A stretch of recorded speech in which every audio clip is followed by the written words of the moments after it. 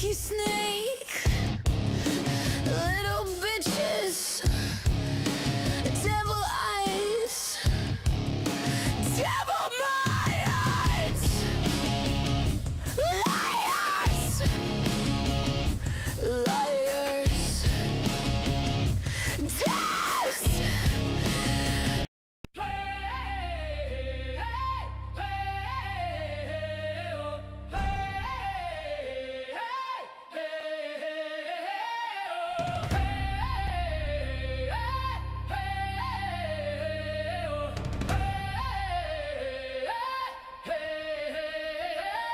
My people, my people.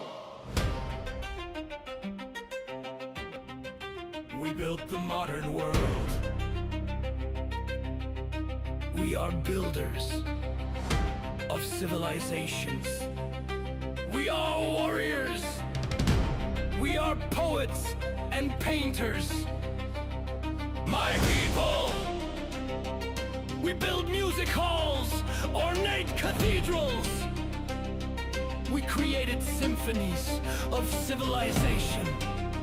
We invented ballet and the printing press. We are builders of castles and magical palaces. My people! Whoa. My people! Blood and soil! We are heroic! Vikings! Vikings strong! Vikings strong!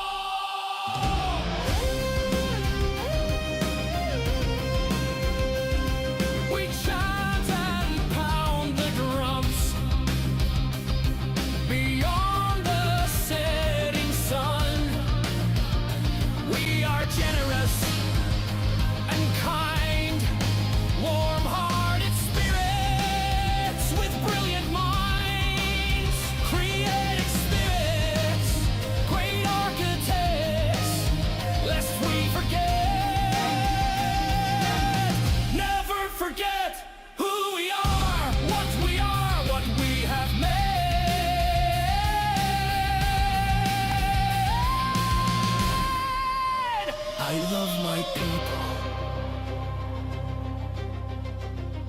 I love my people. We built the modern world. We built the modern world. Behold our resilience and beauty. Behold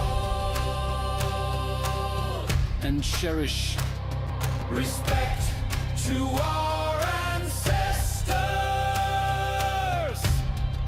Blood and soul. I love my people. I love my people. I love my people. I love my people. My people. My people.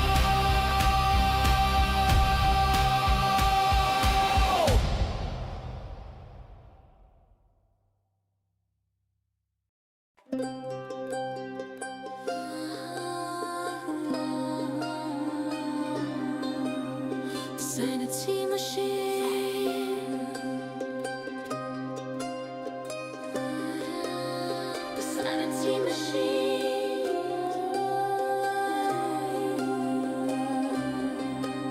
The sanity machine.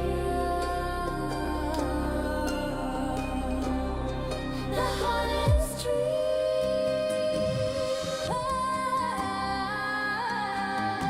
makes bedrooms.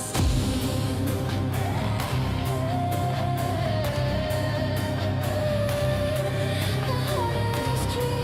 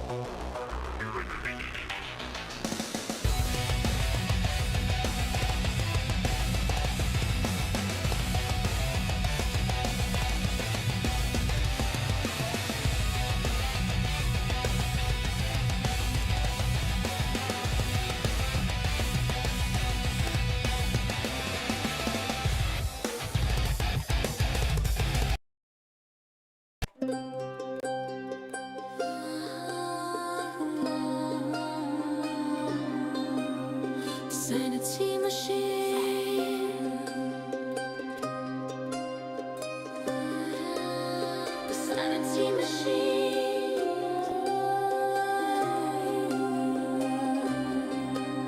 The sanity machine.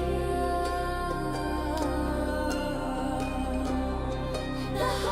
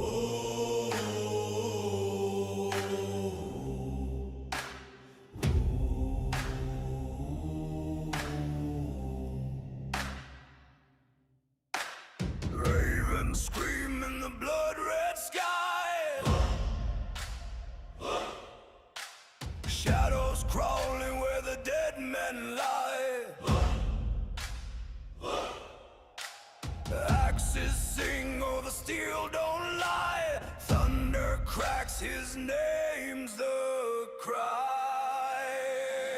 The king is here, the king is here. Wild eyes blazing, nothing to fear. The king is here, the storm draws near.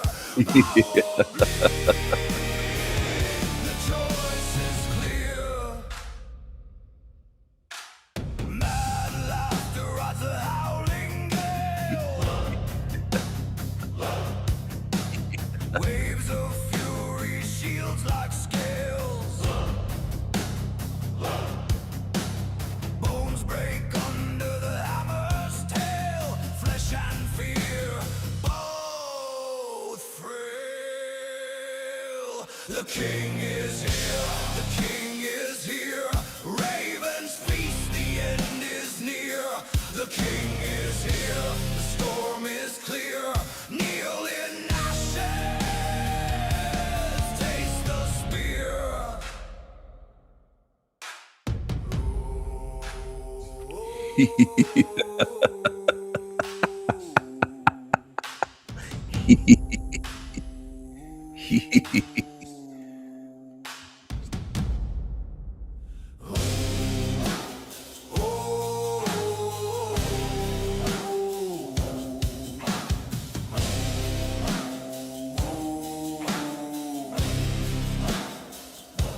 Crown of iron, dripping flame, carved by war, etched with pain.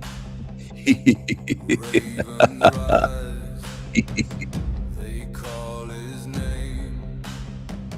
The king is here, forever reign.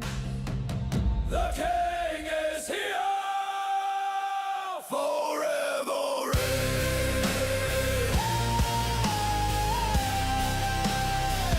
Forever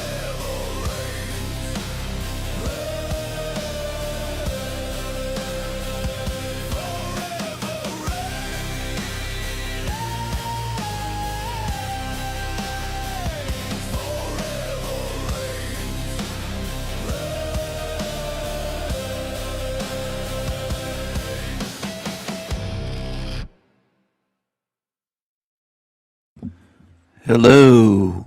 Hello, everyone. Hello, Trace. Hello, TG. I hope you're doing well.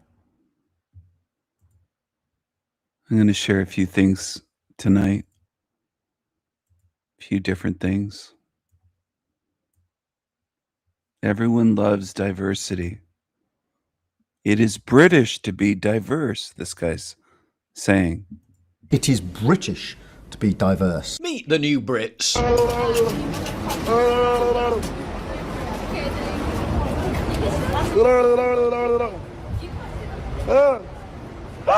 Because what's more quintessentially British than screaming out Islamic phrases on a bus while pestering people for money? وثاني على حب الرسول صلوا على محمد صلوا صلوا على محمد صلوا على محمد صلوا على محمد. No tickets Where did you travel from? from Iraq. From Iraq? Police ended up paying a visit to his taxpayer-funded migrant HMO, with the new Brit treating the situation with the utmost seriousness. Hi. How are you? إذا كم تزي بليز. Thank you. هلا بيهم هلا. Say that again, sorry. Yes كم. هلا بيهم. Gucci Gucci Gucci. How are you? This one. Whose bedroom Yes is come this? check. Oh, this one. Whose bedroom is this? Yes. Is this your bedroom? Yes. Or this one room. Friend. Today class. See the no. Who's your landlord? Because we can ask the See the landlord no. for it. Yeah. Have see the here. No see. Can you introduce yourself, interpreter, please? Come now. Hello. Salam alaikum. Surely another upstanding pillar of the community in waiting. It is British to be diverse. Europe's most dangerous cities. Bradford, Coventry, Birmingham. 3 of the most diverse cities in the UK. Our greatest strength strikes again. It is British to be diverse. Because what could be more quintessentially British than, checks notes, violence and sexual offences? The UK is now the rape capital of Europe. Oh, it's all right. Carry on. New year, same old shite. Slapped a young girl last night, it is. Oh, this is the one? Yeah, this is the one, yeah. And he's just out. In Scotland, police are giving speeches heralding the arrival of the new Scots. Our refugees, our asylum seekers, our new Scots are very much part of our communities. And they're going to recruit them to police us. And I want to see them become part of Police Scotland too. I want to see them take up jobs as police officers and police staff. Even promoting them to the highest ranks. I also, and this isn't in my script, I have to say, I also want to think that at some point one day, the person standing here speaking about the work that Police Scotland is doing as a Deputy Chief Constable will have come to this country as a new Scot, as a refugee or an asylum seeker. Then she cites Glasgow as a shining beacon of integration and diversity. There are obviously concerns expressed sometimes about how different parts of Scotland will respond to the new individuals and the new families joining them, coming into their communities. But I believe we can build on the good practice which we see in places like Glasgow, a wealth of experience of receiving asylum seekers and refugees. Glasgow being the asylum capital of the UK, and just by coincidence, experiencing soaring violent and sexual assaults. And get this for utter lunacy. The illegal migrants who end up being the police will be the same ones imprisoning you for saying hurty words on Facebook. I want to make it really clear that just as you won't tolerate any form of hate crime, neither will we. Where people are targeted because of their gender identity, their sexual orientation, disability, or because of their race or religion, we will do something about that. And in some cases, native Brits protesting against migrant crimes in their own neighbourhoods literally get longer prison sentences than the actual nonsense they're protesting against. And an Ethiopian illegal migrant paedophile has received less time in prison than 3 men who were arrested for violently protesting because of the actions of that same illegal migrant. Those 3 local men from the Epping area were arrested and now have been sentenced for violent disorder during a protest at Epping Hotel over the sick and vile actions of the Ethiopian illegal migrant Hadush Kibatu, who, of course, was found guilty of touching and trying to kiss a schoolgirl in Epping and a further attempted sexual assault of an older woman.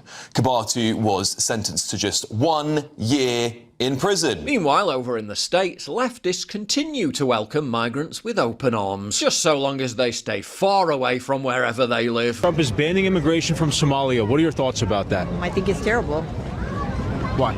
I just think that there's a lot of bad things going on in Somalia, and we should be taking people in war-torn countries in. We should be taking them in. We're trying to get people today to sign up to take in a Somali migrant. Would you be able to do that? I don't know. I'm not sure if I could or not. I don't live in New York. Well, that's okay. Where do you live? Massachusetts. We could send them to Massachusetts if that's all right. Could we get your name, email address, and then how many you'd be able to take in? I couldn't do that. President Trump says he's stopping immigration from Somalia. What are your thoughts about that? We need immigration as a country. You think America should accept in third world immigrants? He shouldn't stop it? We always have. We should. We should. Let me ask you, we're trying to find people to take in a migrant from Somalia. Would you be able to give us just your email and how many you would like to take? I wouldn't be available to do that at this time. You wouldn't be available? No. I live in Michigan. I can't do that right now. Nobel Prizes, 34 patents and 450 plus academic publications. That's what I want to talk about. Because on December 9th, 2025, a major event took place that made history but went largely unreported. I caught it, and in my opinion, it's a complete game changer in the stock market. There's a race between North America and China to win the future of science and revolutionize artificial intelligence. That's why today's sponsor could be one of the best best companies I've ever featured. Telescope Innovations, ticker symbol TELIF on the OTC in the US. 2-time Nobel Prize winner in chemistry involved, check. Multiple previous exits in this industry, check. Generating revenues already, check. 15 of the 20 largest pharma companies are clients, check. Telescope Innovations is the global leader in physical AI self-driving labs. Ordinarily, one drug requires up to 30,000 experiments, and a chemist can only conduct roughly 5 per week. But their self-driving lab executes a year's worth of traditional lab work in a single week through 24/7 autonomous workflow. That's a revolution. On December 9th, 2025, Telescope Innovations, ticker symbol TELIF, delivered its proprietary product for the first time when the self-driving lab was launched onto the world stage. And as far as I'm aware, it has no meaningful competitors for a complete SDL with expert services. Look at the screen. This is the team. Nobel Prizes, dozens of Cotswolds, 96 AZ. One of the residents of the village who recently moved from new home in the Cotswolds. Who is it? Beyonce. Biggest names in industry trust Telescope's expertise. So do your own due diligence on Telescope Innovations, ticker symbol TELIF. Billionaire US superstar due to build new home in the Cotswolds. Who is it? Beyonce and Jay-Z. One of the residents of the village who recently moved from LA to the Cotswolds, 96% white, welcomed the celebrity couple, asserting, "I do think this area lacks diversity, so I'm all for it." Because apparently diversity doesn't mean 8 random lads from Afghanistan and Iraq moving into the HMO next door. No, it means famous people with a combined net worth of $4 billion building a holiday home mansion down the road. No such good fortune for native Brits, many of whom remain on waiting lists for council houses for years, while illegals get put to the front of the queue. Happy New Year. Bad news. Brand new council homes are now being lined up for illegal migrants while British families sit on waiting lists that stretch into decades. That's the reality facing this country as the Prime Minister hails change on the horizon in his New Year's message. Think how much longer are we going to continue to reward these people that enter the country, you know, illegally? The government must think that we're thick to not know that. I've got family members of my own that are waiting for council accommodation. Some have been on the list for years. In London's diverse borough of Newham, Tesco left out free food for the homeless, only for it to be swiped by food delivery riders, vast numbers of whom are illegal immigrants. It is British to be diverse. Diverse. And I am proud to serve our diverse country. It is British to be diverse. Diverse. And I am proud to serve our diverse country. It is British to be diverse. Diverse. And I am proud to serve our diverse country. It is British to be diverse. Diverse. And I am proud to serve our diverse country. It is British to be diverse. Homelessness is surging in the UK, with increasing numbers of Brits being forced to beg for food. You okay? I can help you with a jacket potato. Yeah. Sorry, I can't get your press. That's okay. You're all right, darling. Meanwhile, at the local migrant hotel,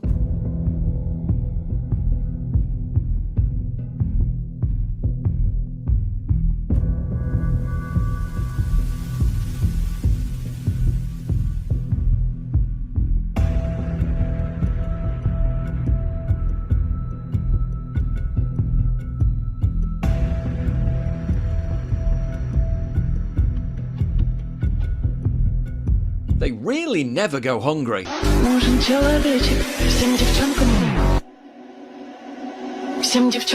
Rowan Williams, migrants are at the heart of our art and music. Oh yes, it's not just the sheer volume of doctors and engineers. We just can't move for the influx of generational talent musicians.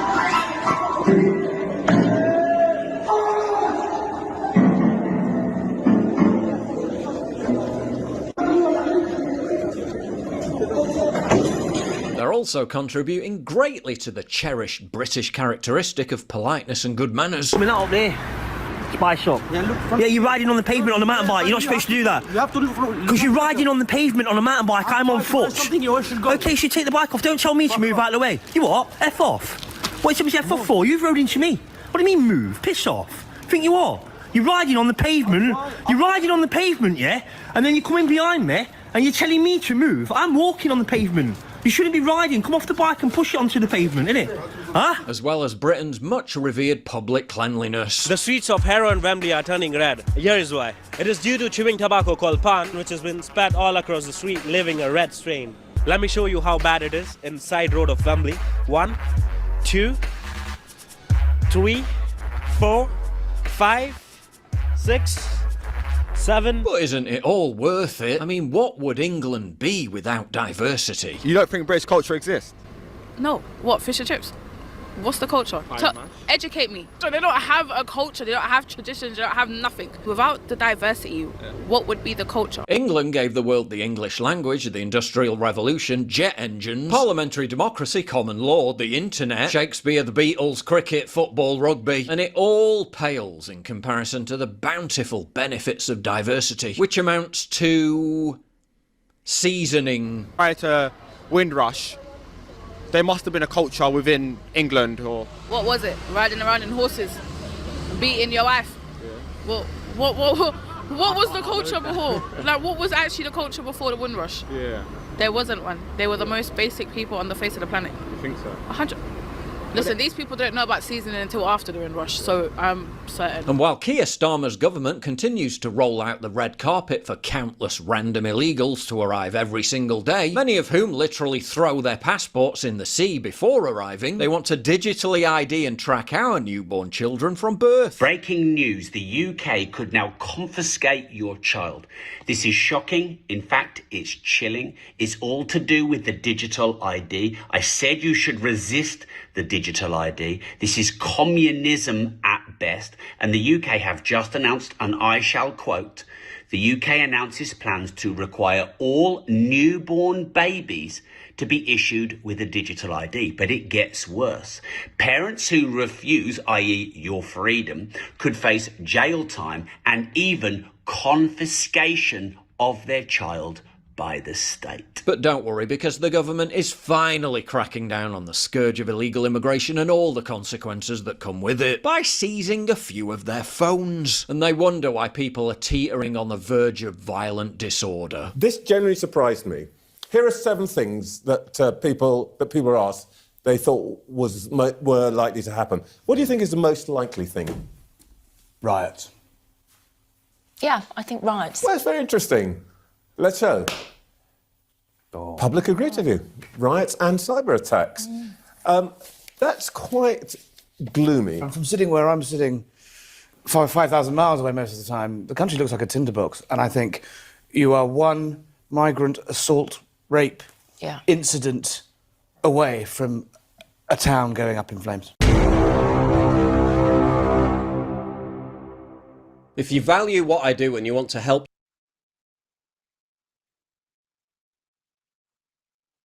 My name is Galadriel Crump. I grew up on a little farm out in Wisconsin, where I still am. And it happened I had gotten taken out of school about the end of 4th grade year, and I was really excited because it was going to be like an online school, and that was like new back then. So I was excited that I didn't really have to worry about going to school, and I'm like, oh sweet, that means I could sleep in, because my mom was always working and my dad was really sick. So I was just kind of left to my own devices, and I could basically do whatever really on the farm. And we were hobby farmers, so that's why my mom was always at work. He stopped really taking care of the animals, and my sister that was with me started going to her job and wouldn't take care of the animals either. So I should take care of these guys now. And I guess it was in December, and in Wisconsin it gets really cold. There's different zones of coldness. It's close to the Canada level of cold. And it was one of the coldest nights. There was a winter weather advisory. And even on the nights that there weren't winter weather advisories, the farmhouse,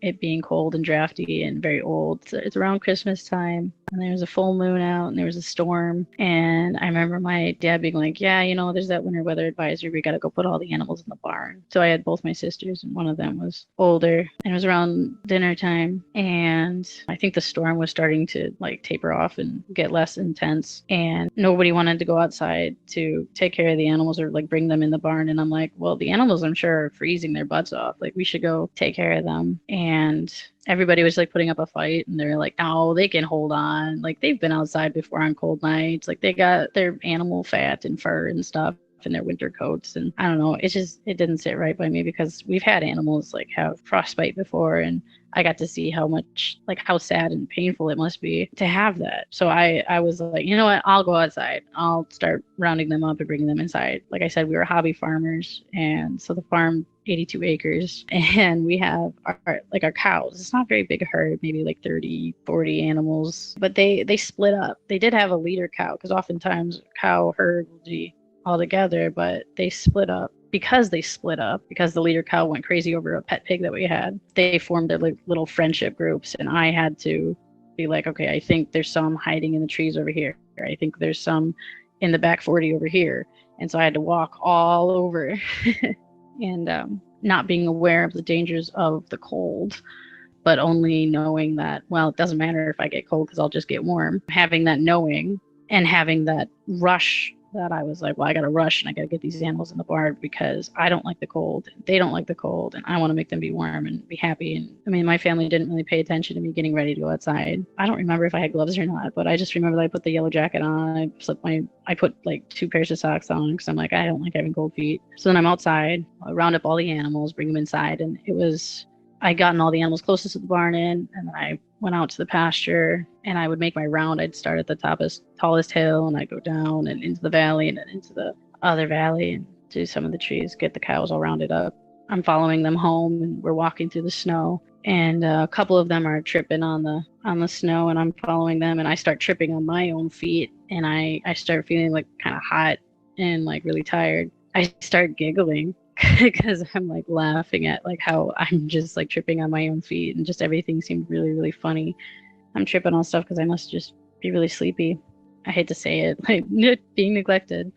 Or I had the ability to just go to sleep whenever I wanted to sleep and like nap whenever I wanted. And so I did not have a good sleep schedule. And so I was often tired anyways. And so that's what I just kind of attributed it to. And I got all the animals in the barn, and they're all tied up. And I started throwing the hay bales down for them to eat, and throwing some straw down so that we could make a bed for them in their stalls. At this point, I had taken off my jacket, and I was just wearing, I think probably just like a long sleeve shirt. I don't remember the shirt. And I had tied the jacket around my waist. I can't control my extremities very well. And I remember being like really frustrated that I couldn't like lift the bale properly because my arms kept giving out, or I wasn't able to like lift my arm how I wanted. And I couldn't close or open my hands, and I can't walk the way that I want. And I felt really dizzy, and I started feeling a little bit nauseous as well. And my sister Juby comes out, and I'm like, finally, there you guys are. Why didn't you help me? You guys took so gosh darn long. And she's mad at me for not wearing my jacket. She's, put your jacket on. I go, no.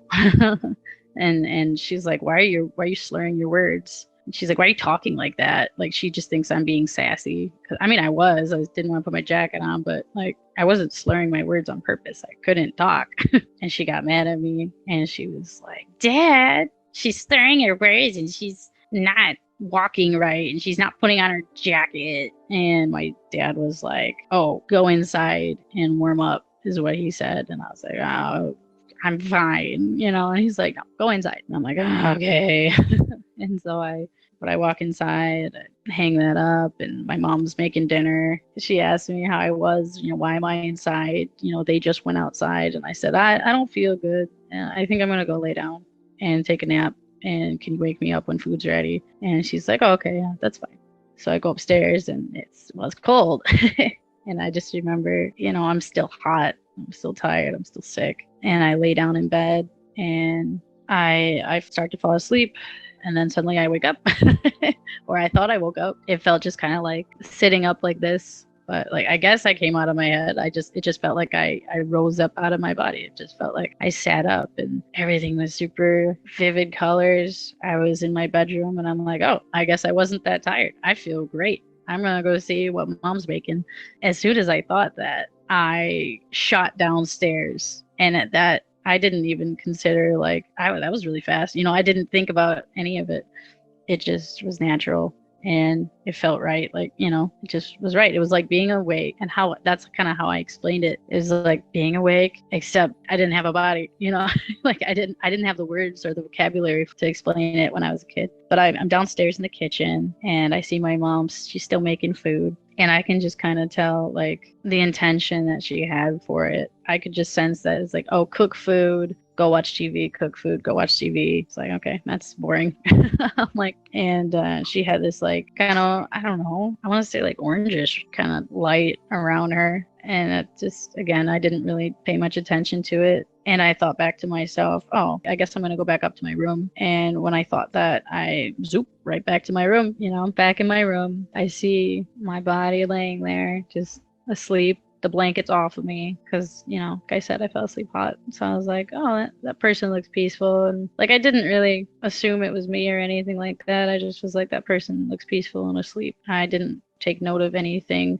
I didn't see any light around the body or my body. But then I, again, was looking around my room and I'm like, oh, wow, it's just so bright from that full moon that's outside. And I look out the window and I see this beautiful light that's kind of like filling, I don't know, filling the air and everything. And there was a lot of snow on the ground. Obviously, it had just been snowing. The light was bouncing off of the snow. And how I would describe the light is very similar to this all spectrum light that I have growing with the plants, kind of how it like shines off of the couch. That's kind of why I sat here, because I'm like, this, I didn't realize it, but when I first got this grow light, because this is it's like the purple, it's got all the colors in it, they call it the full spectrum light, and this is the closest to that color that I've seen, and it brings me a lot of peace. And so that's why I'm like, I like this, and I keep it on like all day.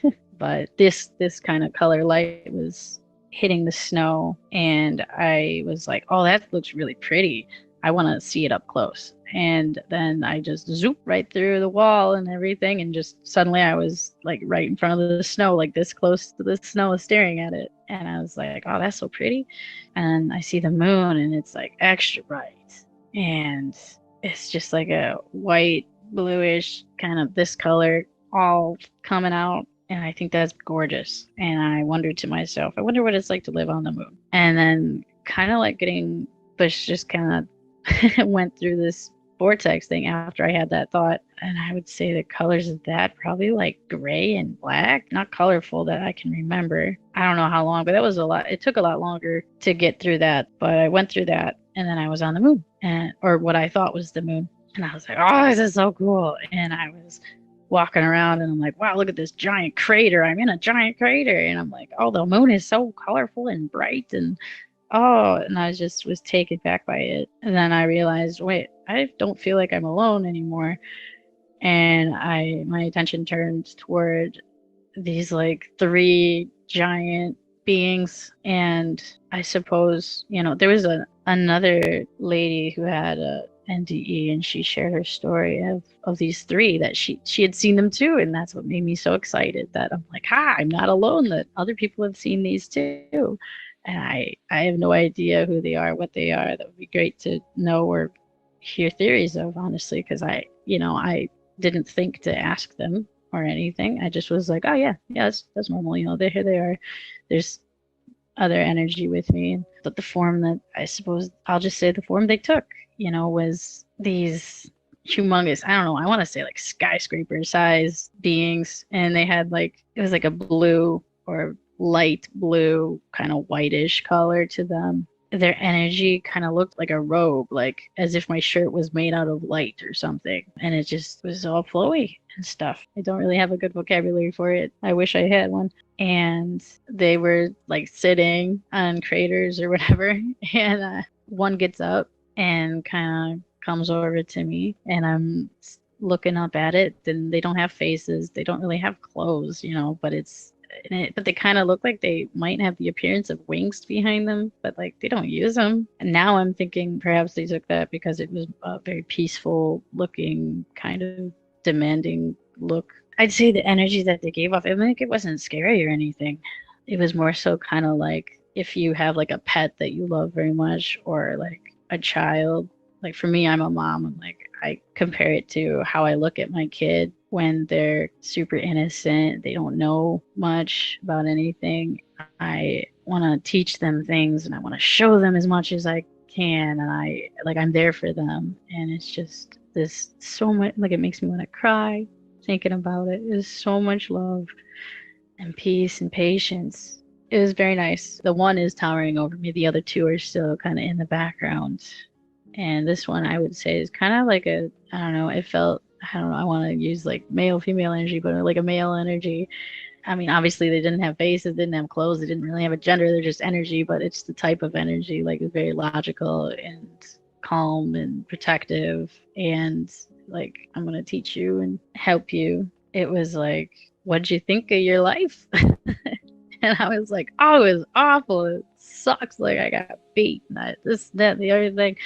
And then I was like, well, it wasn't the worst thing, but like, it's not the best. And I'm like, I do like living out in the country, but I just don't, like everything that a 10-year-old can talk about. Like, I like this and this and this, but I don't like all these other things. But it was like, well, what'd you learn from that? Because we're all here to learn something. And I was like, well, I guess I did learn, that at that point I learned selflessness, how to be selfless. I was selfless with the animals. I didn't want to be outside more, but I was like, I gotta take care of these guys because nobody else is taking care of them. I learned to be kind to people that I wasn't really a fan of, like my family.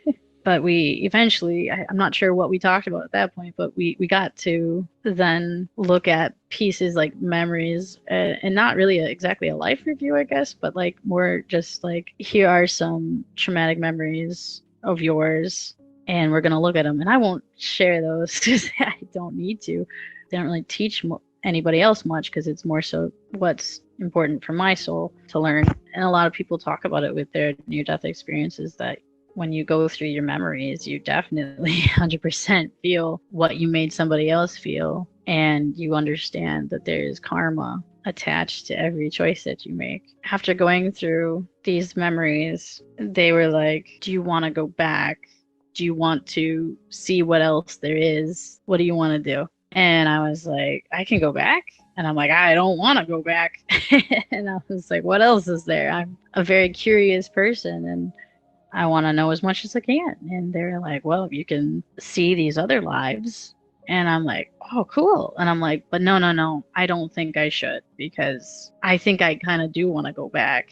And I had an emotional connection to my mom. And I think I'm not very religious at all, but there is a quote in the Bible that is, what you bind on earth, you bind in heaven. What you loose on earth, you loose in heaven. And I was like, yeah, that makes sense, because I was energetically bound to my mom, basically, through emotions, which are energy. I didn't really want to give that up yet. I had learned that, this is weird, but in another life, my mom was my husband and I was her wife. So, and like, it's interesting how we keep interacting with these souls in each life. But again, so, and like, it's interesting how energy. I didn't emotions, which are energy. I didn't really want to give that up yet. I had learned that, this is weird, but in another life, my mom was my husband and I was her wife. Give that up yet. I had learned that, this is weird, but in another life, my mom was my husband and I was her wife. So, and like, it's interesting how we keep interacting with these souls in each life. But again, my spirit, when they asked me if I wanted to see other lives, I said no, because I still had a feeling that, like, yeah, I really don't want to have to deal with all of the trauma, and I know there's going to be more trauma. So why do you trust those entities that tell you that your mother was your husband and you were her wife in a previous life? Why do you trust these entities? That's what I'm curious about, humans and their level of trust and faith and belief in strangers. Strange entities tell you something and you just accept it. And yet when somebody shows you massive evidence on earth to show you how things work, you resist. Most humans, they don't want to accept when the truth is shown with evidence Mountains of evidence I've shown you. Excuse me. I posted on my channel earlier tonight, and I think it's worth sharing here. Just a second.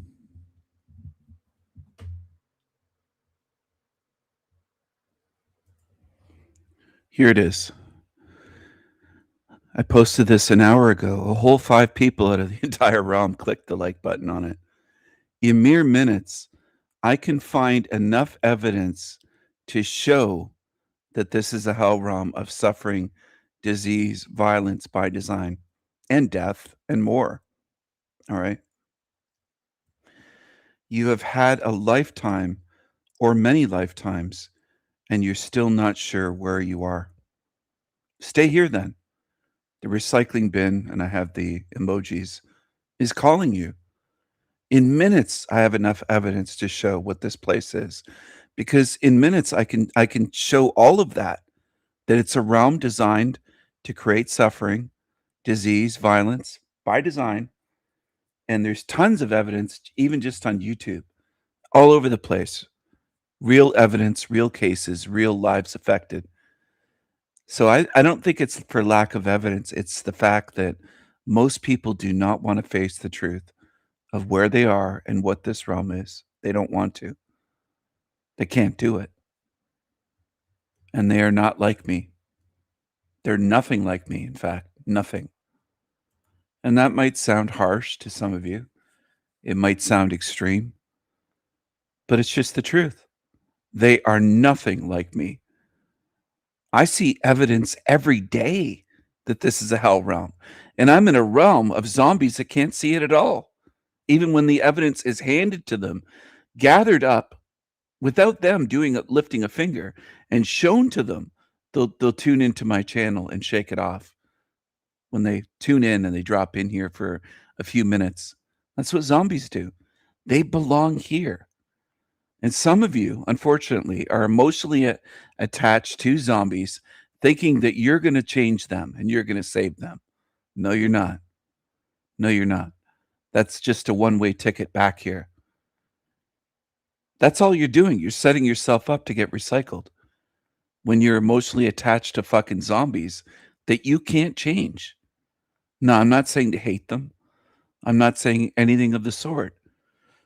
But you shouldn't be attached to them in the ways of believing that you can convince them to change their mind if they have a mind left at all. And again, I don't assume that. I know most humans assume it. Most humans look around and say, we all have a mind, we all have thoughts, we all have reason and logic, we all have a soul. They say all this shit, and I don't believe any of it. I don't believe the shit you humans do. Most of you in this realm have a common set of beliefs, you might say, where you believe nonsense. You believe shit. You believe absolute shit with no evidence. And then you come around to a channel like mine that presents massive amounts of evidence, mountains of evidence, mountain ranges of evidence. And you can't see. So you are different from me, because it doesn't require massive amounts of mountains of evidence for me to see where I am and what this place is.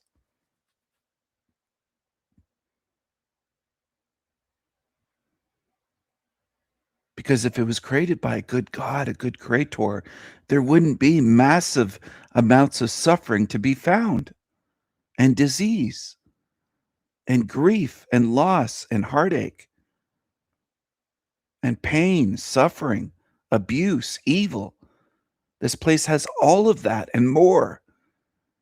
So there is something different about you than there is for me, the ones that stop in my channel, stop by here, and you can't see. You'll never see what I can see. That's what I look at. And I don't think it matters if you spend months here, years more on my channel. Some of you just never get it. You never will. You never will. Now, if I went to Africa, I wouldn't expect a giraffe to turn into a Canadian chipmunk. Okay? Or a giraffe to turn into a betta fish. a Siamese fighting fish, or a goldfish. Because it is what it is. It's a giraffe. And I don't expect zombies to turn into thinkers and seers and truth seekers and ones that are curious and do research, because they don't demonstrate that at all in their lifetimes here. They don't do that. Now, if you pay attention to this realm and observe and you're honest with yourself, you'll notice they don't do that. They don't do it. So you got to stop and think to yourself, if you're capable of thinking, of course. Not all are in this realm. I would say very few are capable of thinking. You got to stop and say, well, they've had a lifetime to see this. And then I'm showing them evidence and they still can't see. And I'm saying to them and they can't see no matter what, Stephen. And I keep whispering in your ear month after month, year after year, psst, they're a different species. You're never going to reach them. Never. That's not me being negative. It's me being realistic. You're hard-headed. You're banging your fucking head against a reinforced concrete wall. You're never going to reach them. You're going to harm yourself. And I'm trying to help you not harm yourself out of care. Now, do humans see it that way? Of course not. Humans can't see that much. They can't see that I'm doing this out of care. They wouldn't be human if they were able to see. Humans can't see that. They just think I'm evil and I'm this and I'm that. And they paint me as this false thing and this false thing and label me this and that. That's what humans do. You're not good at seeing truth and speaking truth and recognizing truth. You can't tell genius from a sewer, most of you in this hell realm earth system. That's the way it is here. Someone else would have to put someone's face on a magazine cover and say they're a billionaire and they're the Time Person of the Year and they have $100 billion or something. And then you'd go, oh, they must be a genius. They made $100 billion. That describes most humans, your mindset. You can't spot things on your own. If you could, then I'd be running into humans my entire life all the time that could do it. And that isn't the case. No matter where I've lived, no matter where I've traveled, no matter how many people I've spoken to in real life, in person, face to face, and on the internet. Almost none of you in this hell realm sewer matrix system can see jack shit. It's beyond that you're walking blind and deaf and dumb. Spiritually, you're not even retarded. You're lower than that for the most part. And I don't think it's something where you're going to change one day or wake up or become enlightened or evolve. I don't buy it. I think I see the opposite. I see you as part of a degradation system, and your spirits are degrading along with your minds and your bodies and your morals and societies that humans have built. All of it's degrading. It's observably true. Now, I know you don't want to see that. And humans go by feelings. They don't go by evidence. They don't go by logic, reason. They don't go by noticing patterns and looking at things that way and with honesty and courage. Oh, perish the fucking thought that humans would do that. You go by emotions. It doesn't sound nice. So you say that isn't happening. There's a great awakening happening. You'll turn it around 180 fucking degrees. That's what humans are good at, twisting things, warping things.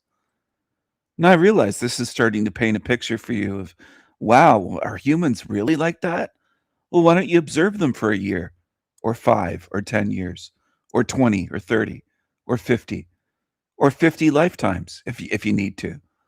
You want to come back here and observe them and study them for 50 lifetimes? You go right ahead. Some of you will. Some of you that have tuned into my channel, perhaps even tonight or in the past, will be coming back here because you're not doing anything to change that outcome. What you're doing is just sitting here for entertainment and pretending that this is just a big joke. You haven't really looked into reincarnation, near-death experiences, pre-birth memories, shared death experiences, all sorts of things that I've studied and pondered and thought about for years and years in years. I didn't come up with my model for this for this matrix, this sewer matrix reality, life and death and beyond out of thin air. My whole life went into this, to seeing what I share with you. And I know most people don't take it seriously. Most people can't be reached in this realm. Most people are beyond fucking spiritually retarded. Beyond that. You're evil and demonic. Most of you will believe a lie told by a demon. If they tell a lie enough times about me, you'll believe it with no evidence. And I can present evidence for what this realm is, mountains, and it doesn't convince you. So you are the unreachable. You are the pretenders, most of humanity. Now, there's a select few regulars on my channel that are different from what I just described, obviously. Hashtag not all humans are the way I just described, but it is the vast majority in this system, in this sewer matrix recycling hell realm system. It's the vast majority. That's what I would estimate. Do I want that to be true? No, I wish the vast majority could hear what I'm saying and see it and go, oh, that makes sense. We have to do something about this. I wish that was the case, but it isn't. That isn't the case. Most humans are not interested in truth, freedom, beauty, justice, anything that matters. In case you haven't noticed that yet, most aren't interested in that.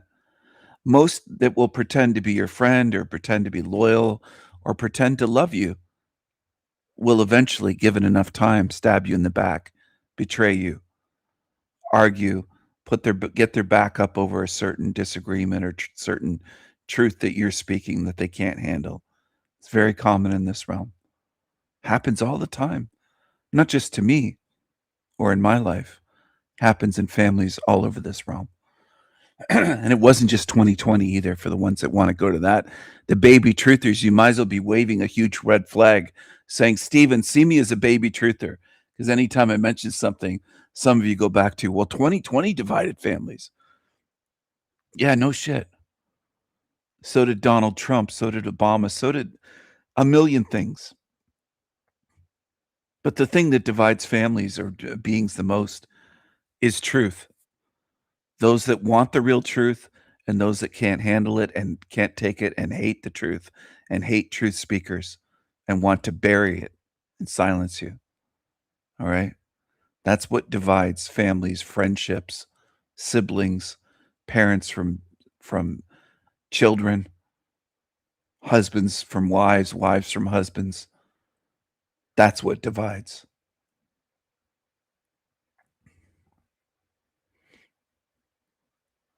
Hello, Salty Siren. Hello. Good to see you. Absolutely. Your model corroborates what I've observed, experienced, and deduced spiritually, mentally, and physically whilst in this realm. Yes. It does. And when Salty says that, I know she's speaking the truth. I know it does. I know it does. I know I haven't made a mistake in what I've observed and the pieces that fit together, and the evidence is there on all levels, whether I'm speaking about diseases, physical diseases in this hell realm, the recycling of waste, no matter what the topic is, it makes sense. And it has evidence that anybody here could observe and experience and look at themselves. I didn't just form a model that doesn't make sense. The pieces fit. And I think that's what really bothers people. They hate that. They hate me. They hate that I've done it. I'm hated by probably hundreds, if not thousands, just on the internet. Now, I don't care how you view that. You could say, is he boasting about that? Is he wearing it as a badge of honor? Is he doing whatever? I don't care. I just speak the truth. I know I am. And I'm fine with it. If you want to see it as me boasting or wearing it as a badge of honor, go ahead. I don't care if when I leave this realm, if I'm hated by tens of thousands or millions. If I could reach millions, and it ended up that out of millions, 2 or 3 people understood me or understood partially the truth that I'm speaking with my model, and millions hated me, I'd be fine with that. I'm fine leaving this hell realm system. If I left here as the most hated being on earth, I'd be fine with it. If I was more hated than the ones they want you to hate throughout history, you know the names, I don't even have to say them. If I was more hated than any of them, I'm fine with that. Because I understand what humans are. I would say I understand what humans are as well as any philosopher that has studied and observed humans to ever walk this earth, as well as Schopenhauer. I understand, because I don't make excuses for you. Excuses just deceive you, the observer. That's what it does. When you're busy making excuses for humanity's behavior, you're just duping yourself. That's what you're doing. Now, if you drop the excuses and stop making excuses for humanity's slave behavior and their evil behavior and their violent behavior, and look at how much they harm, and they go out of their way to do harm, you'll start to see humans as they are, instead of as you wish them to be, some of you, or many of you.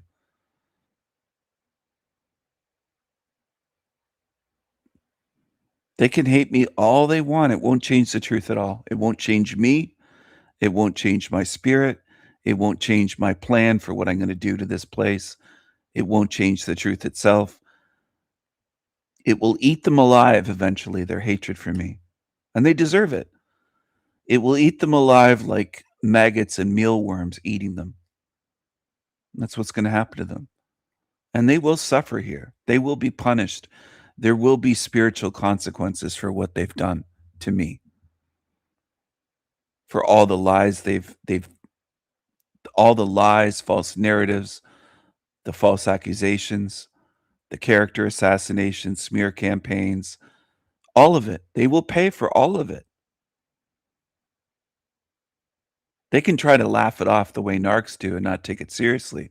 But these narcissists lie to themselves every day. They're very insecure, cowardly creatures. That's what they are. And they will be punished. Heavily punished.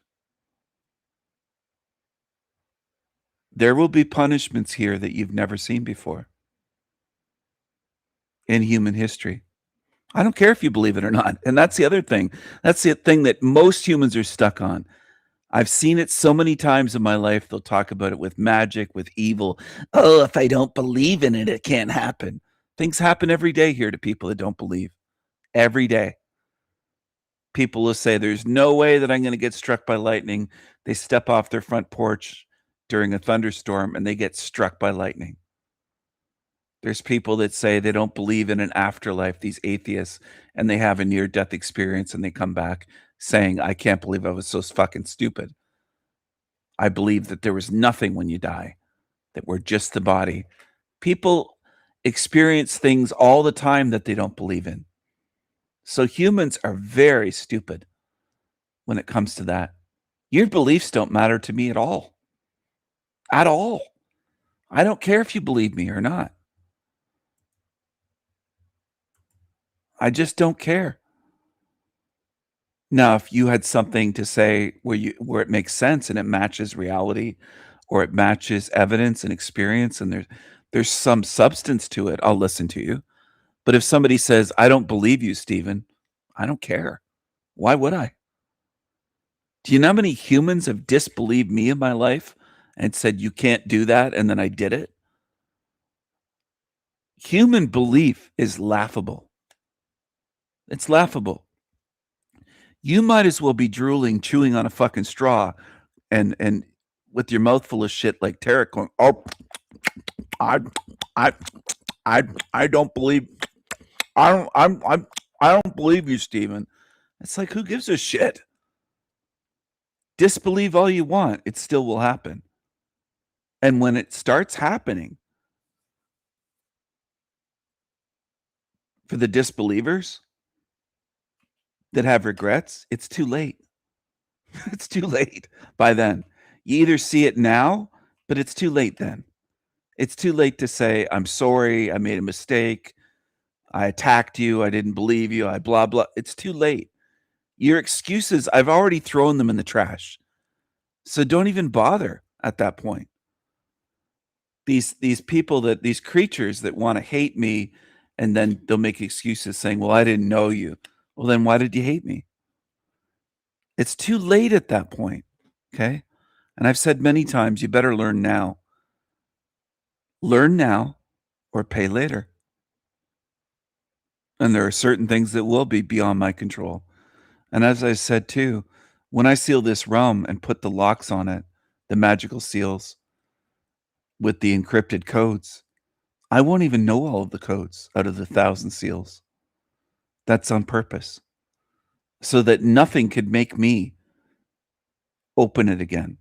It will be entombed forever and then hidden and cloaked. And I've described it similar to a magic spell where it's cloaked, or the ships in Star Trek The Next Generation or certain movies where they could cloak something, cloak a ship, and it's just hidden. It just blends into quote unquote space. You won't even be able to find this place again, is what I'm trying to convey to you.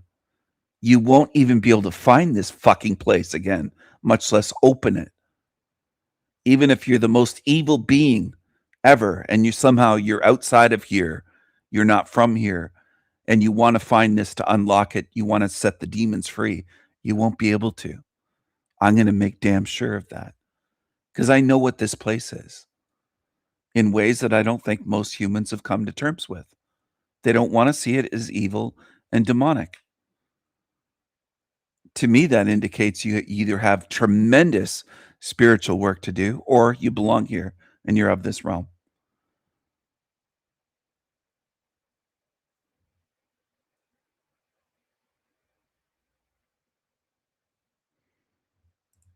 Thank you, Salty. I've known that I'm different, and I don't mean superior. I just mean different. Do I know that I'm at a genius level, though? Yeah, I've known that since I was young.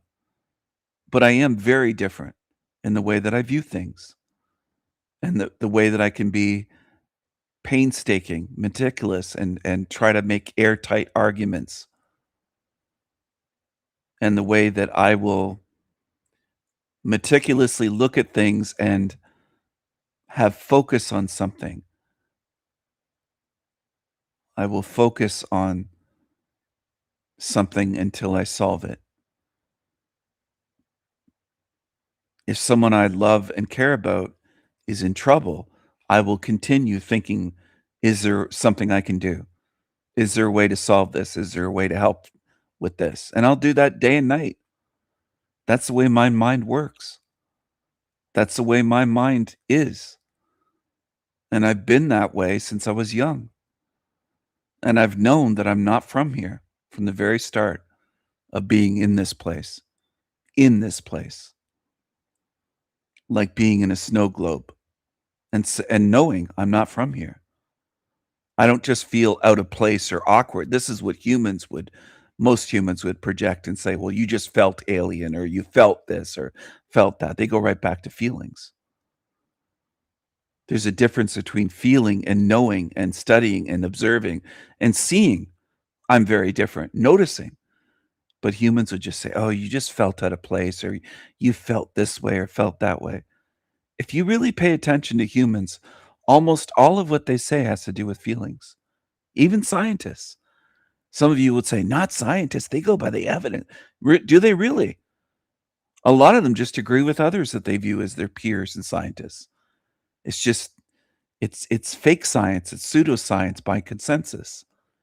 It's absolute bullshit. That's what they do. And they go by feelings and, oh, if I speak against this, they're going to feel this way about me. That's the way humans are. They are that way. Now, I'm not saying that I have no feelings, because I do have feelings. But I don't let my feelings rule me and fool me, rule me and fool me and mislead me this way and that way. Doesn't mean that I don't feel anything. And that's why some of these YouTubers, like that one with the tarot card deck, the one that would wipe her nose on her house coat and smoke cigarettes and look like she was high on something, she'd say, you need to feel shit. You need to get in your feelings. And I found it hilarious. Those are some of my favorite videos that people have made about me, in terms of videos made about me. Her videos that I stumbled upon. Those are hilarious to me. She made, I don't know how many, more than a handful. And I didn't even know that she had made them until probably a year after they were made. I don't check YouTube's backstage where it shows other channels tagging me. I just don't. 100 channels could tag me tonight. I wouldn't see the videos about me unless I stumbled upon them or YouTube recommended them. But I don't go back in the YouTube studios and look and see, oh, Jack Talcott tagged me tonight, or this channel or that one. Lots of channels tag me. A lot of YouTube can't stop talking about me. They can't do it. But it was hilarious to me. It was, you need to feel shit. You need to get in your feelings. And she was just so angry about the way that I speak about this realm. And the way that I said to her, I don't give a shit about debates. Why would I care about debating some idiot on YouTube that hasn't studied my model at all? What would a debate prove? What would be the point of it? It's beyond a waste of time and energy. It's useless. Most debates are, and that really got under her skin. How dare he say that debates are useless? Well, they are.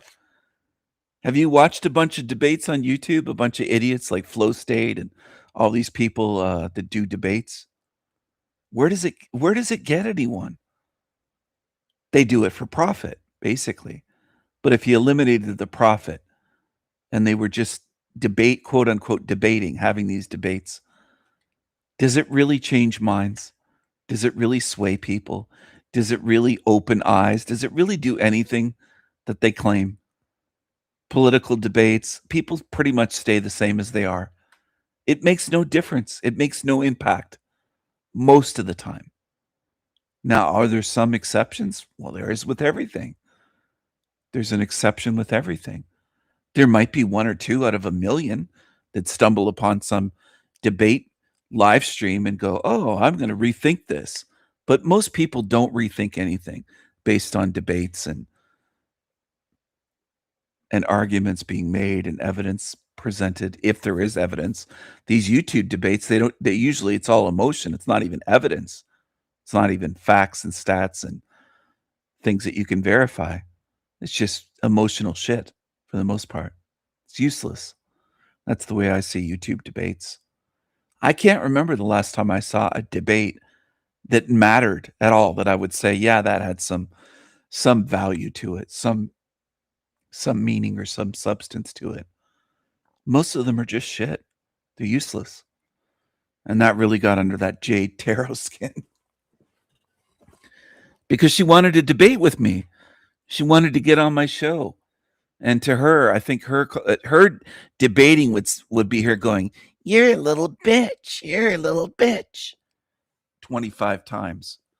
That's the average zombie's idea of a debate in this realm. Is just these empty little insults. Petty little insults.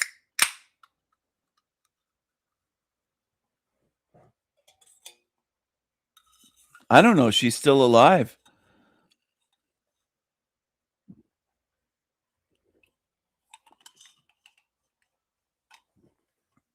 She was very strung out in all of her videos.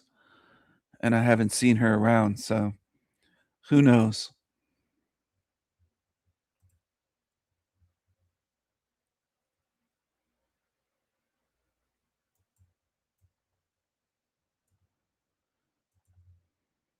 The things that humans tend to oppose, resist the most are the things that are the most true and have the most evidence.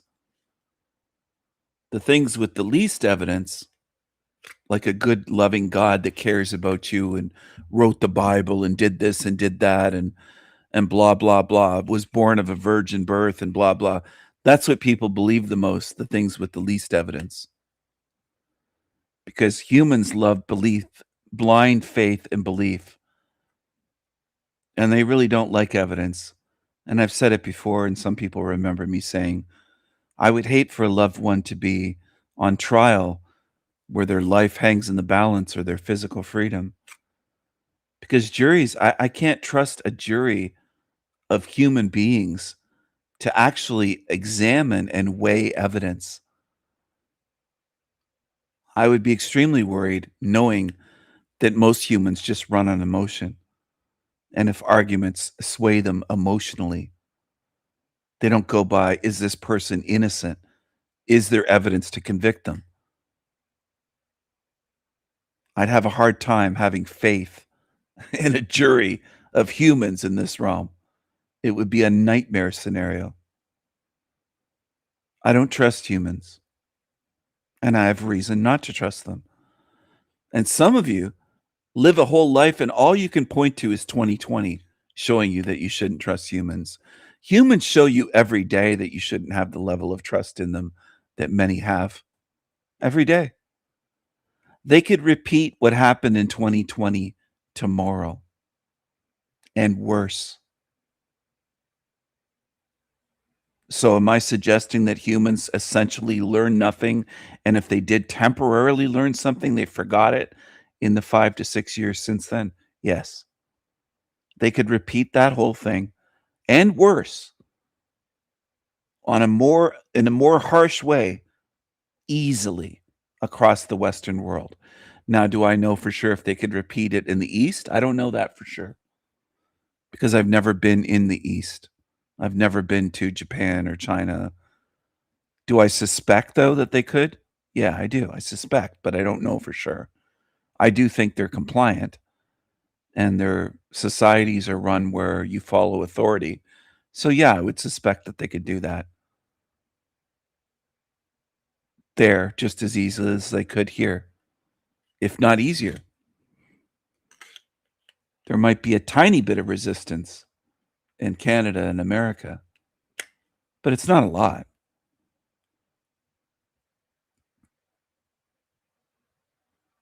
And it's worse in some areas than in other areas. Even that's too much for zombies to understand. Zombies that live in Florida can't imagine the difference between living in Florida and living in the North when that happened in 2020. Nothing was really enforced in Florida.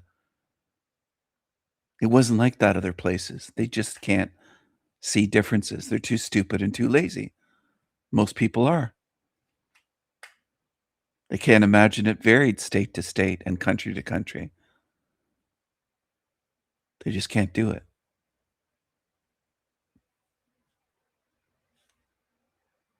Most humans live in a tiny bubble. They can't see beyond it. Like fish in a fishbowl.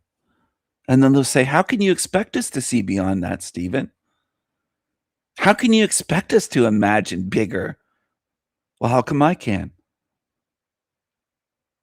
And I don't expect you to, by the way, the humans that say that on my videos. I don't think you ever will.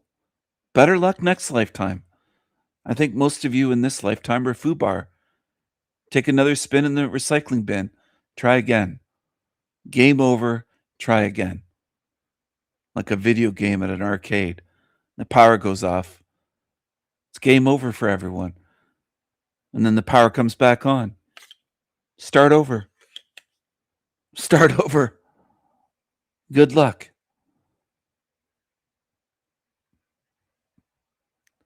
As I said earlier, I could in minutes assemble enough evidence to show that this is a hell realm. In minutes. If I spent 5 minutes on YouTube gathering up, let's say, just videos, nothing else online, just videos, just evidence of real life cases of suffering, disease, hell realm stuff, in minutes, that's enough to show that it's a hell realm to me. Now, to some of you humans, I could present mountains of evidence that are miles and miles and miles high where you look up and you can't even see the top. You can't see the peak of these mountains. It's in the clouds. And it's not enough for you. Because it isn't a matter of the amount of evidence. It's you that's the factor. You don't want the truth. So no amount of evidence will ever be enough to satisfy you, to show, for example, that this realm was not created by a good being, a good creator, a good source, a good God, a good Lord, a good ruler, a good master, a good whatever you want to call it. The name doesn't matter. The label doesn't matter at all. Doesn't matter for shit. There's thousands of names that humans have called gods. Thousands. Doesn't matter. But it's never enough. And most humans can't get beyond the fact that if this place is full of suffering, pain, suffering, disease, misery, grief over death, losses, all the shit here, the recycling of everything, including the shit,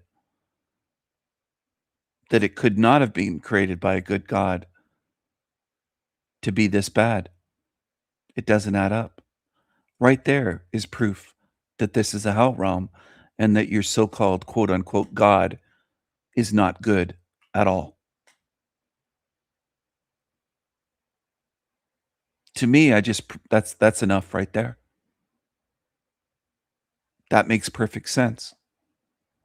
But I'm not letting feelings cloud it and cloud my mind or vision, and letting feelings go, oh, but I want there to be a good God. I want there to be a good Father taking care of us and looking out for us. And God loves us. He loves us so much that we're in a hell realm. Make that make sense. And most humans just won't do it. They won't watch their loved ones suffer. And when they do, they'll say, well, God took them home. Why were they here suffering to begin with? Why do some loved ones suffer for years? My mother fought cancer for a decade of suffering. Now, she wasn't in pain every day, but every day, mentally, psychologically, she knew that she had forms of cancer. And the doctors lie. They'll say things like, oh, we got it all. And there's like a celebration and, you're cancer free and then it's back again. And this fools people. This happens to millions of people in this realm, not just with cancer, but with all sorts of things. And they'll pray to God and they'll thank God and they'll feel blessed. And this happens millions of times every year in this realm. And people can't figure it out. They fall for the same thing. Millions of families, millions and millions and millions. Whether it's their parent that's dying or getting surgeries or so-called treatments or their children, and they just fall for it and they pray harder to God and it gets worse. And the medicine doesn't work and this doesn't work and it gets worse and they pray harder and pray more and it never works. And they never see that pattern of stopping and saying, wait a second, what's going on here? They're all wrapped up in their emotions and feelings and not looking at the evidence. I've made memes showing you the unanswered prayers in heaven. Overflowing bins. Some people laugh. Some people laugh and they still get it. They understand. But I would suspect most don't. That's over the heads of most. A simple meme like that, showing unanswered prayers in heaven.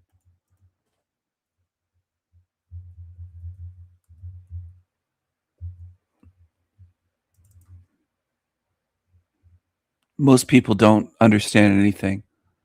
They're of this realm. They'll defend this realm for eternity. And you can. You're going to get your chance to be able to do that. And once it's sealed, you're not going to be able to get out, no matter what you do. You didn't want out, though. You wanted to defend an evil realm. Right? Against someone that's saying how evil it is and showing how evil it is and trying to end it. You're opposing me. You're fighting against good and what is good and moral and ethical to do, which is to shut this down. You want to defend this hell realm, some of you that come around my channel. some that tune in, and millions and millions and millions of humans, if not billions and billions and billions of you defend Hell Realm. You don't want to end it.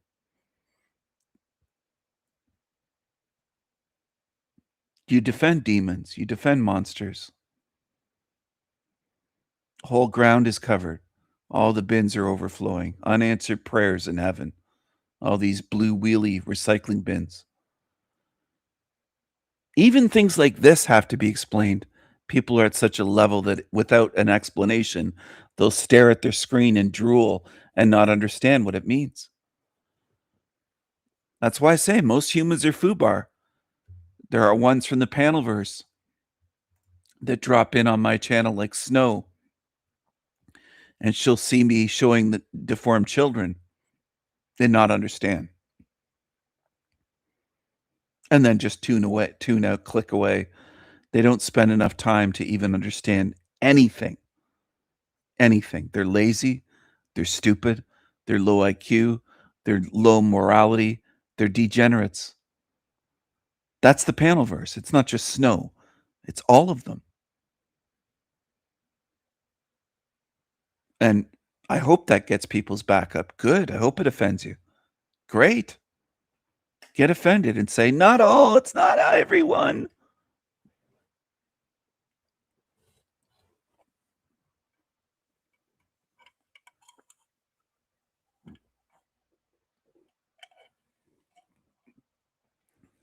You could you're the type that could have a fridge full of rotten food, rotten fruit, rotten meat. The whole fridge is packed and it's been powered off for weeks and it's rotten, stinking, and disgusting. The smell is so strong it could knock you out. And some of you would look through the rotten meat to see if you could find one little piece that doesn't look rotten and say, not all, it's not all rotten. That's what you do. You're hunting for that. You don't want to see the big picture. And me, I would open the door and say, it's fucking rotten. It's full of rotten food. That's what I'd say. And some of you do the exact opposite.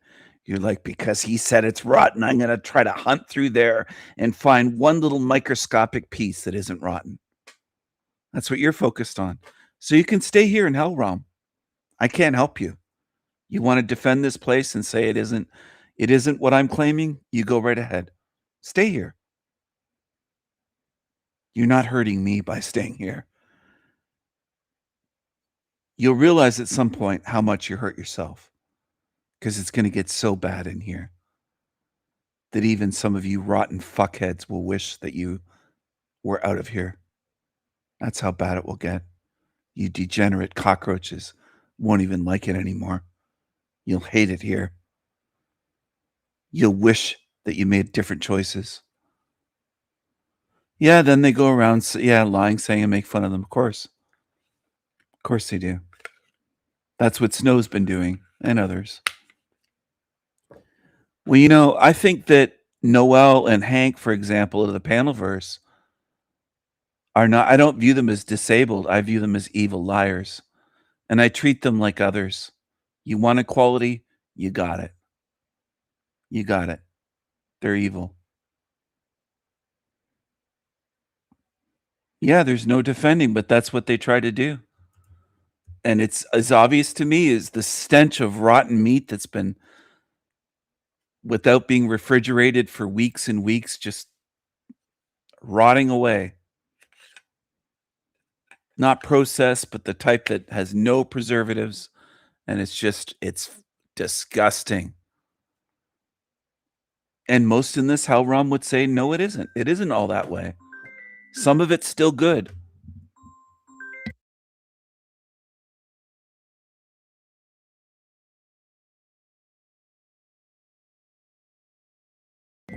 Sorry, I'm getting a phone call, everyone. I'll play something for you.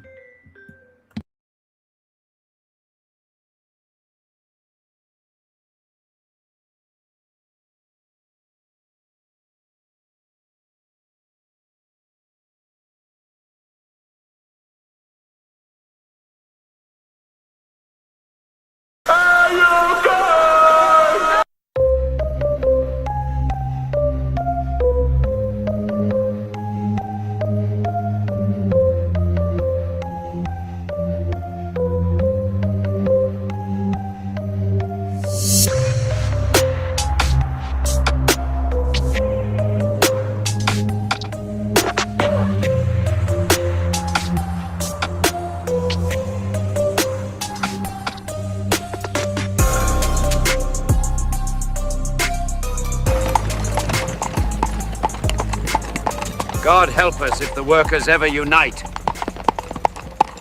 We are but slaves to them. One method they keep us down is spells. The term is cost of living. Something is hiding in that spell, cost of living, and I found it. If we abbreviate cost of living and make it COL, what do we find? Origin, it comes from the French word col, which means collar or neck. This is derived from the Latin word column, also meaning neck. So even the spell cost of living is the elite putting us in restraints, putting their foot around our necks. So with these spell etymology videos, they are just my opinion, but I try and connect things to my videos so it makes sense. So if you just look up or split elite up, you see El, Elohim, the Lord, etc., gods. But ite, I-T-E, means belonging to or connected with or follower of. So elite could mean the followers of El, we belong to El, or we are connected with El. So that is what it basically means. But, and here's the big but. I've got that song in my head now. I like big butts and... But let's get back to this. So, I have to slightly deviate because what I'm going to show you reflects on what else I found. And now it makes complete sense. It fits perfectly. Because if you're new to the channel, or you're not, I have a theory that we live in a cave within a cave within a cave. It's basically from the etymology and all those videos, we live in basically hollow earth, but I prefer this cave within a cave. And I believe this is what it's connected to. So I have to show you a little bit about stone and rock. So then when I get to the finale of showing you the etymology I've found, you go, ah, you are correct. So this quick section, I just want to show you how and why stone rock is so important to them. That is, you can't get away from this. Ancient priests, high priests, the pagan gods were all known as Peters. I've showed you that in all videos. If you want to check that out, please do. But just look at some of the holy sites around this realm. You have the Black Stone in Mecca. You have the Foundation Stone.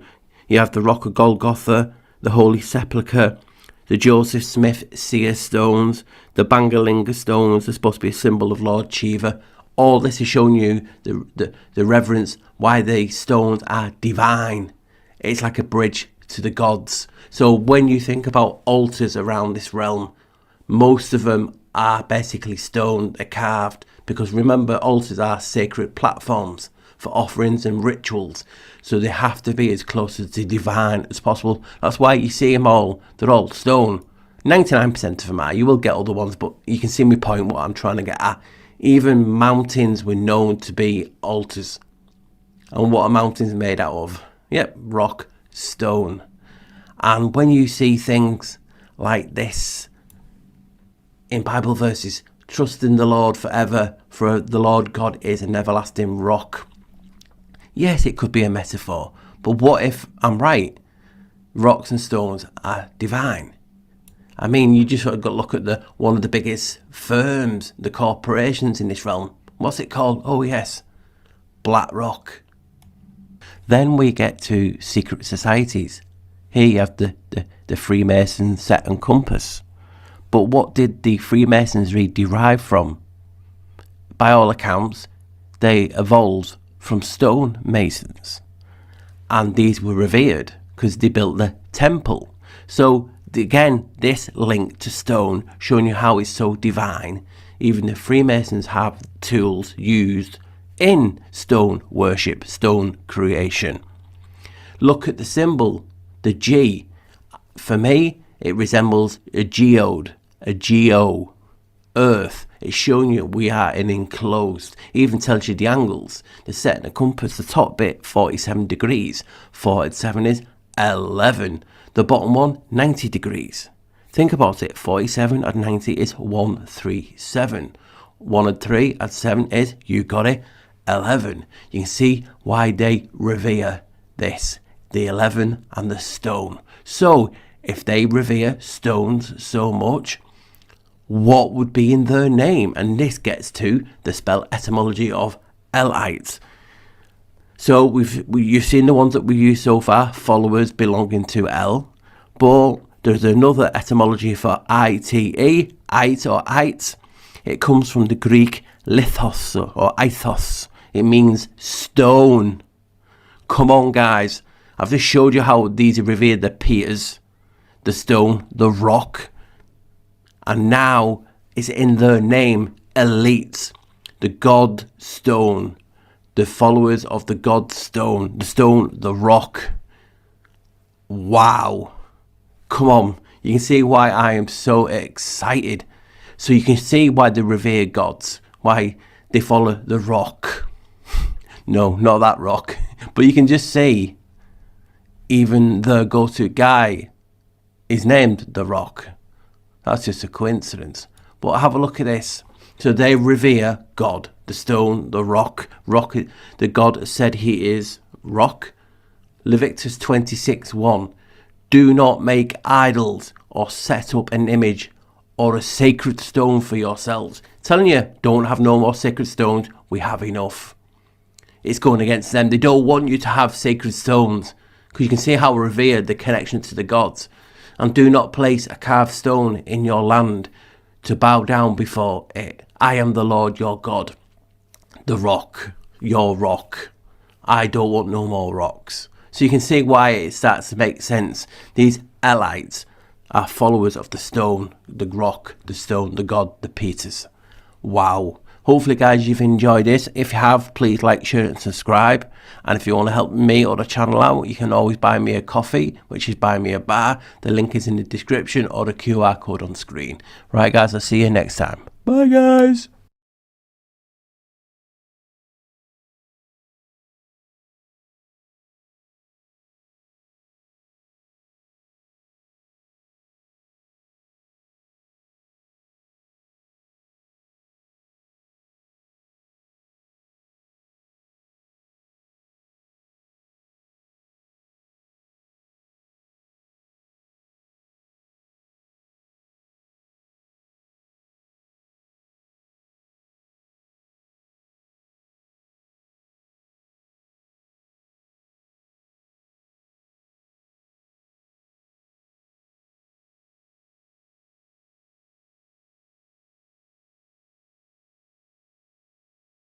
I love the UK, but I had to get away from it, or at least get a break from it. Being there has been breaking my heart, to be honest, seeing what is being done to it. And it's not the UK itself, which to me, there's no place like it. I need to be careful what I'm saying, but it's everything that's being done to it that's changed it to somewhere unrecognisable from all my fond memories of my childhood, my teenagehood, even my 20s. It's been such a quick thing that's been inflicted, such a quick damage that's been inflicted. I know it's been going on a long time, but it feels very, very swift all of a sudden. And I just couldn't stand to sit and watch it for much longer. I needed a break. Moving to a country where none of the things that are going on in the UK are happening, where the government puts its people first, where policies come in to help the people, and anybody who's coming in as a guest, be it a tourist or somebody moving in, has to assimilate, doesn't get any special treatment. You have to fit in with them. And there's big rules about who can and cannot come in, especially permanently. The rising costs of living in the UK were getting just ridiculous, to the point where you were working so hard in your job to try and get ahead, but everything would eat all that extra that you tried to gain, or, you know, those raises that you got, those bonuses you got would just get eaten up by something. It was like magic. There'd always be something to come and eat it up, or all the added extra expenses would eat it up just naturally. and working so hard in a place that you really genuinely love with all your heart, your home soil, but feeling like it's taking everything from you and it's keeping you at a standstill where you're not happy. It was just becoming unbearable. Comparing all the costs, housing costs, utilities, food costs, comparing that to how much our salaries go up in the UK, it's just such a big imbalance that I just couldn't justify anymore. And that goes hand in hand with the cost of even having a life, of even going out anywhere in the UK. You get stressed out even thinking about it. Before you've even stepped foot out the house, you're thinking, how much is the petrol going to be, or the train tickets? How much is the parking going to be? The entry tickets are insane. Having a quick lunch can turn into tens and tens of pounds. Depending on your group size, a simple day out is easily into the hundreds. And that in turn puts people off even having a social life out with the house half the time.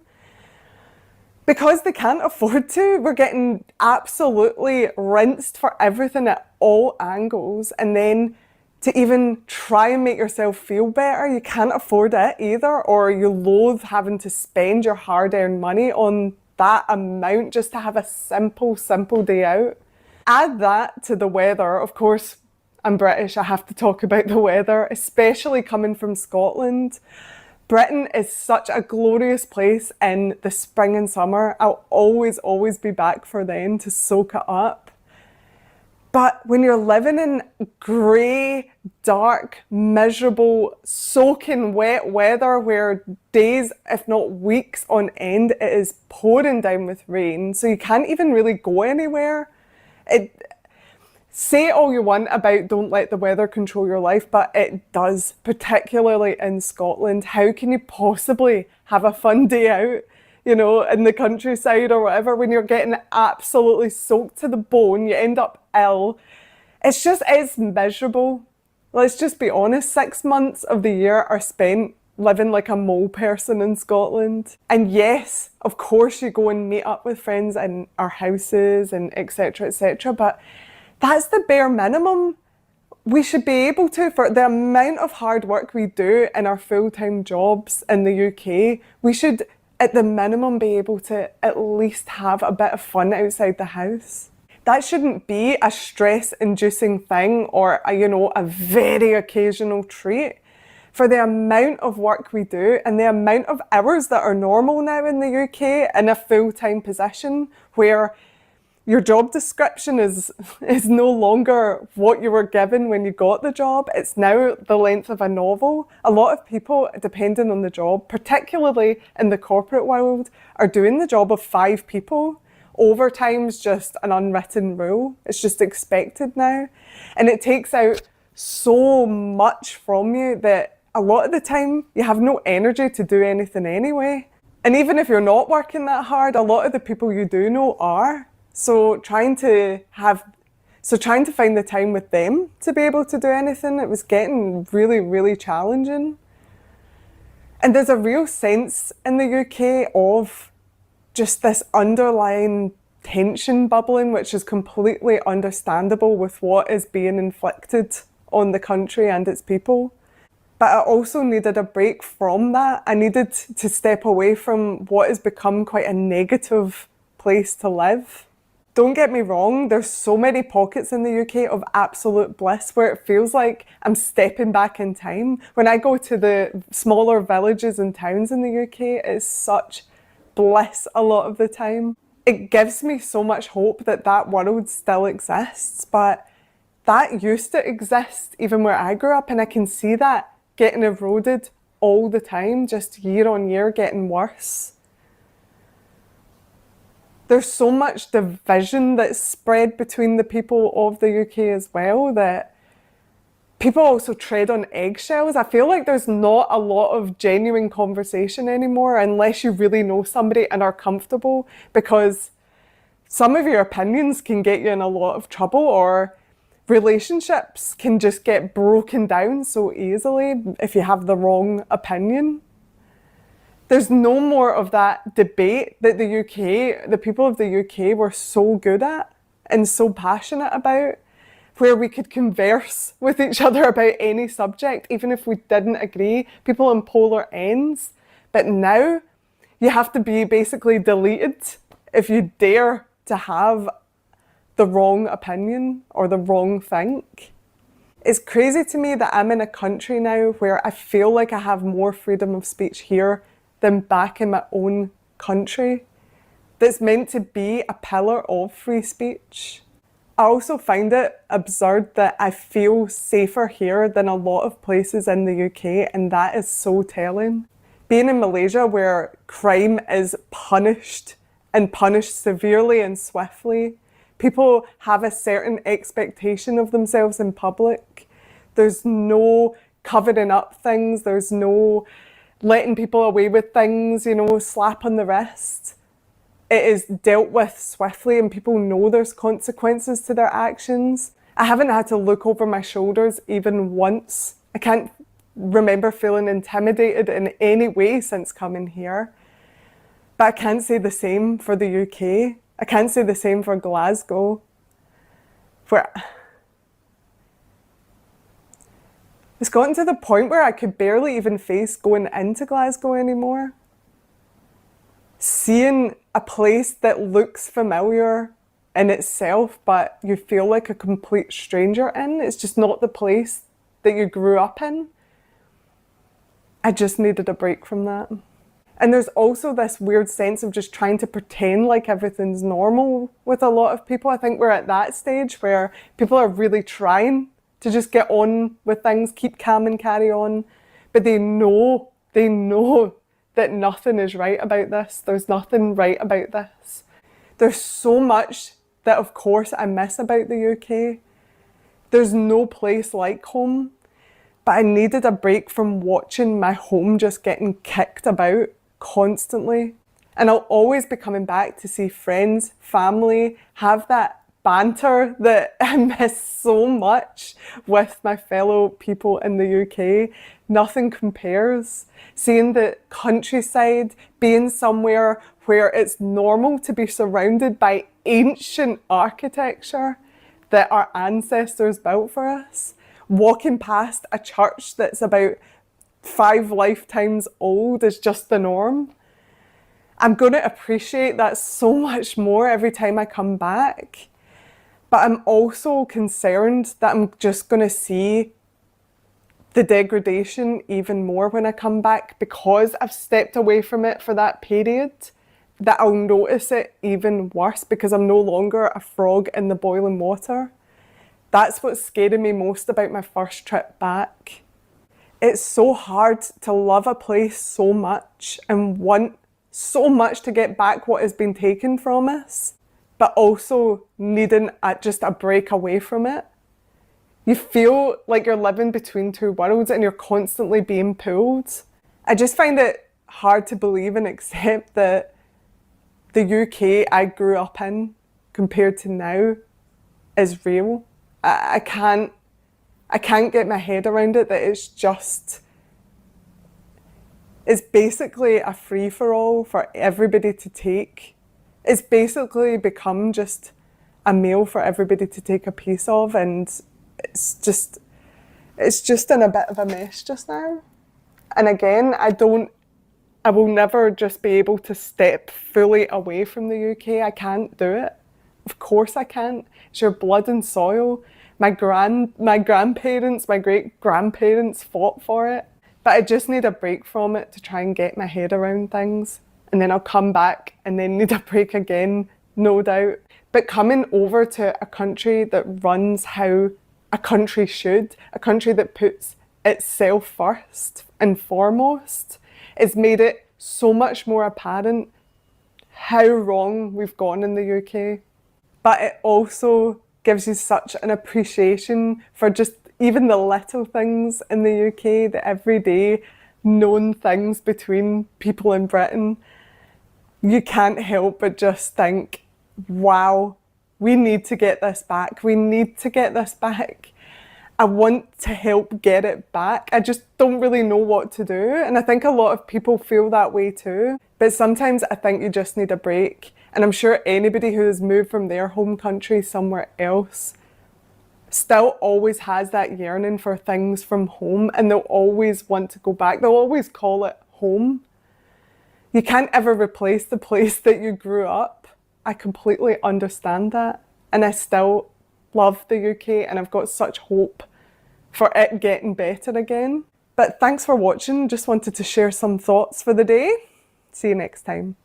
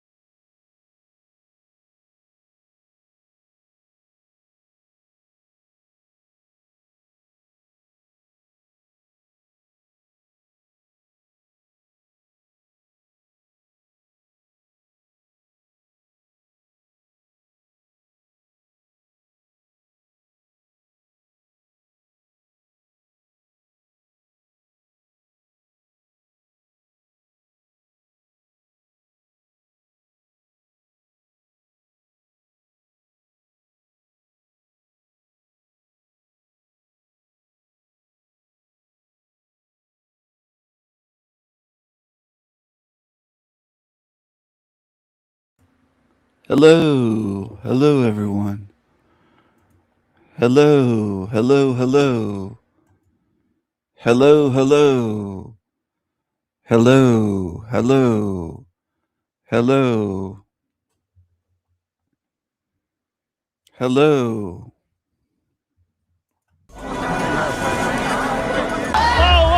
Police are holding it down.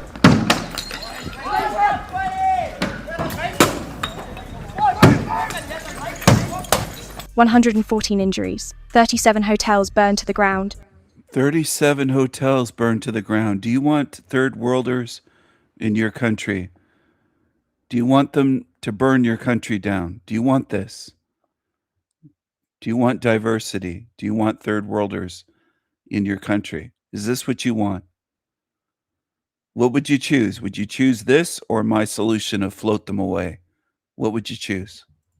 Over 100,000 protesters on the streets of Northern Ireland. For 3 nights, the Union Jack has not flown in the wind. It has glowed in flames. At 8:42 p.m. on November 5, 2025, the capital of Northern Ireland officially fell into a state of kinetic anarchy. Belfast city centre. Police sirens bleed through the rain. Shop fronts crack under the weight of bricks. Bottles arc across the air like mortars. What began as a march for answers has turned into Britain's largest civil disturbance in more than a decade. The targets are specific. They are the hotels housing the phantom population, symbols in the public mind of a government that built compassion out of lucrative contracts while the native population freezes. Footage shows lines of riot shields outside the High Street Hotel in Belfast. Once a shelter for 230 asylum seekers, it is now engulfed in orange heat. Local firefighters report 19 separate arson attacks in just 24 hours. Derry, Lisburn, Ballymena.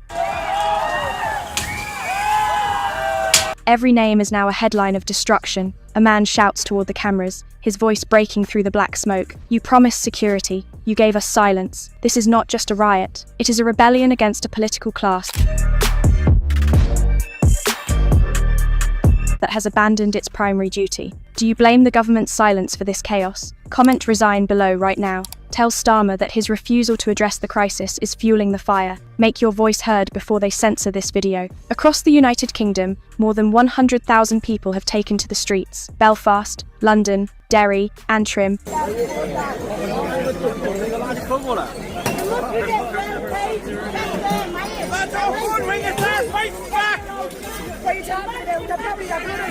Even Newcastle in County Down, all chanting the same line, "Where is Westminster?" The government has not yet answered. Inside the Commons, lights burn late, but words come slowly. The Home Secretary calls the violence contained unrest. The opposition calls it total collapse. Prime Minister Keir Starmer is scheduled to address the nation at dawn. But for millions of Britons watching their screens tonight, dawn feels like an alibi, not a solution. Police came under attack during a fifth night of riots in Northern Ireland.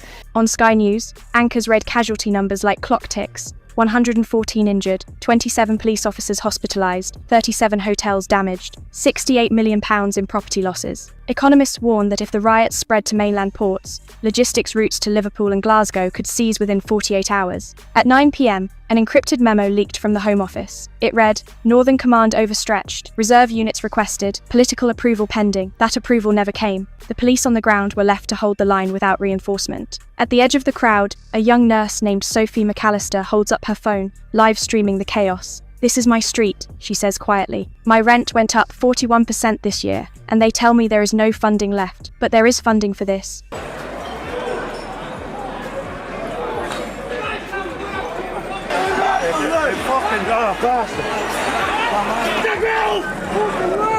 Her video racked up 3.2 million views in 6 hours. If you are watching this now, you have seen the footage too. What you are seeing isn't just protest, it is exhaustion. At 10:27 p.m, the first wave hits the storm on Parliament grounds. Barricades collapsed instantly. Police deployed tear gas for the first time since 2013. Reporters describe the sound as a heartbeat of panic. From London, Downing Street releases a 3-sentence statement. The Prime Minister condemns violence. "Public safety remains our priority. Dialogue must continue." But dialogue ended when the first hotel fell. Behind closed doors, the intelligence briefings are grim. MI5's regional desk lists 52 online channels coordinating real-time crowd movements, encrypted, shifting by the minute. Police drones were jammed twice. Cellular towers burned in Coleraine. An internal line from the Cabinet Office reads, "Containment impossible. Public mood volatile." At 11 p.m, energy traders flagged anomalies. Oil depots in Belfast and Larne reported blockade attempts. By midnight, fuel distribution across Northern Ireland dropped 19%. Hospitals have switched to backup generators. And still, Westminster sleeps.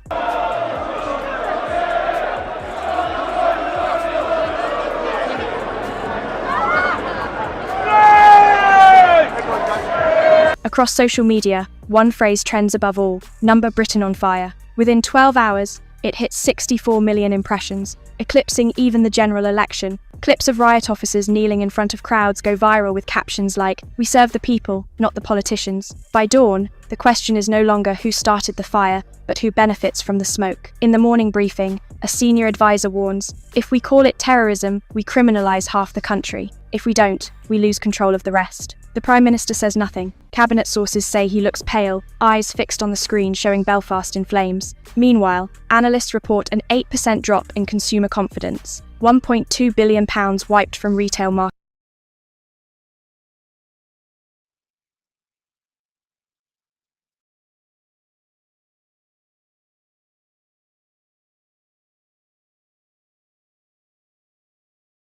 Bridges are made for crossing, bringing us together. And the bridges that I find always on my mind are the ones that bring me back to where I'm from. I love the old, I love the new, I love the changes I see in you. And yet there's something that will always stay the same. St. Paul, St. Paul, I love to call you my home. Year, and as with every new year, we have a new theme this year. So this year, it's Rage Bait 2028. That's the theme this. The funny thing is with this Drew creature, his voice changed. It wasn't that way just a few years ago. If you look at his older videos, his voice changed. So did Paul from Paul Enslaved. A bunch of them, they've changed their voices. It's fascinating, but it's true. You look back far enough, their voices changed. As adults, I don't mean going through puberty. This year. Let's go. Let's go. Let's fucking go! Go Jags, baby. We're going all the way this year. If you're new here, I'm from Minnesota. That's why I've been so interested in this and the fall of Minnesota and everything that's been happening. And now, man, you guys have seen it. I've been way ahead of this. I've been talking about this for the whole last year. And literally the most viral story in the entire internet until the Maduro thing just happened. So as always, we ahead of the curve here. He's got to pat himself on the back. We're ahead of the curve here. Sure you are, Drew. You're really ahead, really. Let me get my screen up here. This guy on the screen, Drew, pulled a weapon on one of my live streams last year. Pointed at the screen. Tried to get my channel shut down. He's a demon just like the rest of them. He also harassed a woman that he was phoning for years, he and EBT, believing the woman to be my mother. My mother's been deceased for 20 years. So they harassed some woman believing that they had found my mother. And I guess they called her. This is what I heard secondhand. People said that they were doing this. Somebody told me that Drew was doing this and EBT. And they still believe that they still believe that that's my mother. That's how fucked up they are. That's how low IQ and low class and low morals they are. And they call themselves Christians. They're demented. And this is the shit people watch. Again, I got to say that. This is the shit people watch. 194 views in an hour, 45 likes.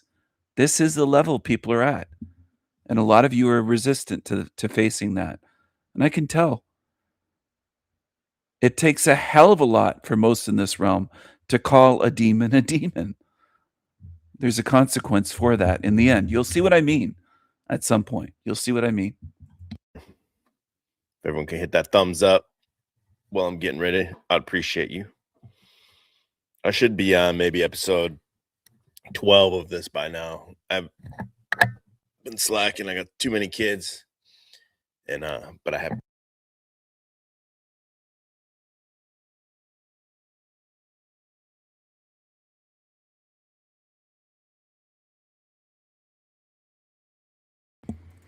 He says he has too many kids. He has a video of his last baby where he has a long dirty fingernail and he's making the baby's lips move, talking about his shitty show.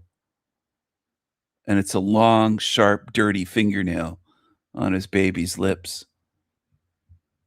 And that was last year. People respect trash in this realm. That's what they do. They watch trash and they defend and respect trash. Sorry, my mic's tripping out. Hold on one second.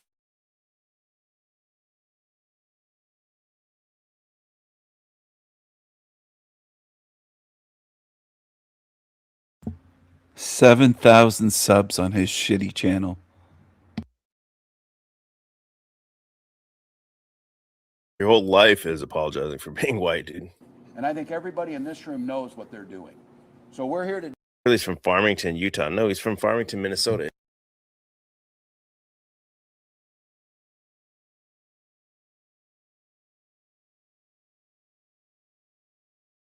He's so dumb you can't even see that looks like Aphrodite. He's just they're just so dumb, these idiots. They're just a bunch of dummies. The resemblance is right there, and I'm the only one that says it. That looks almost exactly like Aphrodite. Me, because I'm from there. And now it's more interesting because it's gone so viral. But I'm not chasing the virality of it. I've been talking about this before it went viral. But this guy just looks so... He looks like Caitlyn Bennett's brother. And he did a video with Caitlyn Bennett. Just looks weird. He looks different there than he... There he looks different in every picture. Dude's like a Nephilim shapeshifter or something. I don't get it. Weird looking dude. And I've seen this dude. He kind of came out of nowhere. I mean, I guess he's been out there and doing his thing. But I saw him maybe... He calls him a weird looking dude, but he can't see the resemblance to someone that he's known for years and years, Aphrodite, Rose Starfire. I mean, the resemblance is right there. You are fucking blind. Be like 2 months ago, starting to kind of come up in my feed. I feel like maybe it was a soft launch. He said Nick Shirley's from Farmington, Utah. No, he's from Farmington, Minnesota.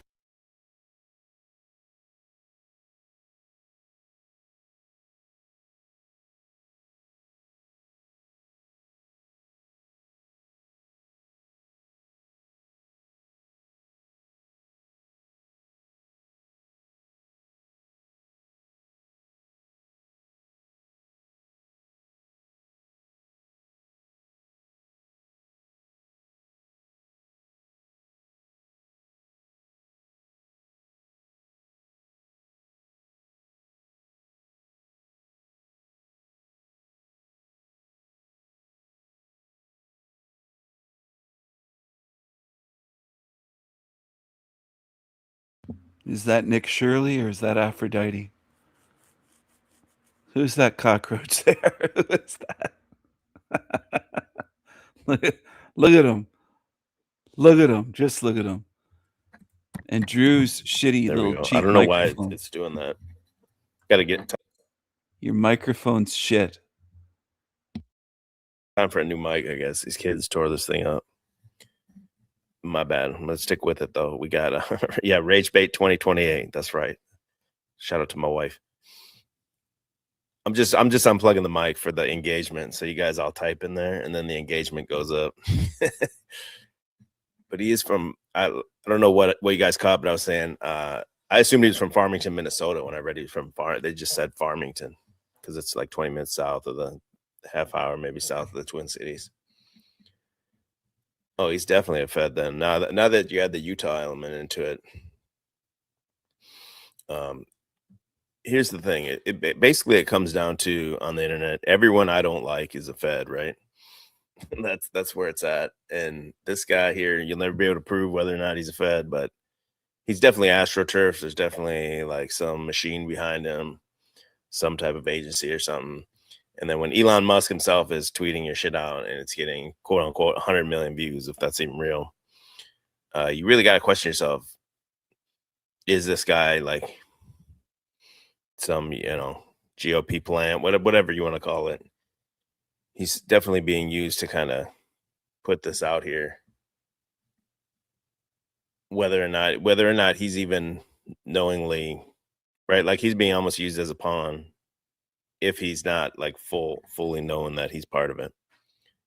And both can be true. Like he can be being used like that, and the Somalian scams can be true. So I think some people get caught up in that too. Like, well, let's say we prove he is a Fed, 100% a Fed. That doesn't discredit the Somalian fraud. There's Somalians out here getting millions and millions of dollars doing these simple little scams. It's like they're not even trying and they're getting millions of dollars. And it ties right into the types of AI governance that Trump wants to bring forward. He wants to bring about, in my opinion, some types of like digital IDs. That's also your physical ID. And he's even, the guy's actually floated ending the Fed, right? He's not going to end taxes, trust me on that. But if you could get rid of this Fed thing, then it would be, basically, I think they want to go to some kind of digital wallet tied to your digital ID where anything you do, then you're not taxed as you earn it, but anytime you spend, there's going to be that, whatever, let's just say 10% tax. Even when you pay a friend through Cash App or whatever, anything you do. So that way, even when you're buying drugs and you write in the Cash App concert tickets, there's that 10% that they're taking. So this has been going on for a long time. So now could be the time they want to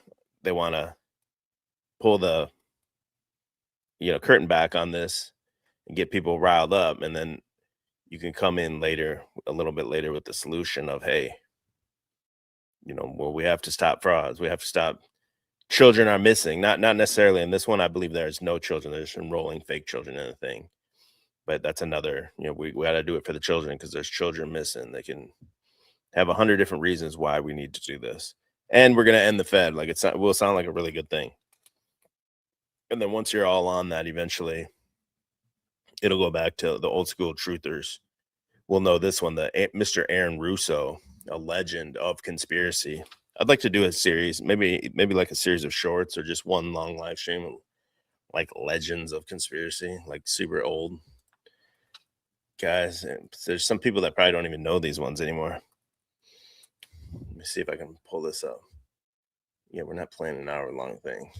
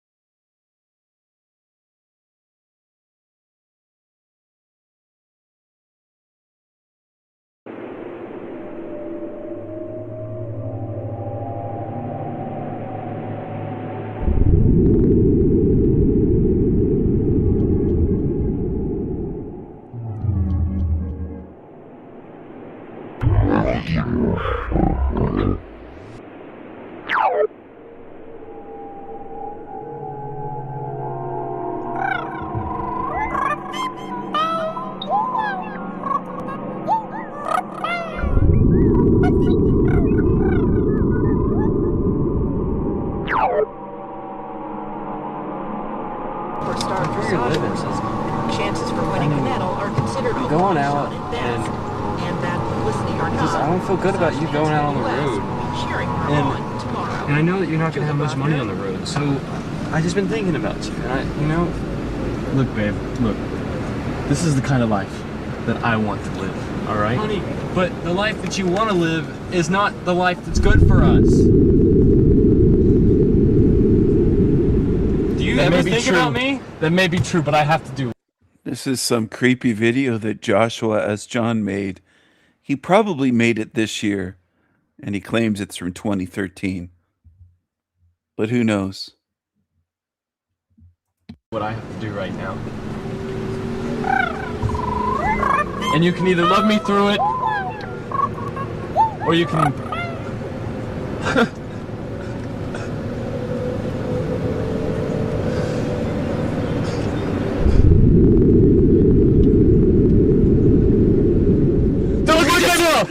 He sure loves mind control types of videos, doesn't he? It's a very, very creepy creature. This Joshua S. John character. It's very creepy. What a creepy, creepy, creepy, creepy creature. Creepy creature.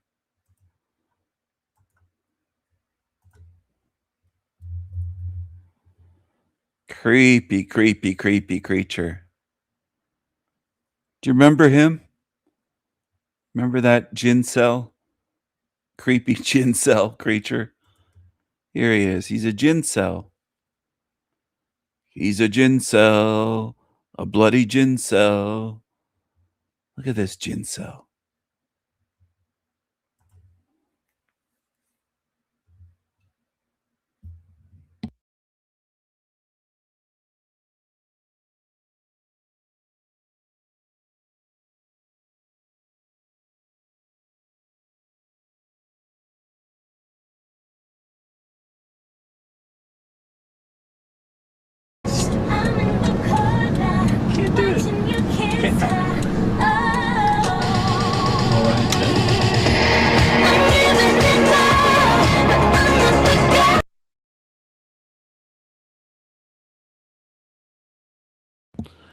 He's so fucking creepy.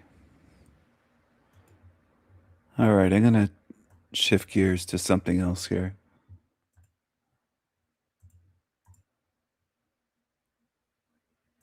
That's my mouse, not my keyboard. Remember Manny typing away? Oh no, that's not my keyboard. No, I'm not typing. June 1st, 1985. An art professor from Northern Kentucky University leads students on a 3-week tour of Europe. They go and visit museums and galleries. And while he's taking in the work of long-dead masters, he has no idea that he might soon join them. Howard Storm was in agony. Debilitated by excruciating pain, he was rushed to a hospital in Paris. He had a perforation in his small intestine. As a result, his digestive acids spilled onto his other organs. The pain was agonizing. Begging for morphine, he prepared himself for the end. He even told his wife goodbye. Suddenly, his pain was gone. But it wasn't because of a painkiller. He felt better than he'd ever felt, but no one in the room could hear him or see him. From the hallway, he heard voices who were urging him to follow them. He didn't have any other options, so he followed. But these weren't friends, and they didn't want to help him. They wanted to destroy him. Howard Storm didn't know it, but he was walking straight into hell.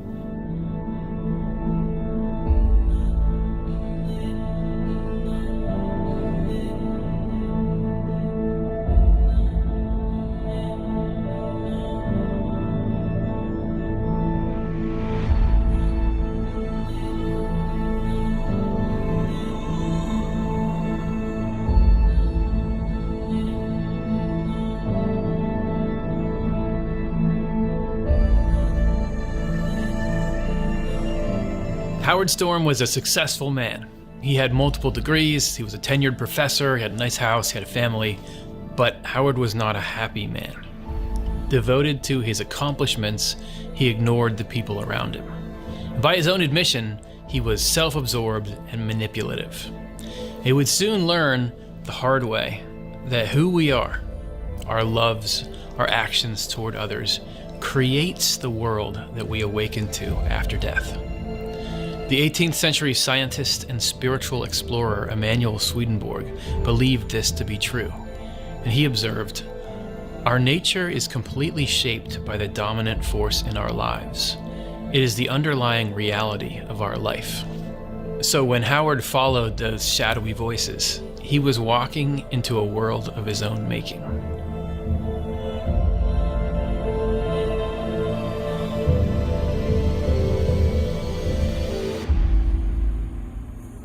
The figures were shadowy, enshrouded in some kind of fog.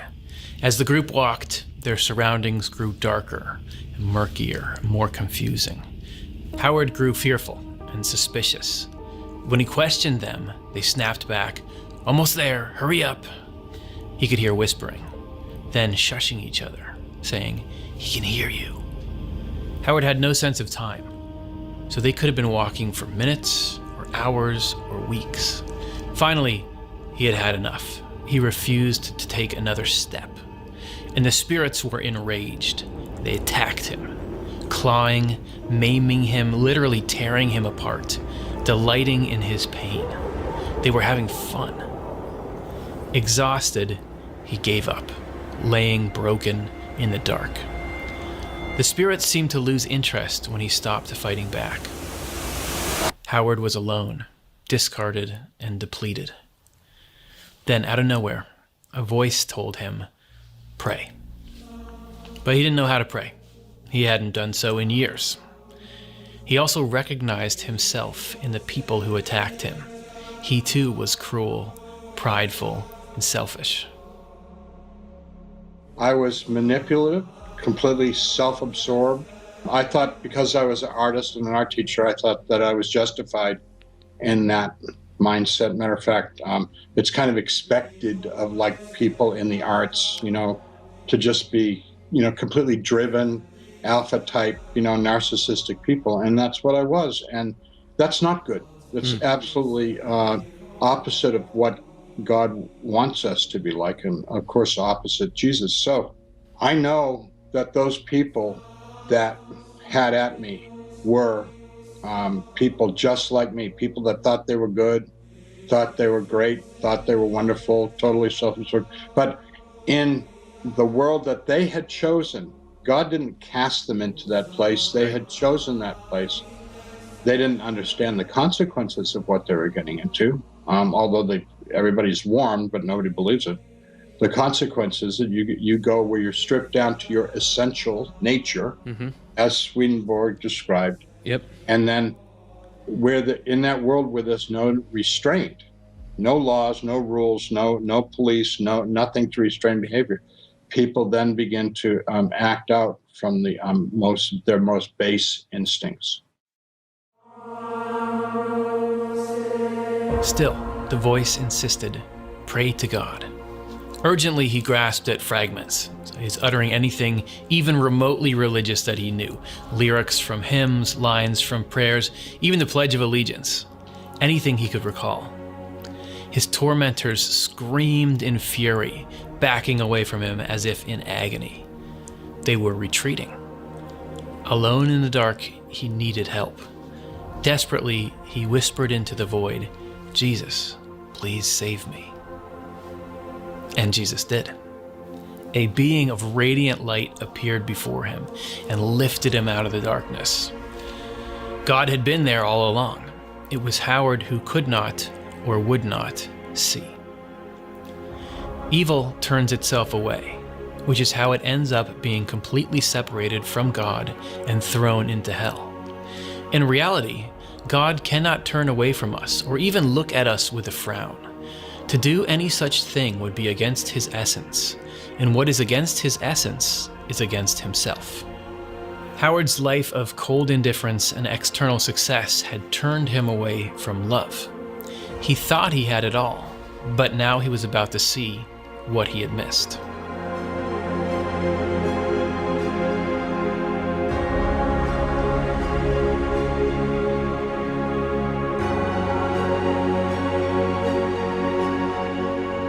Hurtling upward into the light, Howard found himself immersed by infinite, unconditional love. They were joined by other radiant beings. Howard felt like he already knew them, and together they reviewed his life. So he saw his actions through everyone he had ever affected. He began to understand that the things he had valued in his life, like his career and his professional accolades, were totally meaningless to these beings. Instead, they cared only about how he treated other people. First and most important is that his love for us is beyond any experience of love that we've ever had in our life. So I'm even reluctant to use the word love, but I'm not going to make up a word, you know. He made us. Yeah. He likes us. He made our nose, our eyes, our mind, our bodies. He put us in the life situation that we're in. He thinks we are the most adorable things in the world. I'm a grandparent by many times, and the only thing I can compare it to is like how we just love our grandchildren unconditionally, and they can do no wrong.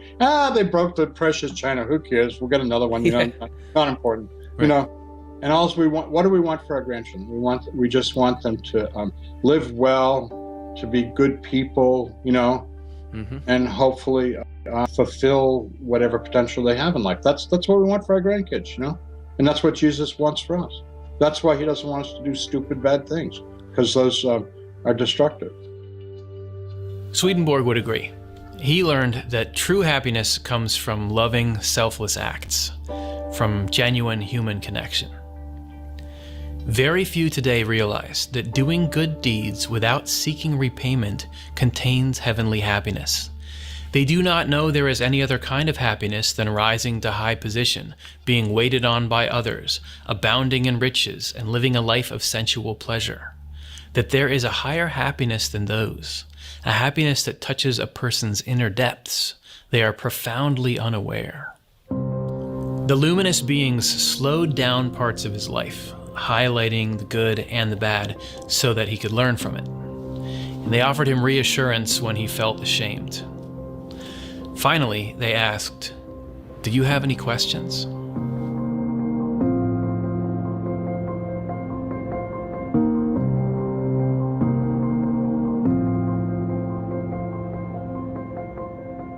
Howard asked about Scripture. "It is full of truth," the being said, "but only when read with love." He asked which religion was the best. The answer, the one that brings you closest to God. He asked about war and the fate of humanity, and the beings showed him a possible future. It was a world without violence, where people cared first for children, where sickness was healed through prayer, where technology faded into the background of simple communal life. I didn't see any dwellings at all. People were connected telepathically over the entire Earth and intergalactically, and they controlled the weather. And so the people would go like, things are a little dry, we need some rain, let's bring in some rain. And they would like all, invite the rain to come in, and the rain would come, and then it would go. People spent their time very, very dedicated to the nurturing of children. That was the primary focus of the future, was the nurturing and loving and educating and caring for children. As I said, I didn't see any dwellings at all. I don't know if they had any. My sense was they didn't. I could not perceive any technology. Someone has said to me, maybe the technology was so discreet you didn't recognize it, and I'm willing to say that that's certainly a possibility. But people wore a lot of ornaments, but it was all handmade, crafty stuff, and that may have disguised like technology, but I didn't see any application. There was no sickness, because when people got sick, the community would come around that person and they would pray for them and they would be healed. When people had reached an age where they had felt that they had fulfilled everything they were put in this world to fulfill, the community would gather around them, and they said it was time for them to ascend to heaven, and everybody would pray and celebrate, and the person would lay down and their bodies would stop functioning. Howard had learned so much that he felt like a brand new man. But there was still one more thing he had to understand.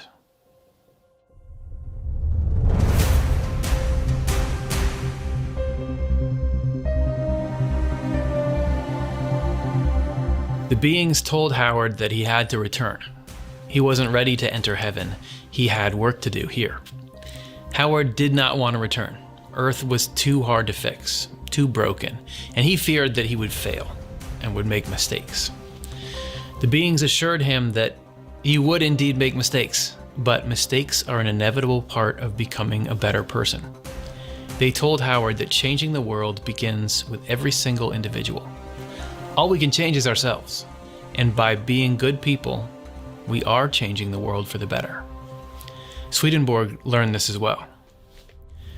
God's love goes out and extends not only to good people and good things, but also to evil people and evil things. Despite this, evil people and things are still evil. They receive the love of God according to their own nature. Divine love constantly aims to forge a partnership with us.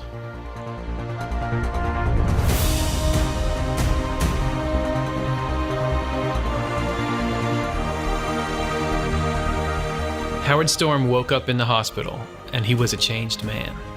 He was overwhelmed by the love that he'd felt, and by his new worldview. He went on to become a best-selling author, speaker, and a pastor. He says being kind and loving isn't always easy. Howard Storm woke up in the hospital, and he was a changed man.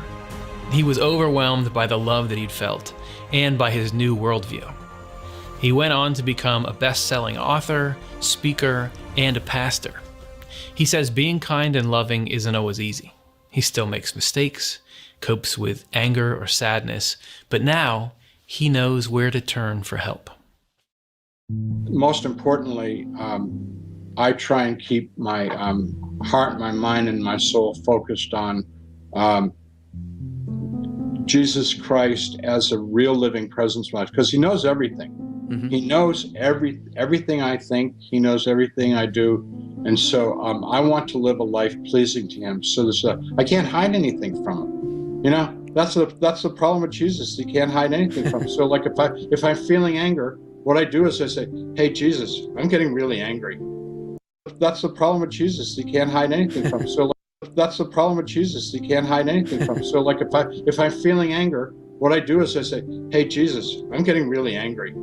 That person really upset me. Will you help me? Will you help me work through this? And I got to go through a process, because I'm not a saint. So I got to go through a process of looking at why am I angry? Why am I feeling so hurt? You know, why am I being so defensive?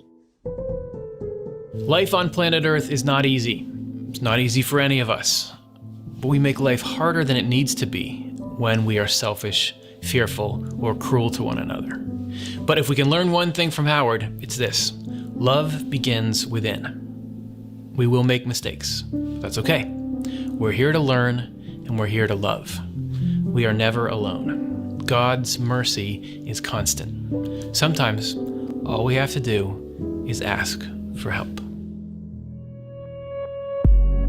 Hey everybody, thanks for watching. This is Curtis Childs. This has been the NDE Files. If you want to see another episode, we recommend this one.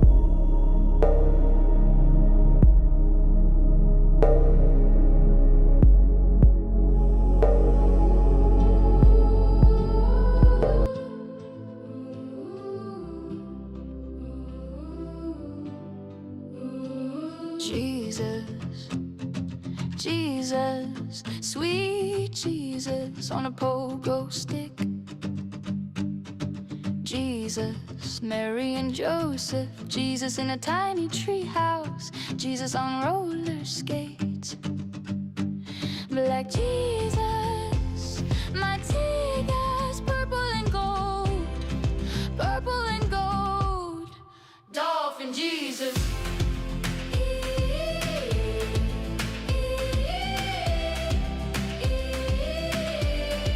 Mexican Jesus, yo home. Mexican Jesus, yo home. Jesus loves tacos.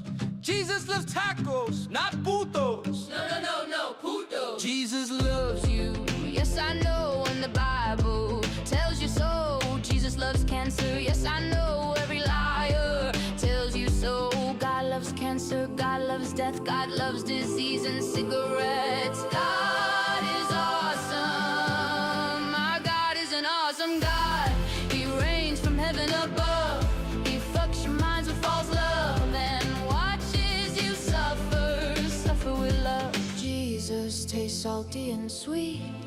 Taste Jesus at church. Swallow Jesus down nice and deep. Swallow Jesus. Eat up Jesus. Eat up Jesus. Eat up Jesus.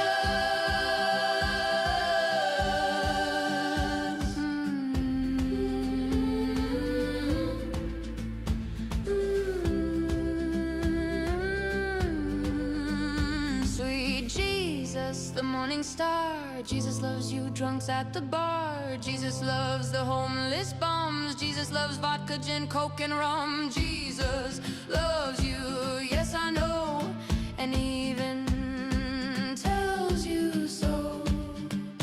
Jesus loves floods, earthquakes, and tornadoes. He loves you lion hoes. Jesus loves prayers and wishes. He loves to be praised by you dumb bitches. Stop in Jesus.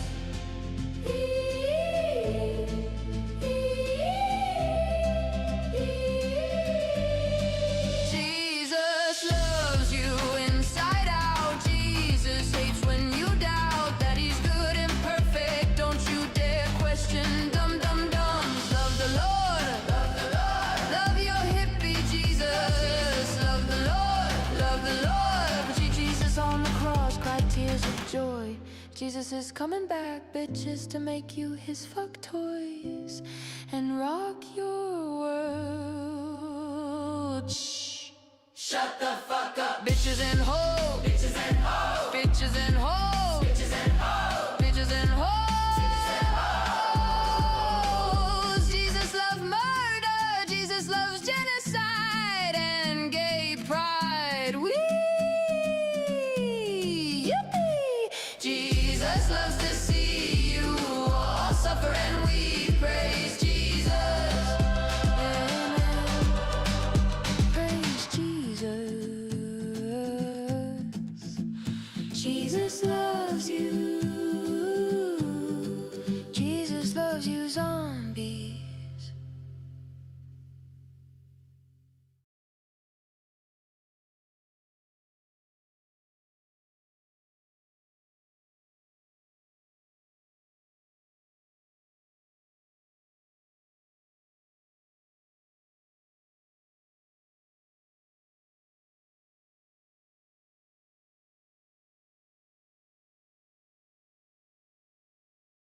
I'm going to show you what a store for poor people looks like in a small Russian town where the average salary is about $400 per month. The store is called Svetofor, which means traffic lights. It's located on the outskirts of a small town with a population of 60,000. Everything around it, of course, looks very beautiful and full of joy. When you walk inside, it feels like you've entered a gigantic warehouse. Everything is covered with boxes and the store itself creates a heavy, depressing feeling. It's just too gray. But that's not the main point. The most important part is, of course, the prices. If this store is low income, then the prices should be low. Sometimes they really are. For example, a large pack of pasta costs only $2.50. But I was really surprised when I looked at other prices. They are not so cheap. A bag of cheap, low quality candies is $1.50, which is almost an hour of work in this town. The same goes for breakfast cereal, and the same for a jar of pickles. And when it comes to frozen berries, you have to pay around $6, which is expensive. Remember, average daily salary is about $23. Then I went into the meat section where I saw a lot of offal.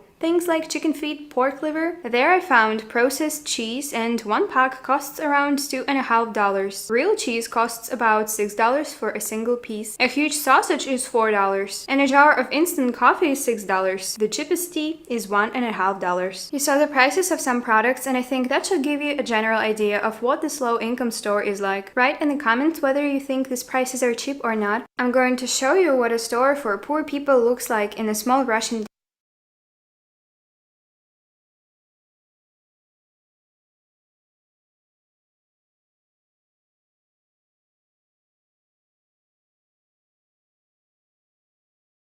Now I'm going to show you the prices of some basic everyday groceries in one of the cheapest supermarkets in Russia, Ashan. And at the end, I'll tell something that will really surprise you. Let's start with my favorite chips, Pringles. Almost $5 for a single can. Cheaper chips Lay's $3.50 for a large bag. A bag of eggs costs about $2. That's actually less than in the US. A kilogram of chicken breast, $8. Barilla pasta, $2.20. A liter of milk, almost $1.50. And remember, the average salary here is about $500 a month. How much can people afford here? Spoiler, it's not much. Now I'm going to show you the prices of some basic everyday groceries.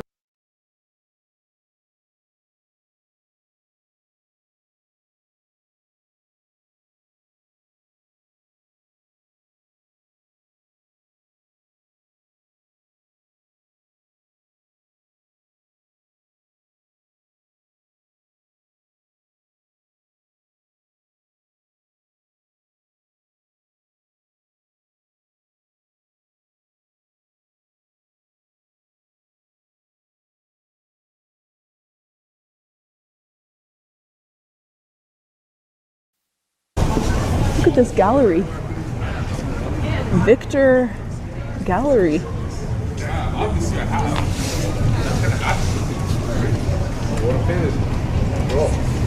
Carl Roth, my January has been good, like I said. Everywhere else in the world, you're only there for a couple of days. I can't complain. Ooh.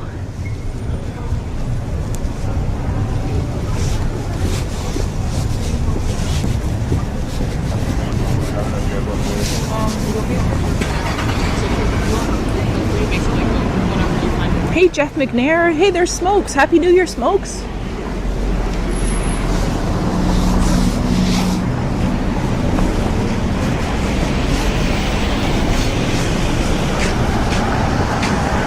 Hopefully you're doing well.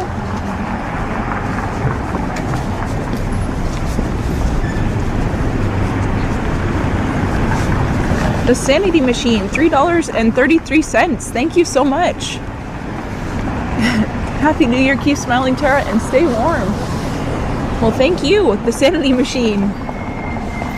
You as well. Thank you so much for the $3.33. Happy New Year to you, and thanks for being here.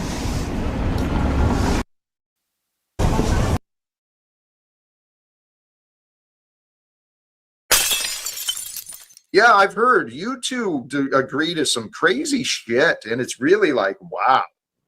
Okay. Jack, I guess did you show the audience the text message of you telling your mother that you were the second coming of Christ? Hey, Andy, let's bring yes that or no. Yes or no. Yes Andy, or no.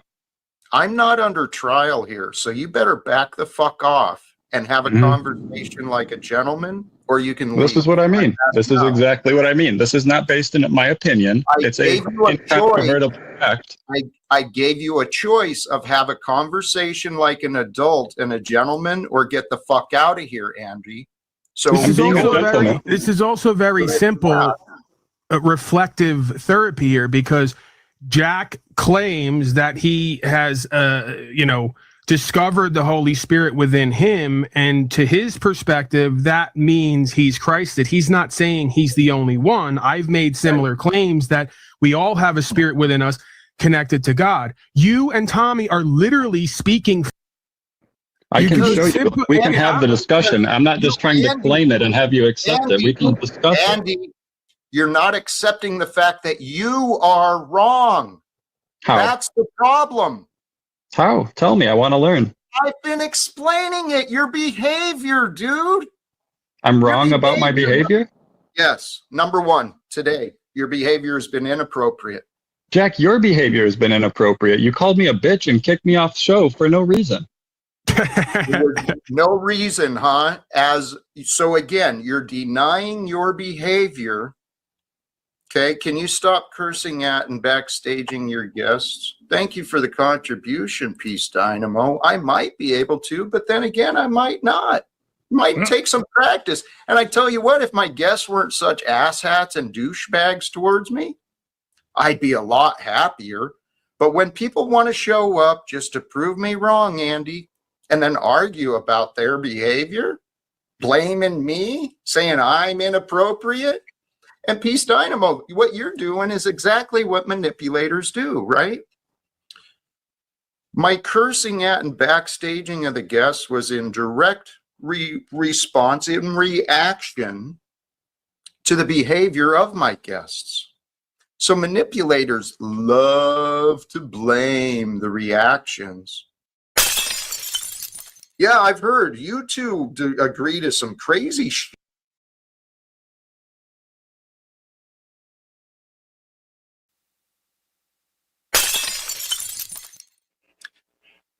If I can explain it well enough, if people can kind of play with the ideas for themselves, they may be able to get it.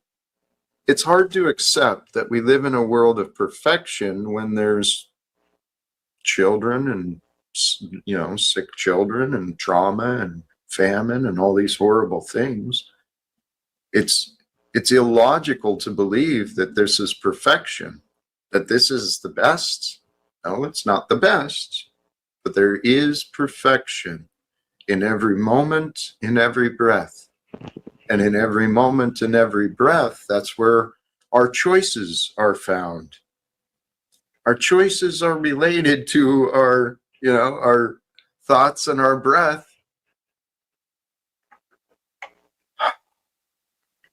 But we live in a world where people are so deceived. We deceive ourselves into not slowing down, into not giving in, into not giving up, when those things are clearly good for us. I've been doing those things I have done those things myself in the past. Poor choices, being stubborn, being selfish, holding on to old ideas, holding on to old patterns.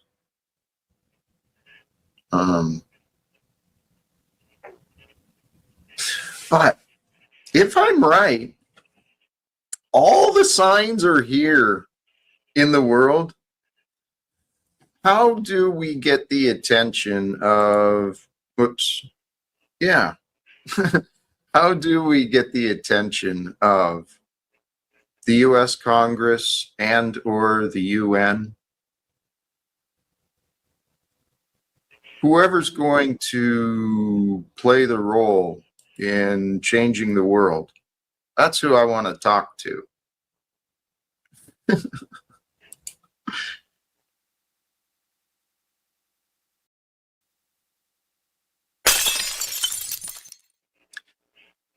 If I can explain it well enough, if people can kind of play with the ideas for themselves, they may be able to get it.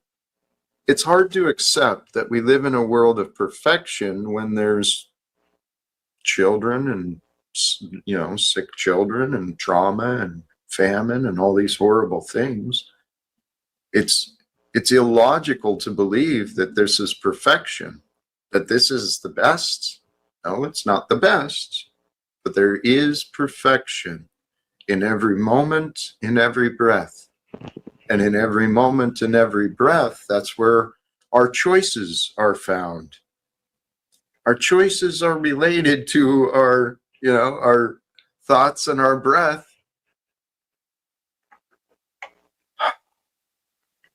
But we live in a world where people are so deceived. We deceive ourselves into not slowing down, into not giving in, into not giving up, when those things are clearly good for us. I've been doing those things I have done those things myself in the past. Poor choices, being stubborn, being selfish, holding on to old ideas, holding on to old patterns.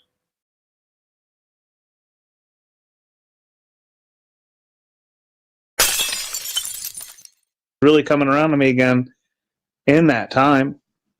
He's got like 2 months left of his sentence there, and he can come back up on my pants for a moment, but I'll probably find a reason to ban him again if I have to, though. You brought up some great suggestions, and I agree with you. It really is. It's fascinating to me as well about how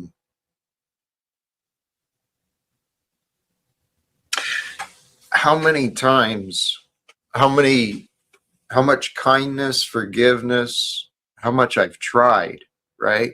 I've genuinely tried. And I guess I keep failing because these idiots want to see me as a failure. Steven and Snafu and Tommy. Well, even if you were perfect, Jack, some retard's going to see you as a failure. So the hate's irrelevant, really.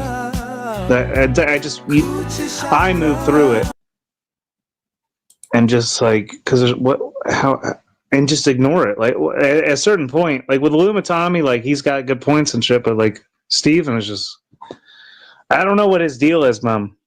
I don't know. I don't care to even discuss. Like, I have no projections to make there. I don't care. I'd rather just talk about something else than him. Mm-hmm. I got it. Sorry, I was looking for something. This question or this comment from Ben.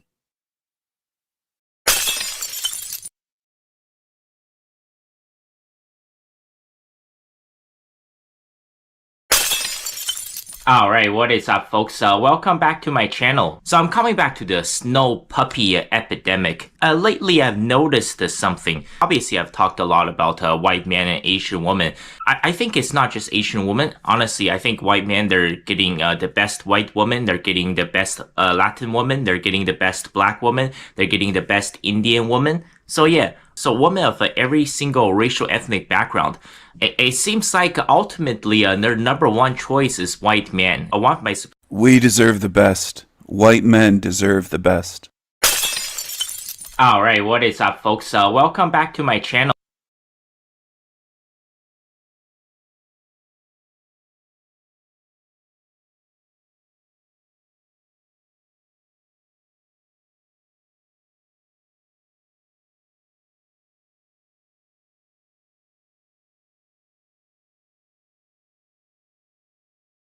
So many people are feeling the great exhaustion, and it's not just a normal tiredness that goes away with maybe a day off or a day of rest. It's an exhaustion that's going deep to the bones. And in this day and age, it's perfectly understandable why. Being plugged in 24/7 is not how humans were ever meant to live. We're so overstimulated by being constantly, chronically online, constantly getting bombarded with information. Throughout the whole waking window, what is the first thing people do? They start scrolling on their phone, checking their various social media, maybe checking the news, and depending on what comes up, it can start their day off well or it can start their day off terribly, and it's usually the latter. Going online at all nowadays usually comprises of completely unrelated things just popping up like crazy. So your mind gets absolutely frazzled day in, day out, and you can't actually focus on anything. It's so draining trying to even take in any information, to the point where you end up taking in none at all, but are left just feeling terrible.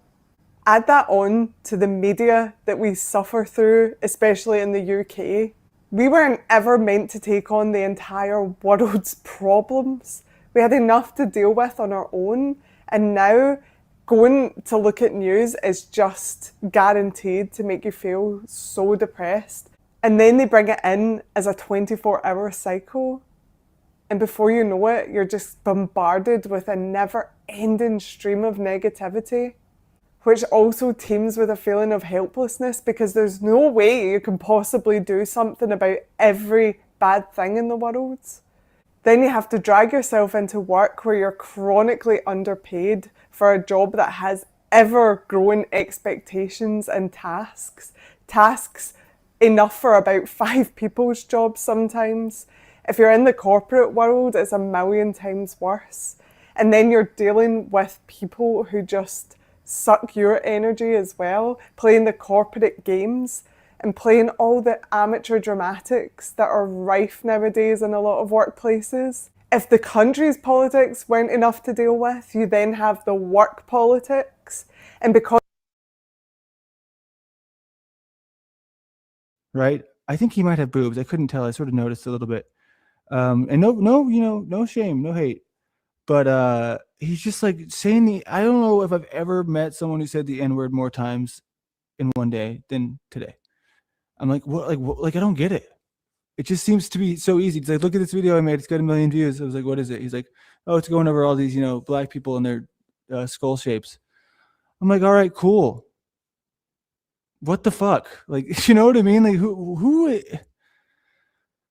People are very odd to me. If I can somehow, some way not have to do, I mean, I don't think I ever will do that sort of level of what is it called? Rage bait. It's got to be rage bait.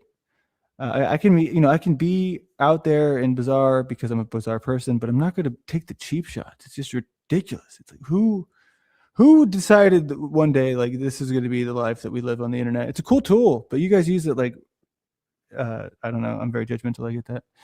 I shouldn't be so judgy. I'm sorry, but I don't know, man. Kind of Mexican. Nice. This is pretty big. Very pale and she has black hair and stuff. I wonder how this is gonna be loud. I'm only like willing to do this here because it's probably gonna be fucking loud as shit. I could never do it in my house. Isn't it kind of cool? Like we own the place, huh? Yeah. But yeah, dude. If you wanna, like I said, if you ever need like, if you have like, say there's a late night event, you want to drive home. I got a spare room. It's not like a trap house, but obviously I'm very much defensive of my space, so I'd definitely kick you to the curb the next morning. But you should get on a panel, dude. People would love you. Eastbound Shiloh arriving track 1 in 5 minutes. Hey, bro, we got some action. I don't know how to get on a panel. People got to know. You hit StreamYard. I mean, I'll just send you a link and you'd fucking come up.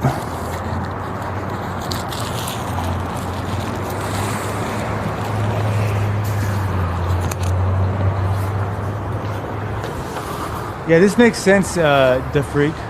Should have told him, yeah, my first name is actually my last name. Bluetooth device is ready to pair. Wow. Bluetooth mode. Bluetooth mode. Here, I'm at least going to use this as an opportunity to, if I'm gay now. It's like, okay.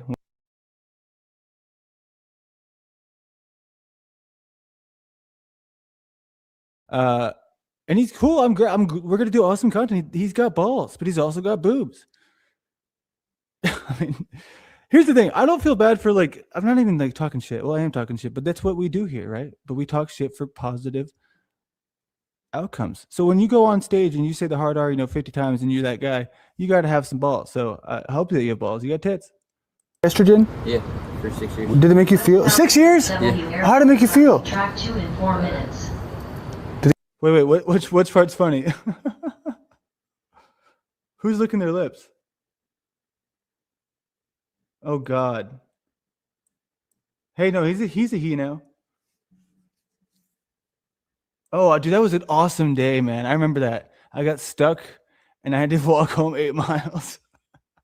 And David Wayne was like the only one who answered me. It kind of get you like high a little bit? No. No? Damn. I just, I guess my personality was different. It makes you more feminine, I guess. Gosh, I can't imagine being more feminine myself. Brain chemistry. That's why all trannies are fucking annoying, because that's the one thing they have in common with women. They're all annoying. They're all annoying and they never shut up. Well, isn't it just like people acting like, because I mean, people call a certain people, oh, that person's an actor. Aren't trans kind of actors? Kinda, I guess. So you gotta kind of play it up or play into it, or some of them so wholeheartedly believe that they're women that they act like women. No, they don't. I ran out of storage. But there's so much more. I think I got to download more.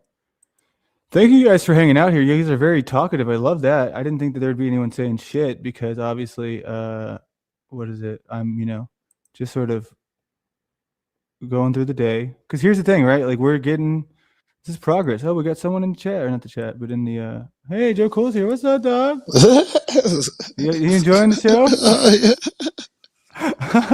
Yeah. This is the craziest shit in the world. Oh my God. Listen, you're better at this than me. You need to take this here, your commentary, and put it with this and do something. I don't know. Wait, my commentary right now? Yes, it's helping make the shit. It's part of it. The more you talk about it, you niggas get lost on the L and shit, and the shit coming out of your mouth. But that's not. I hopped up here to say this. This has been so interesting to me the last few minutes. I've been watching it. Even if most men don't do eye contact, you niggas hardly do any. I know. I'm just watching the spots intensely when you get eye contact, and it was beautiful. I was just getting into it. If you watch it from that angle, you niggas just banter a bit here and there, but when y'all want to make a point, you look at each other's eyes, and it was rare and it was great. I have a hard time even looking at the camera lens. Yeah. I don't know what it is, but here's the thing, right? I can't say you're doing anything wrong though, right? No, but right now, so looking at the camera lens may not be the thing that you need to do. Whatever you got now, you might be about to stumble onto something with this fucking goof ass shit, and then you criticize it afterwards. This shit has got to be good for something. Hey, dude, I think it's at least something new. So I don't know if anyone else does it, but I can't even believe that I'm doing it, because for me, this is the thing where I'd rather be doing this than reacting to whatever the hell Jack's show was like today. Very good. Very good. I was, Fuck yeah, I was there. Oh. And it's not like I'm reacting to my previous stream. It's like, hold on, okay, let me process. Like, this is the most interesting fuck in the world to me. He is used to be I don't know. It's just so it's crazy, right? Because here's what I got out of this, right? So this guy was telling me, because he went to the thing with Alex Stein too, and he does camera work for him as well, but this guy's trying to outshine Alex Stein. He told me that, and he told Alex that, and I'm like, what? he's supposed to, maybe not on his show, but his ultimate goal should be to outshine him. But I get it, but well, that's like where I could never do that, because what he's doing is, so if you saw his speech, which he didn't actually get to do because he was like, should I go get my mic? I was like, sure, dude. Yeah, I think it's good to have, professional audio. And then he went, and then they called his name and he missed out. Right. And then I felt like he kind of probably thought that I did it on purpose. But no, I mean, like, I didn't know that we were up next. But he had a speech that was just... You gave a speech? You say we. You gave a speech? Yeah, I gave one. I did, yep. To who, about what? The city council. About I didn't have much to say, but it was just my icebreaker, right? Because was very nervous. It's one of those things where I did it for the first time Yeah, ever. I That's the understand what it's victory. like. Only where to go up. But I just basically said, okay, so there's this old woman, right? She's saying, I just don't think that people should let the lawns get so long because it looks Right. really ugly. It's just old lady shit. And then I was like, all right, I'll just follow that. I have nothing planned. Let me just roll with it. And I was like, yeah, dude, she's right. I'm sick of the land being so, unkempt, and I'm a modern man, and I got to have the land up to my standards because as a man on the land, something about cupcakes and then whatever. You got video of that? I did, but the fucking guy was holding his finger on the audio jack. Disgusting. Can't hear anything. I dig that. I mean, it sucks when it happens, and when it happens to you, I think you got something great. You did something goofy, like left the headphones in, or had your finger over the so and so. It teaches you, it sears you, Disgusting. and teaches you to check. Have a smudge on your camera. Never. I hate StreamYard.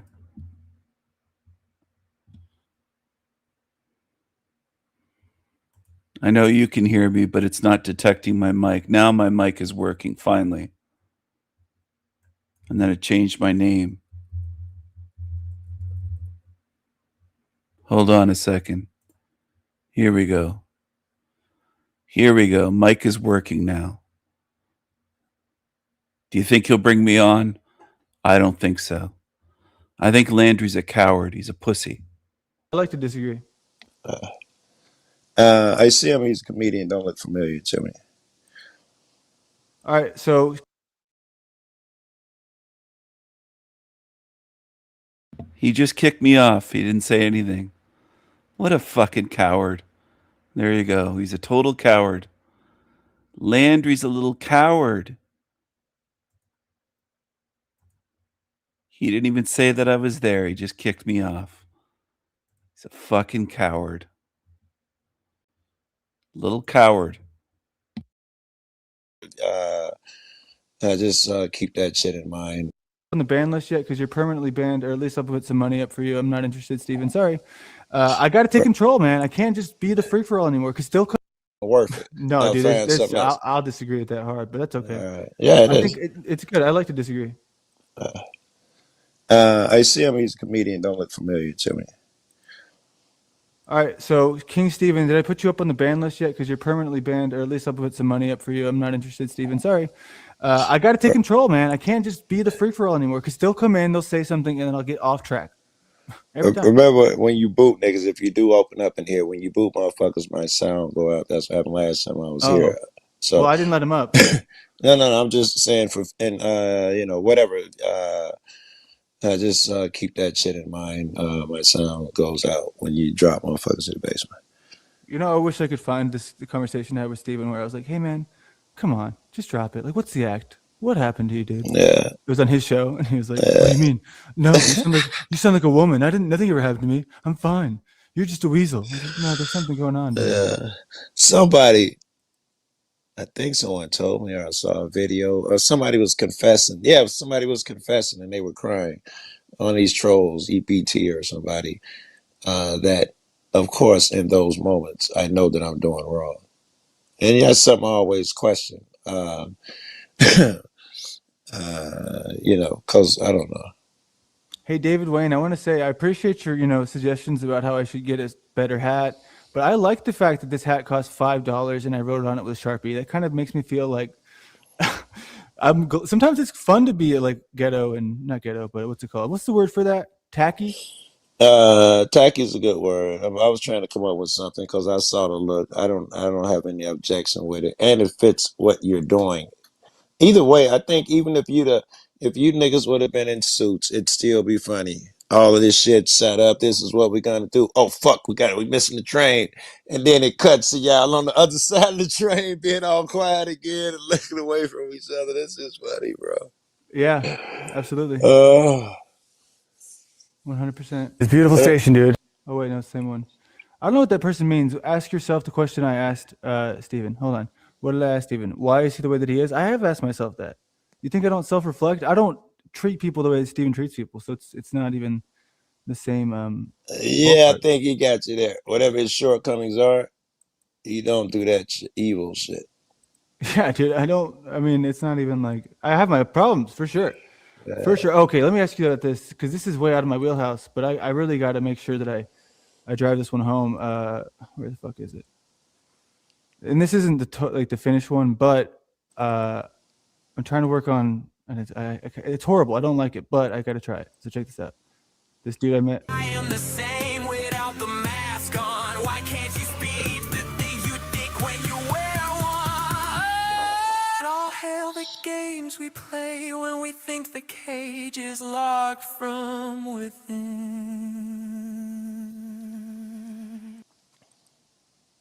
So like that's not the one that I thought it It's was. just but I know it's not good. I'm just trying to the shots. I only had 2 minutes of footage. You know. Yeah, and I see where it could have went well, but as is just Well, all I'm right. trying to. But Like, I see the there's potential. a few other ones here. Hold on, and they're not good. I'll tell you that. I agree. Right. However, this is the one I'm doing for free. I'm trying to get him to he's No, the no, character wait. No, Lamborghinis. no. Back up. You say, I know it's not good, but I'm doing it for free.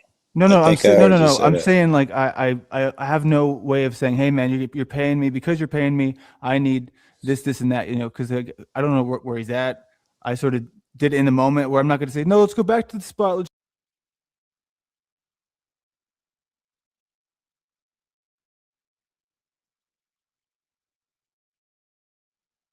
Here, you're putting the video together with the footage that you have. That's what's going on. This is this guy I ran into. He has me blocked on StreamYard. He's a complete fucking loser. That's what he is. He's a loser. He's a loser. But I felt the presence of this being next to me. I only had the sense that it was a being that I knew quite well. And the being was communicating to me, I'm going to say telepathically. Yeah. My name is David Beckman. And my near-death experience happened actually in 1988, July 17th, 1988. I was on a whitewater rafting trip with 5 or 6 other friends. And I realized within moments that I was in a lot bigger trouble than I had anticipated because the current was so strong that it pulled me down and under. And then it would shoot me over the rocks in the so-called stair and then over these little waterfalls. And then it would roll me around at the bottom of these little waterfalls. River runners call this being Maytagged, like the washing machine. So you're being spun around down in this dark eddy until the current finally kicks you out. And as you're being spun around, you can be, you're being shoved into rocks, and it's all happening very fast, and it's very powerful, and there's very little you can do to help yourself. So I realized after I went down a couple of these and I was bashed into rocks that I was probably in trouble. And when the current tossed me out of these vertical eddies, I would start to see light up ahead of me and bubbles and hear the roar of the water, because down below it was quite silent. I tried to swim to the surface and I couldn't move my arms. So I tried kicking my way out to the surface and I couldn't move my legs. I was just totally exhausted and spent and bashed up. So I knew at that point that I probably wasn't going to make it. And I thought, well, the last thing this river is going to take from me is my last breath, and I'm not giving it to it while I'm conscious. And then in a few moments, waiting to die, essentially, I just felt myself in a moment, sort of a whooshing, and I was somewhere else. And all of a sudden, I was in a place where there was no pain, there was no violence. In fact, I was not aware that I was in my body, but it was me. And I said to myself, what the hell just happened to me? And as I said that, there was, I would say, appeared. At this point, it's very difficult to describe correctly what happens. I don't think we have the words in our vernacular to be accurate about it. Time and space is different. Obviously, whoever or whatever we are at that point are different, but I felt the presence of this being next to me. I only had the sense that it was a being that I knew quite well. And the being was communicating to me, I'm going to say telepathically, that I was okay and that everything was going to be okay. And so I remember sort of following this being a little bit, and there was just it felt like a few moments had transpired, and suddenly I saw my entire life began to play out in front of me, and I saw it from three perspectives simultaneously. And I guess you could say the first was the way I viewed it, the way I had viewed it as I had lived it.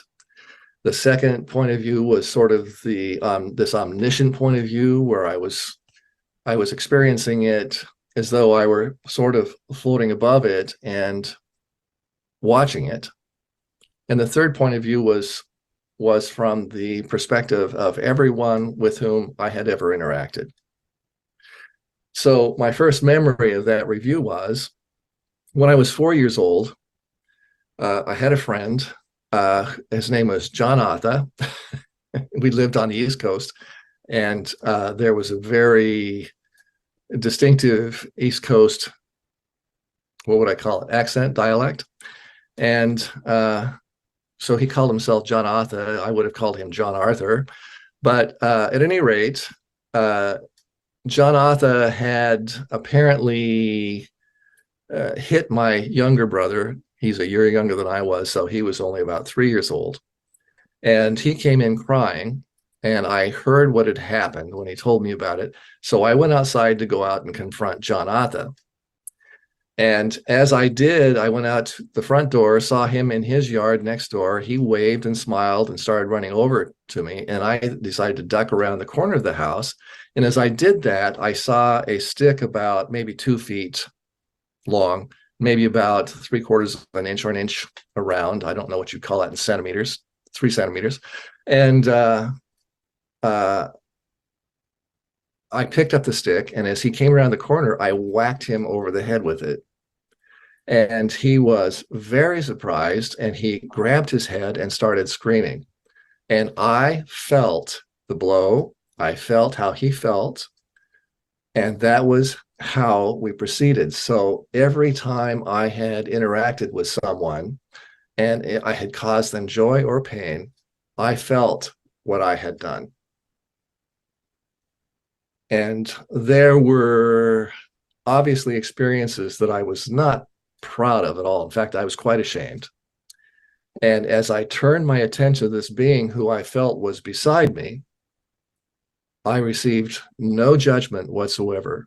It was as though I was washed over by a sea of this unconditional love, and that whatever judgment that would take place would be from myself, but from the perspective of the being that I was, and not from what I'll call an earthly perspective. And so it was more or less not so much right and wrong, but cause and effect. What did I learn from this? What can I take with me? That sort of thing. And as I began to ask questions about all of this, the answers would flow into me. And the more questions and the more questions I had and the more answers that flowed into me, the more questions I had, because it was like being connected really to the universe's best internet. There was an instantaneous and full and satisfactory answer to everything I ever had a question about. So, and it was as though I sort of had a new toy. It was amazing. And as I had all of my questions answered, I was then told, you can stay or you can go. Your life isn't complete, but it's your choice. So if you decide to stay here, there are agreements, or maybe we can call them contracts, with the other, I'm going to say, other souls that I would interact with in my life, in this lifetime. And I would have to rearrange with these people a way to interact with them in some other lifetime if I didn't go back and complete this one now. And I remember thinking, I don't want to have to come back and do it again. So I will go back. And I felt regretful about it because it was a place where okay, I'm going to say that I think on earth we feel like whatever sort of divinity there is, it's somewhere else, whether it's in heaven or some other dimension or whatever. But from my experience from this experience, it felt as though I were dwelling within the consciousness of God, and that we all do. That it's like we're all sort of bobbing around this ocean that is. It looks like a demon is backstage. Hold on a second, everyone. There's a little demon backstage trying to harass me. I wonder who it is. I don't think it's Demon Slayer because he doesn't have the guts to use his own voice, obviously. Maybe it's that porn bomber. Maybe that creature's back. Hello. You're on the show. Say something.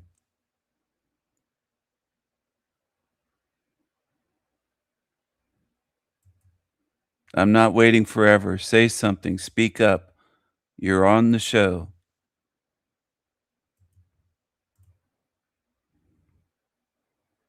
Yeah. Mic's not working, they say. You're typing that backstage. Yeah, I'm sure. I'm sure your mic's not working. Sure. Just another coward.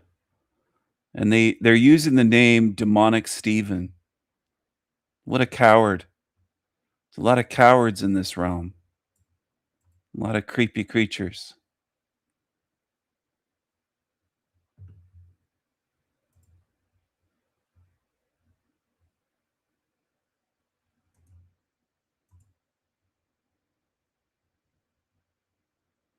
Creepy, creepy creatures.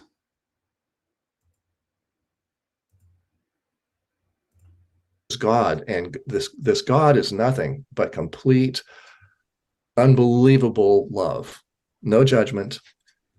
And I had the sense that this gigantic, all-encompassing love was the power that created everything. So anyway, I didn't want to leave this, but I decided that I should the most expedient way of taking care of things was to go back. And so I made the decision to go back. And in the next moment, I found myself floating just under the surface down at the bottom of this staircase. And Breck in the kayak, I sort of see my friends as though I was sort of hovering above them, and they all were ashen gray looking for me. And Breck found me, he saw my orange life vest come down through the channel, and he grabbed it and he pulled me up and he started yelling at me to breathe and to grab a hold of this rope loop that was on the end of his kayak, and he would tow me out. What happened within the next couple of weeks was I was trying to process all of what had just happened to me. And trust me, I was not at all certain what had. I just knew that I'd had this very life-changing experience. What I had been doing, I had trained as a journalist, trained as a reporter, but jobs were increasingly difficult to get, and I got laid off from this company that I had been working for. It was a company called UPI, United Press International. But I got a job as an IBM sales rep selling electronic typewriters and word processing equipment. So I had been doing that for about a year. Nice lifestyle, but I wasn't happy. And what I had decided I was going to do was I was going to go find a reporting job, no matter how humble, and start over again. So I turned in my resignation. And the day after I did that, I received a letter from a friend over across the other part of the state. And it was, they were telling me about a job as a reporter that had opened up over in their area. And they were wondering if I was interested. So, of course, I went and interviewed for it. And when I interviewed for it, I knew it was mine, and I got it. I would say we're all going to die. These bodies eventually will deteriorate to the point where it can't sustain life anymore. But they're not, this body is not me. So grateful that I have it, but it's not me. Who I am is me. and I knew that when I was outside of my body. And that's sort of, at least it's a piece of who we are. You know, our personality, our energy survives. And I would say when that time comes, it's so much better than everyone has been taught. So much better. So I don't necessarily want to die, but when my time comes, I'm ready. But I want to enjoy this lifetime as much as possible, knowing that it's just part of the journey. And so, and I'm not sure that fear of death or anything else really serves us. If we can find it within ourselves to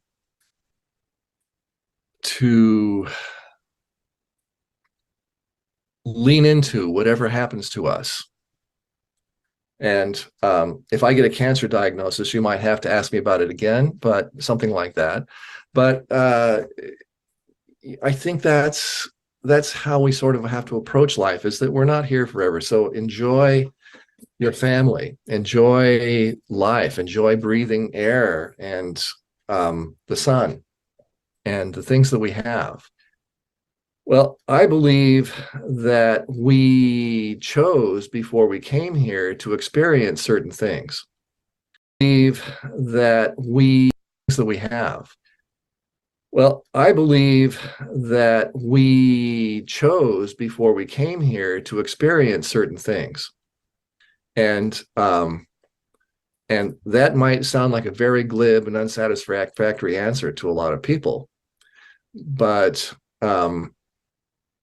it's all about the choices that we made before and the choices that we make here now.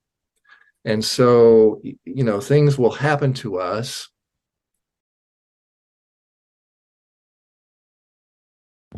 I'm going to shift gears a little bit here, take you over here to Alex Stein on imdb.com for actors. This is who Landry works for. So he has acting roles. You can contact him, agent info. He's an actor. He's on television.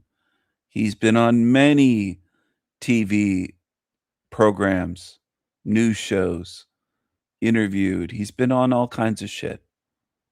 I'm not sure what the island is, the Island 2020. But anyway, he's an actor. Alex Stein.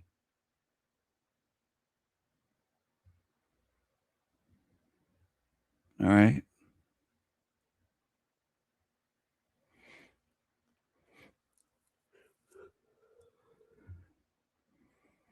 He crashes things. He's allowed to, he's an insider. He's allowed to get away with shit that if someone like me did it, I'd be arrested. With politicians, etc. There's a reason why he gets away with it. Because he's part of the club. He's an agent. Okay?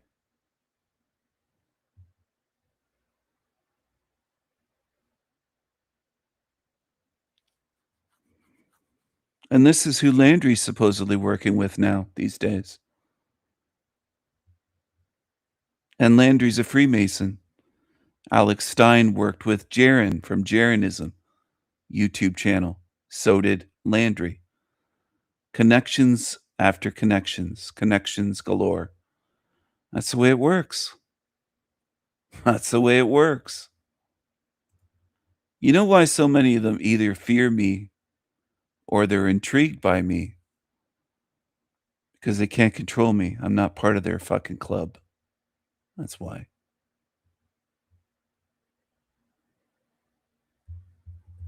There's a demon harassing me backstage. This is what they do. And they claim that I do that. No, it's you, you narcissistic little demon projecting. Creepy creature.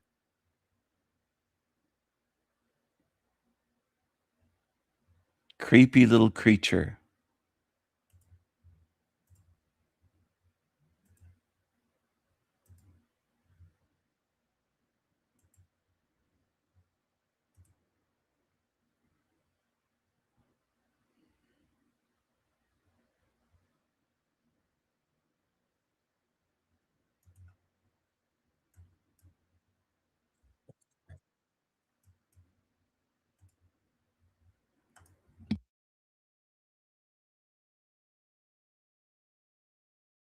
Welcome back, tribe. So women have now launched a coalition on immigration because they're getting enriched so much. In Sweden, 1 in 4 potentially, and in the UK, even worse now. So let's see women combating open borders that they voted for. So I co-authored the report with my colleague, Barbara McCarthy. We were aware of anecdotal... At least that's what I think it is. Now, I'm going to be shocked if they advocate for more mass migration and open borders. Let's find out. Evidence. I have no idea. You know, an increase in fear, a lack of safety. Women were reporting this. And obviously we had the horrific case of the alleged rape of a 10-year-old on the grounds of City West. So we decided to take a dive into the data as it exists across Europe. And we took a random sample of 6. 10 years old. These people are sick. A death penalty should be coming back en masse, in the UK and Europe in general. EU countries, EU member states, and what we found was quite stark. So it turns out that in these member states where criminal statistics on sexual offending is released and is published, with regard to the ethnicity and the country of origin of the men involved, it turns out that non-national men in these countries are 3 to 4 times more likely to be involved in sexual offending than native men of those host countries. That's racist. So now older white women are coming to the same conclusions that we have been saying this entire time, got labeled as misogynists, got labeled as bigots, phobes, and racists, that inviting third worlders into a first world nation will never work, that opening the border will never work, that these people do not belong here, they will never be able to assimilate, and they don't even want to assimilate. They actively talk about taking over, about replacing you, subjugating you. For example, they're talking about Sharia law all over Europe, and they want to institute Sharia. All we're waiting for is for our numbers to grow. We outbreed you, we this, that, and the other. And they say this openly. And Europeans, so stupid, the liberal ones at least, that they buy into this whole kumbaya, we could all live together. Diversity is great. Diversity is our strength. When they literally have UN reports that tell you that a diversified community, a diverse community, has lower civic engagement. People trust each other less. Everything from birth rates to, like religious engagement, to knowing your neighbors, to, getting into government, to keeping the neighborhood clean, to whatever it is, all of that stuff, the neighborhood, the cohesion down at the neighbor level completely falls apart. We are tribal creatures by nature. That is why, for example, the United States is as open as it is. You have black neighborhoods, white neighborhoods, Hispanic neighborhoods, and even within those communities, Asian neighborhoods, you have a separation between those people. You have Mexican neighborhoods, Dominican neighborhoods, for example, neighborhoods where Chinese people live only, or only Japanese people. Even within the race, the certain ethnicities there are still separating each other out. around ethnic backgrounds. So you're trying to tell me that somehow inviting all these people here who speak different languages, different cultures, different values, different systems would look at you less than they would at their own people? You didn't know that this cohesion was all a lie? All multiculturalism does and diversity is destabilize everything wherever it is placed. The only reason they want to diversify America is to destabilize America. They want to diversify Europe. They want to make it multicultural so they can destabilize Europe. No other country on earth would ever accept this. This premise is absolutely insane. No, we do not want third worlders in our countries. No, immigration has to stop. Most immigrants need to be deported. Re-immigration has to be a conversation because most don't come from countries whose backgrounds are aligned with first world Western nations, which is, be out loud and say the truth, white Christian West. That's really what it is.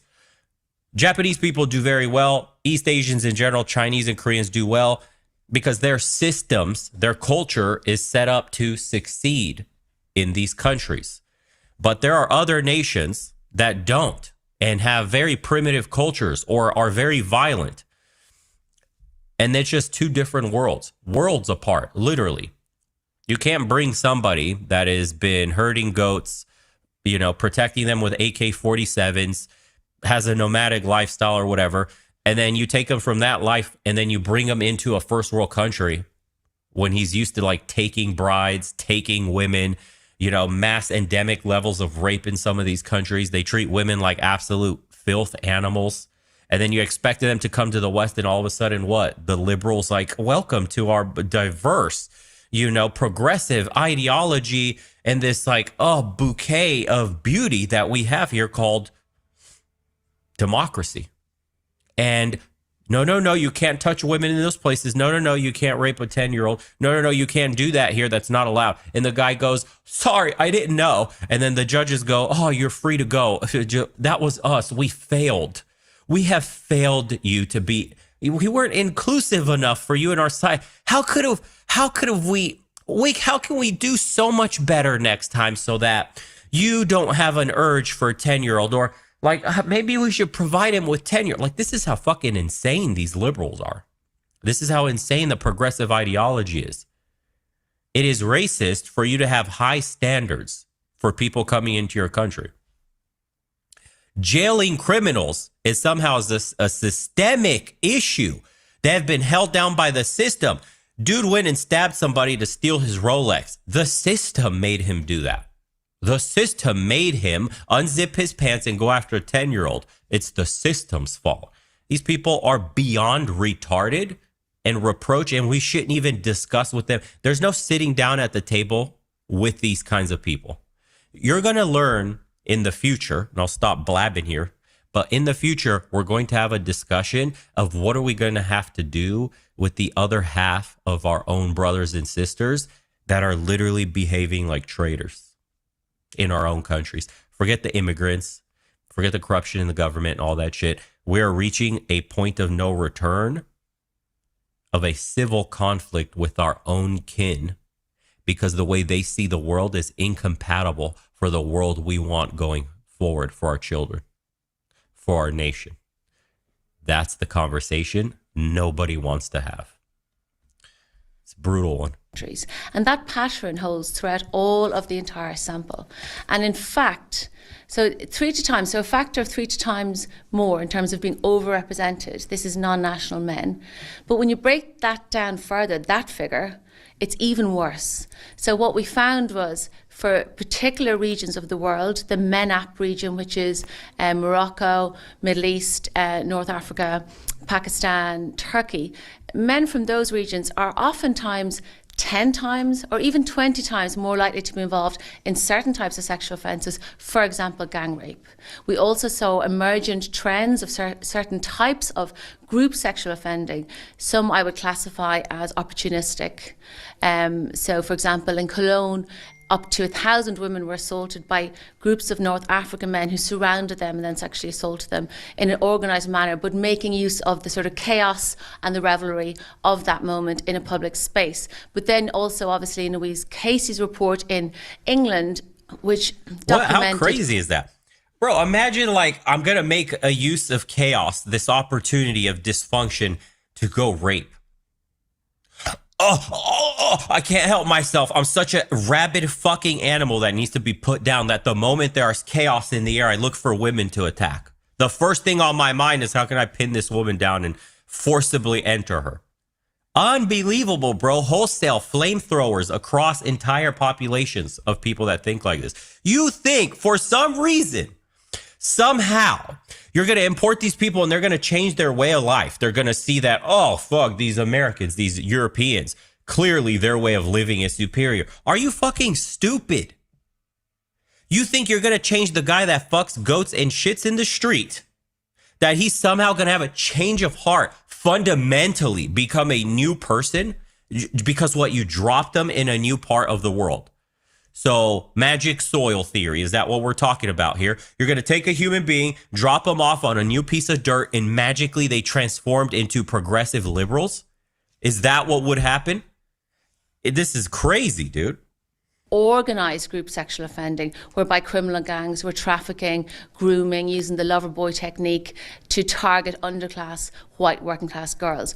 And then the Louise Casey mandatory recommendations, which I think is very salient to Ireland, and we have to learn these lessons. She says that considerations for political correctness and a fear of being seen to be racist was in fact what allowed that scandal to go on to such an extent.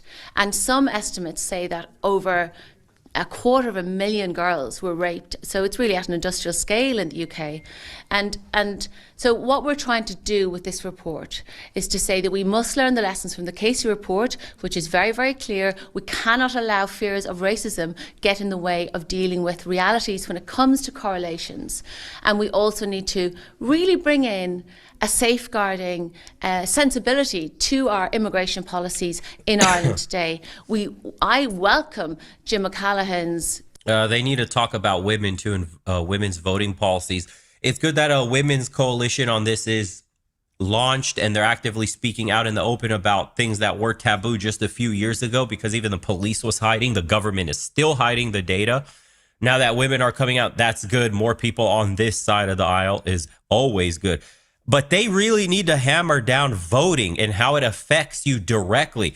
They need to go in women's spaces. They need to launch campaigns for women targeted to women, specifically telling them liberal policies lead to these statistics. Liberal policies means dangerous men enter the country. We need to punish them with the system that we have, unless you want some fucking revolution right away, because that shit's not going to happen anytime soon. People are still too comfortable.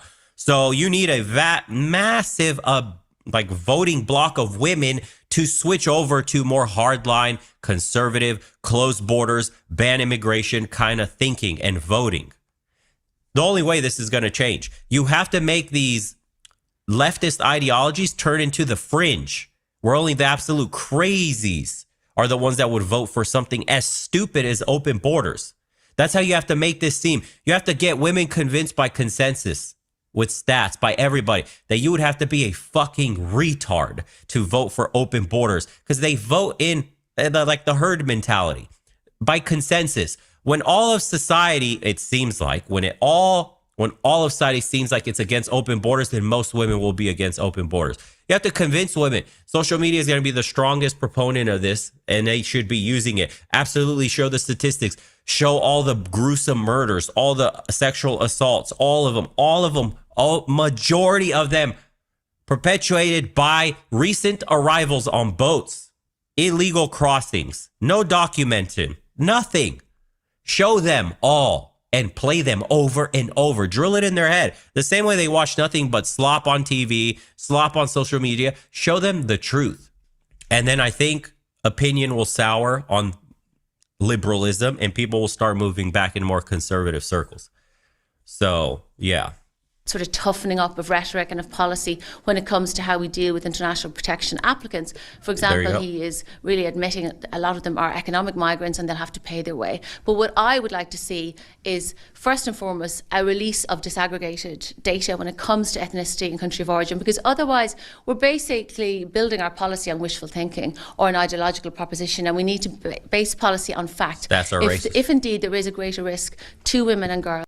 Stats are racist. I posted that stat in the community tab, and it was showing the proportion of immigrants on welfare, and it was a percentage based by country, and it pissed a lot of toads off that are from those countries and have a need to defend their countrymen, that they're leeches. They do nothing in our system except extract.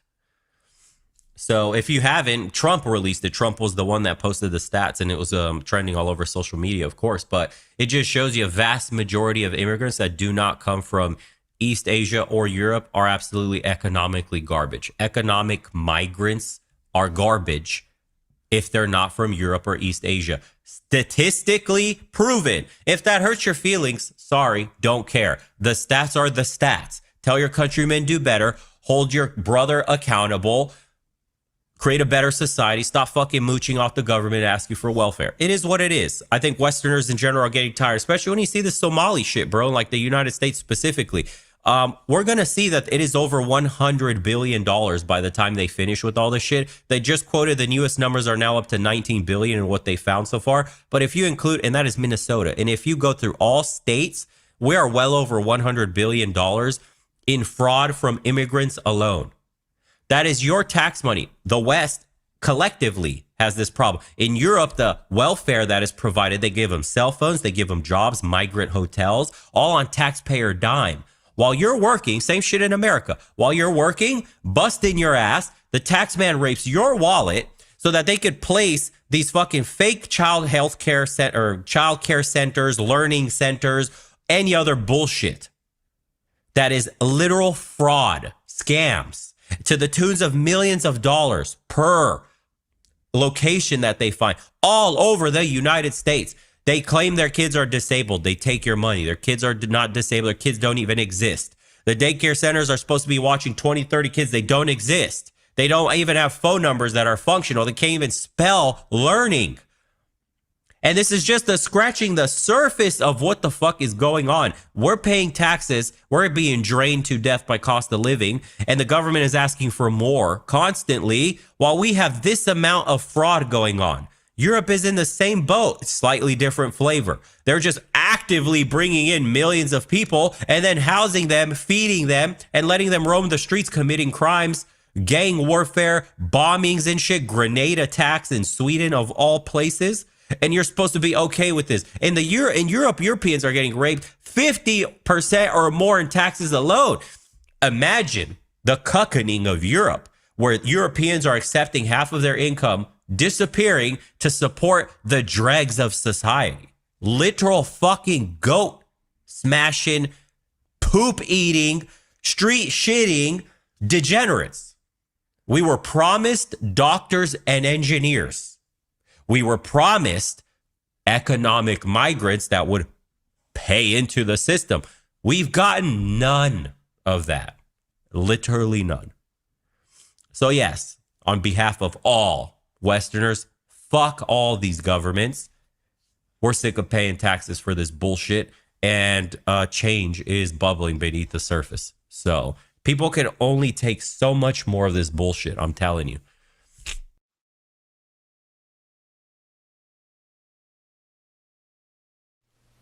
Soren Kierkegaard said, "There are two ways of being fooled. 1, to believe what is not true. 2, to refuse to believe what is true." All the arguments put forward here boil down to one issue. Does the Earth move against a background of stationary stars, or is the Earth still and the stars moving? In the 17th and 18th centuries, scholars and scientists were beginning to accept the heliocentric model as factual, and astronomers were anxious to find an experiment that provided concrete evidence the Earth was moving. One solution appeared in the early 17th century by James Bradley, the British Astronomer Royal. His theory was that if the Earth was moving in orbit around the Sun, then the stars being still could be seen as a point of reference. If a particular star was chosen, for example Gamma Draconis, this star could serve as the anchor point. The Earth takes 1 year to make an orbit of the Sun, so if he plotted the apparent position of the star in relation to the Earth's movement in orbit, logically then, the plotted points would form a small circle or ellipsoid, a sort of reflection of the Earth's orbital movement. Bradley set up a telescope pointing up vertically to see the star, and expected over time, as the Earth moved in orbit, the line of sight of the star would fall out of vision.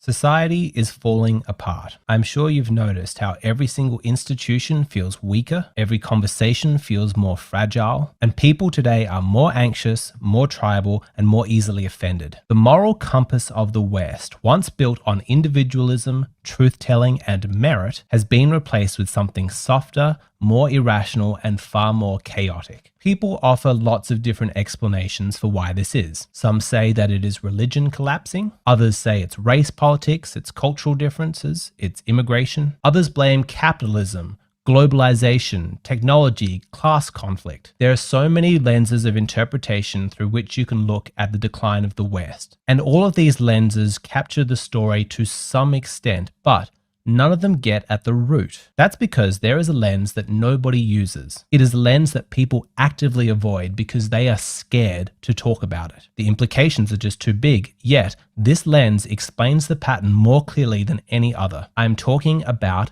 gender. When women gain influence over cultural norms, values, institutions, education, media, public discourse, that's when everything changes. Not because women are bad, but because feminine psychology, feminine morality, and feminine styles of conflict resolution are, at their core, in conflict with what used to provide the structural basis of all of our institutions. By the end of this video, you will understand that it is gender, more than race, class, or creed, that is the invisible engine that's driving our cultural decline. Let's start with the collapse of private life. It was in the movement of second wave feminism that the popularized slogan, "The personal is political," became widespread. Things that used to be considered politically neutral, like domestic duties and gender roles, suddenly came into the spotlight and were framed as tools of political oppression. Suddenly, you could not escape politics. Previously, liberalism held a divide between the public and the private sphere. The state governs the public and the home governs itself. But feminism expanded the definition of oppression so that it was no longer just economic, but included the moral and the personal spheres as well. Sexual norms, even household chores,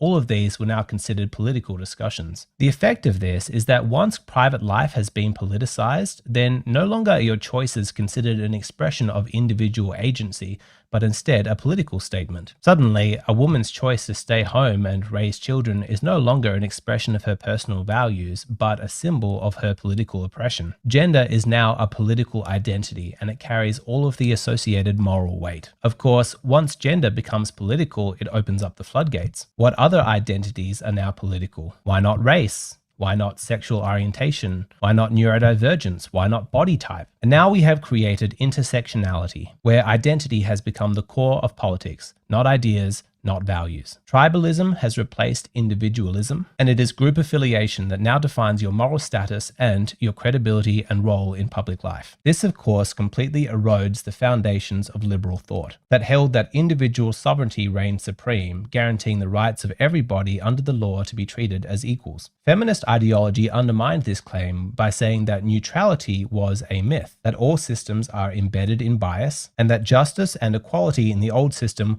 was impossible. While home life and the family had previously been a safe haven from political discussions, this new ideology completely tore that open. Suddenly, the family structure became a battleground for power, and the traditional patriarchal model of a man at the head of a household was seen as inherently abusive, while femininity by default is internalized oppression. These assumptions are now what govern our culture. from the law, from education, all the way through to media. Once feminism demonstrated that you could use your group identity to advance yourself personally, it then opened the door for everybody to identify with their group and then use that as a tool to get ahead. Merit was no longer the determining factor to see how far you could rise.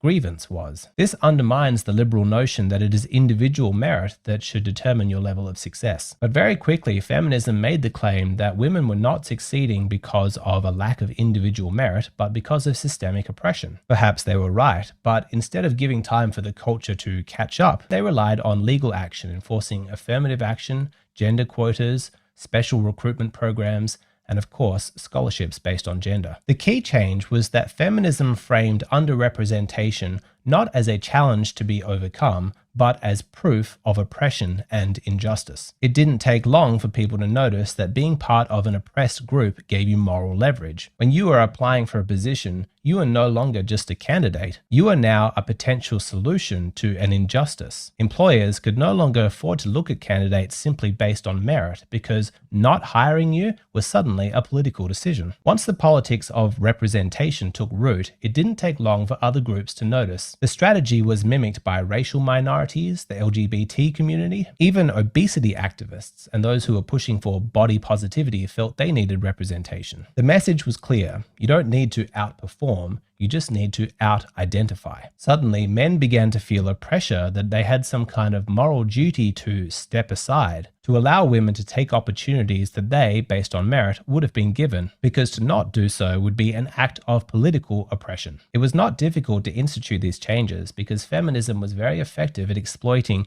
the human capacity for empathy towards the vulnerable. Before we even knew what had happened, we discovered that our compassion had been hijacked and used as a competitive tool against us. Those who favored a merit-based system were pushed aside, as increasingly individuals looked towards their collective identity as their personal tool for advancement. The cultural precedent is set, and now every minority identifies with their group identity. But don't forget, it is gender and feminism that was at the root of it. Perhaps if this had stayed within our public institutions, we might have been able to weather the storm. But when feminism politicized the home, that was no longer a safe space. With no place left in their life untouched by ideology, people felt adrift, and so they turned to group identity as a psychological coping mechanism to provide that sense of safety that all humans need. It is almost impossible to understate how much damage has been done by the erosion of a stable family life. It used to be that men could suffer setbacks out in the world but still be respected at home. It used to be that women found tremendous meaning and identity in their role as mothers and wives. Children had a clear model for how reality worked, a sense of structure and the roles that were expected of them. With that psychologically stable base, it gave individuals the freedom to experiment and to innovate in the public sphere, knowing that they could always return to their families and their home for stability. Undermining that foundation has created a collective trauma that is very deep. People questioned their identities. They did not know what their role was. Suddenly, you found fathers uncomfortable embodying the authoritative leader role at home. Mothers were inattentive to their children, seeing them as a form of oppression and soft imprisonment, and often left the home in search of a new identity, a quest to find themselves. The results were entirely predictable. Divorce rates soared. Children grew up in confused and fragmented homes. They internalized the message that nothing is permanent, there is no safety, there's nothing that you can count on. Without a stable, non-political identity,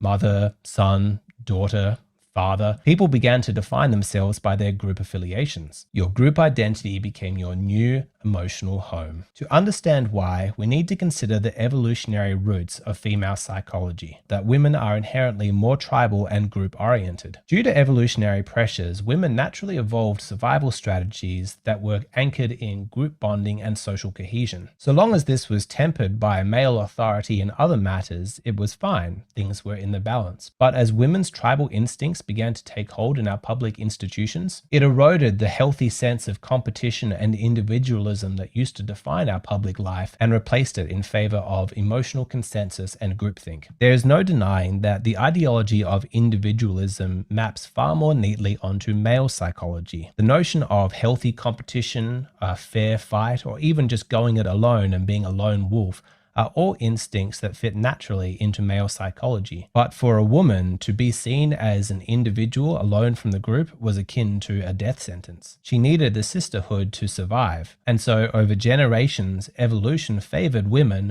who prioritized group coherence and social harmony. When given the choice, many women would choose to be wrong but remain inside the group than to be right and kicked out. This is why differences of opinion and conflict inside all female groups can either become explosive or be quashed. This is because the stakes for women are incredibly high. Conflict, disagreements, and arguments, these are not opportunities to learn from new perspectives. Instead, these are dangerous developments that threaten the harmony of the group. At a cultural level, this has reshaped everything that we experience as we move away from a competition of ideas into a public discourse that focuses more on consensus building and emotional validation. Social media has become an ideal environment for studying these ancient feminine tribal instincts as they're playing out today. You see the ancient instinct of reputation policing with the modern phenomenon of cancel culture. You see virtue signaling with the constant anxiety to be seen as one of the good ones, one who gets on with the group. Political correctness itself emerged from the tribal instinct to promote harmony, to make sure that nobody felt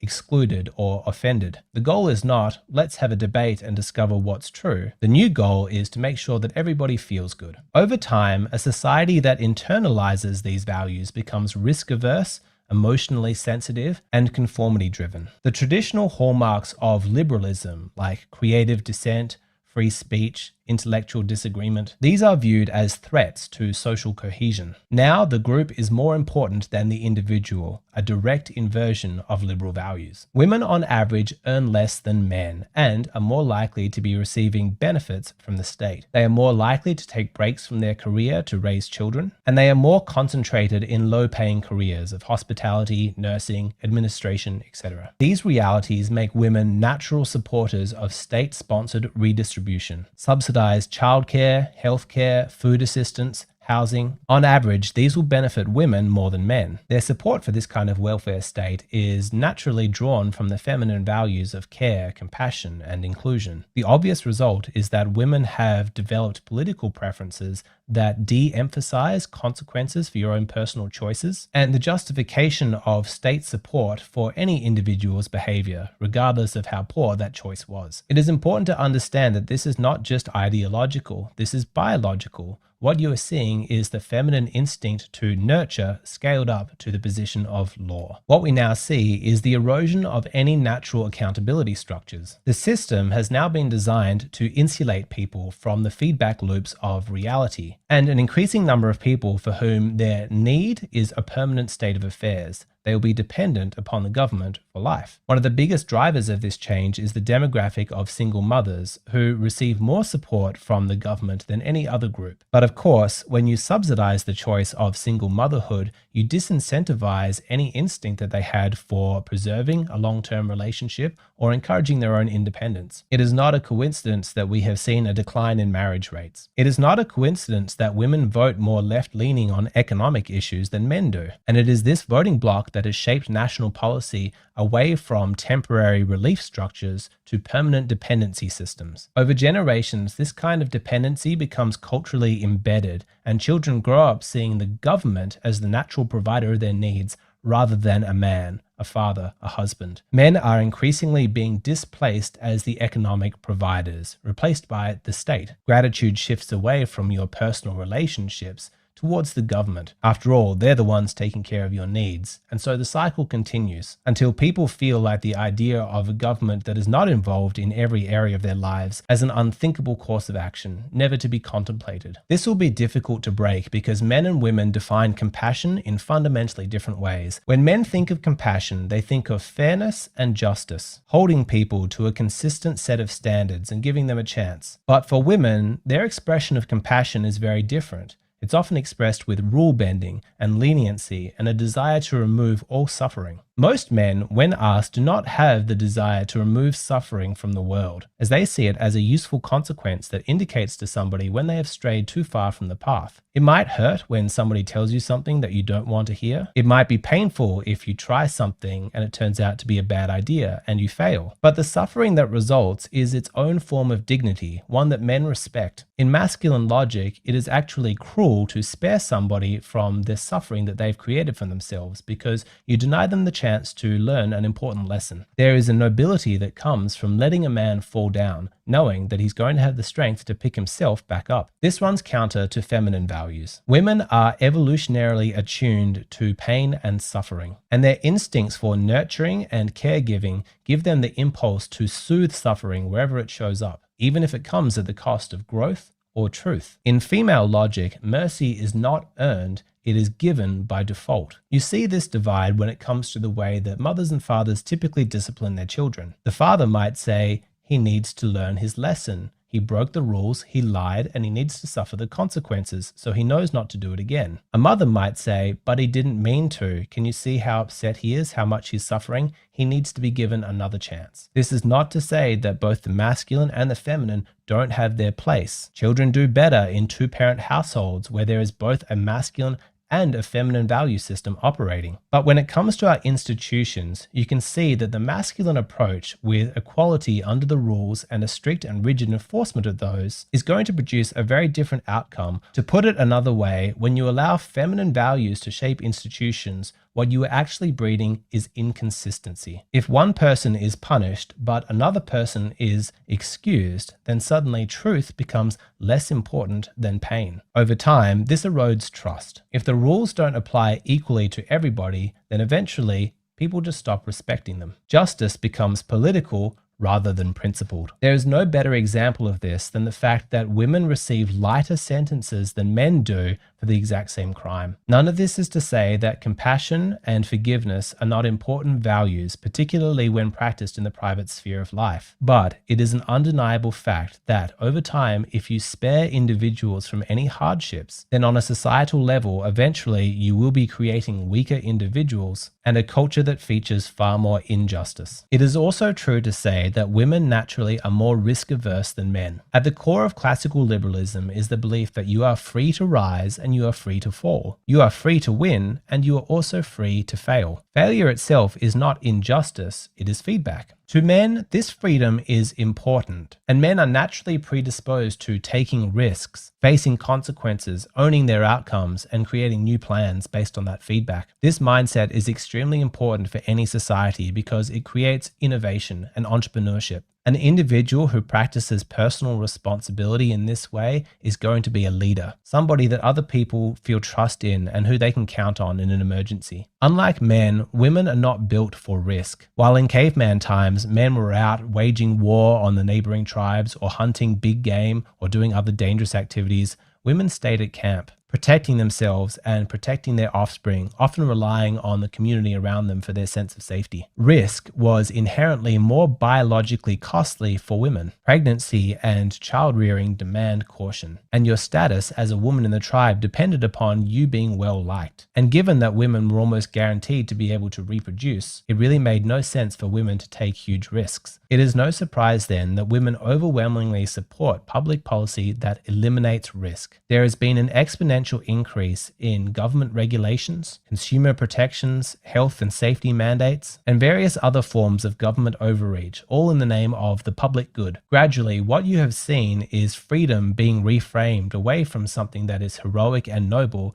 into a source of danger. Freedom is seen as being reckless or selfish or harmful. Even free speech, the cornerstone of all liberal democracies, is under attack, as there is a growing sentiment in society driven primarily by women that if free speech can be used to say things that are hateful, then that speech needs to be regulated. The consequences of this kind of thinking are devastating. A society that wants to protect its citizens from failure is going to kill ambition. Risk takers, those that would use their creative energies to innovate and push society forward are now going to be seen as dangerous troublemakers and villains that are making the rest of us unsafe by their choices. The effect of this is not limited just to male adults, but to our young boys as well. In the classroom, natural boyish instincts for rule breaking, risk taking, and rough play are heavily discouraged. Those masculine instincts that used to be seen as useful and virtuous are now viewed with suspicion. They grow up to be men in a society that seems to fear liberty more than it fears tyranny. For these young boys, there is no reprieve once they reach adulthood, because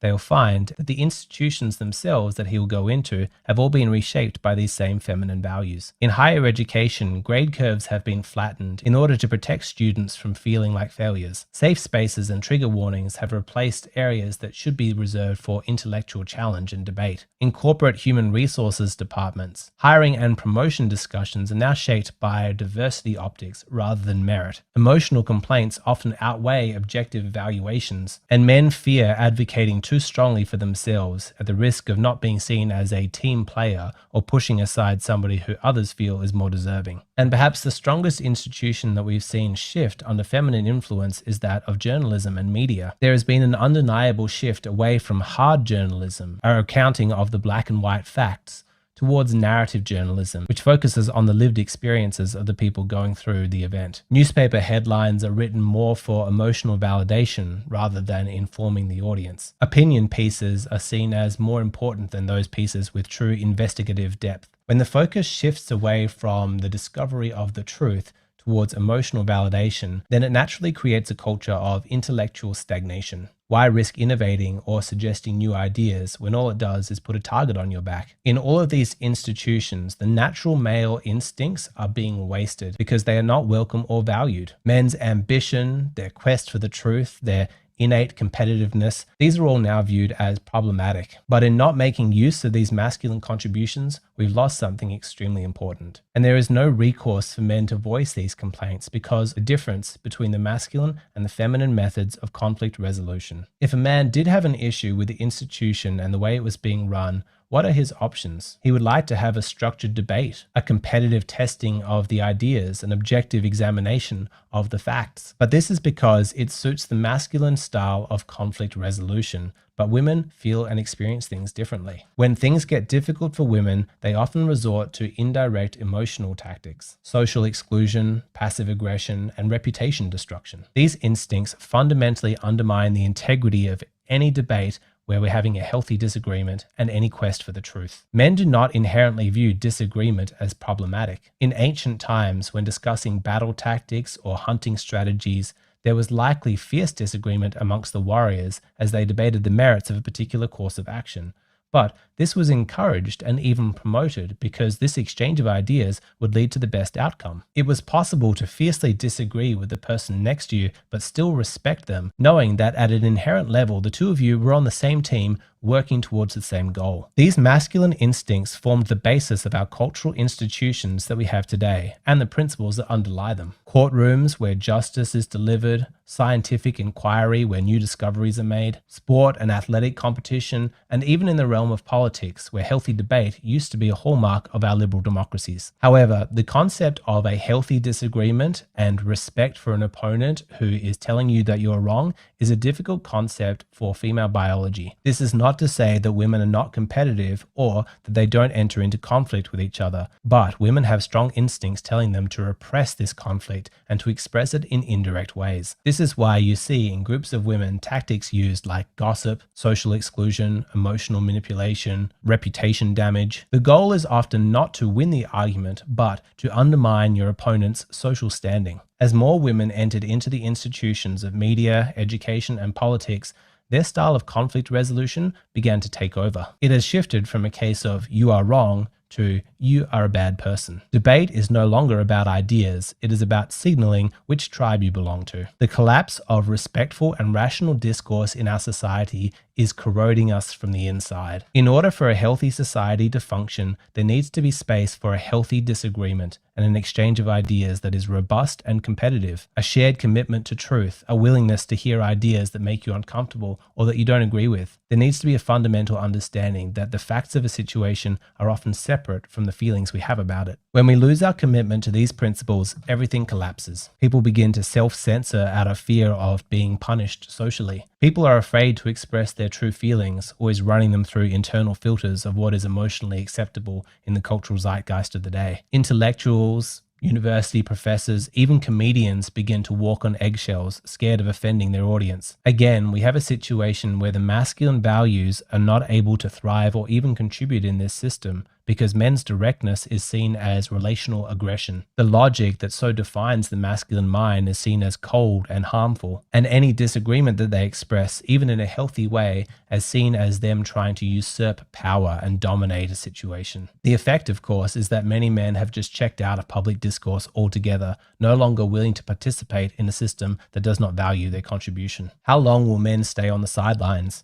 How long will men stay quiet? These changes have happened gradually, and many men are still only now beginning to wake up to the feminization of their society. They can sense that something is wrong, but it's difficult to put their finger on it. And of course, it's easy to lay blame at any number of the groups or forces that seem to be benefiting from the current system. But as you can see, at the very core of all of it is gender. Are there biological differences between a rich person and a poor person? Is the DNA of a white person and a black person vastly different? What is a better predictor of your neurology? Is it the fact that you are religious, or is it your gender? None of this is to say that people don't have competing interests based on their economic realities or their cultural preferences, but it is an undeniable truth that from the biology upwards, men and women are different. Our old systems were based on a masculine value system. Femininity was valued and it was respected, but it mostly played out in the private sphere.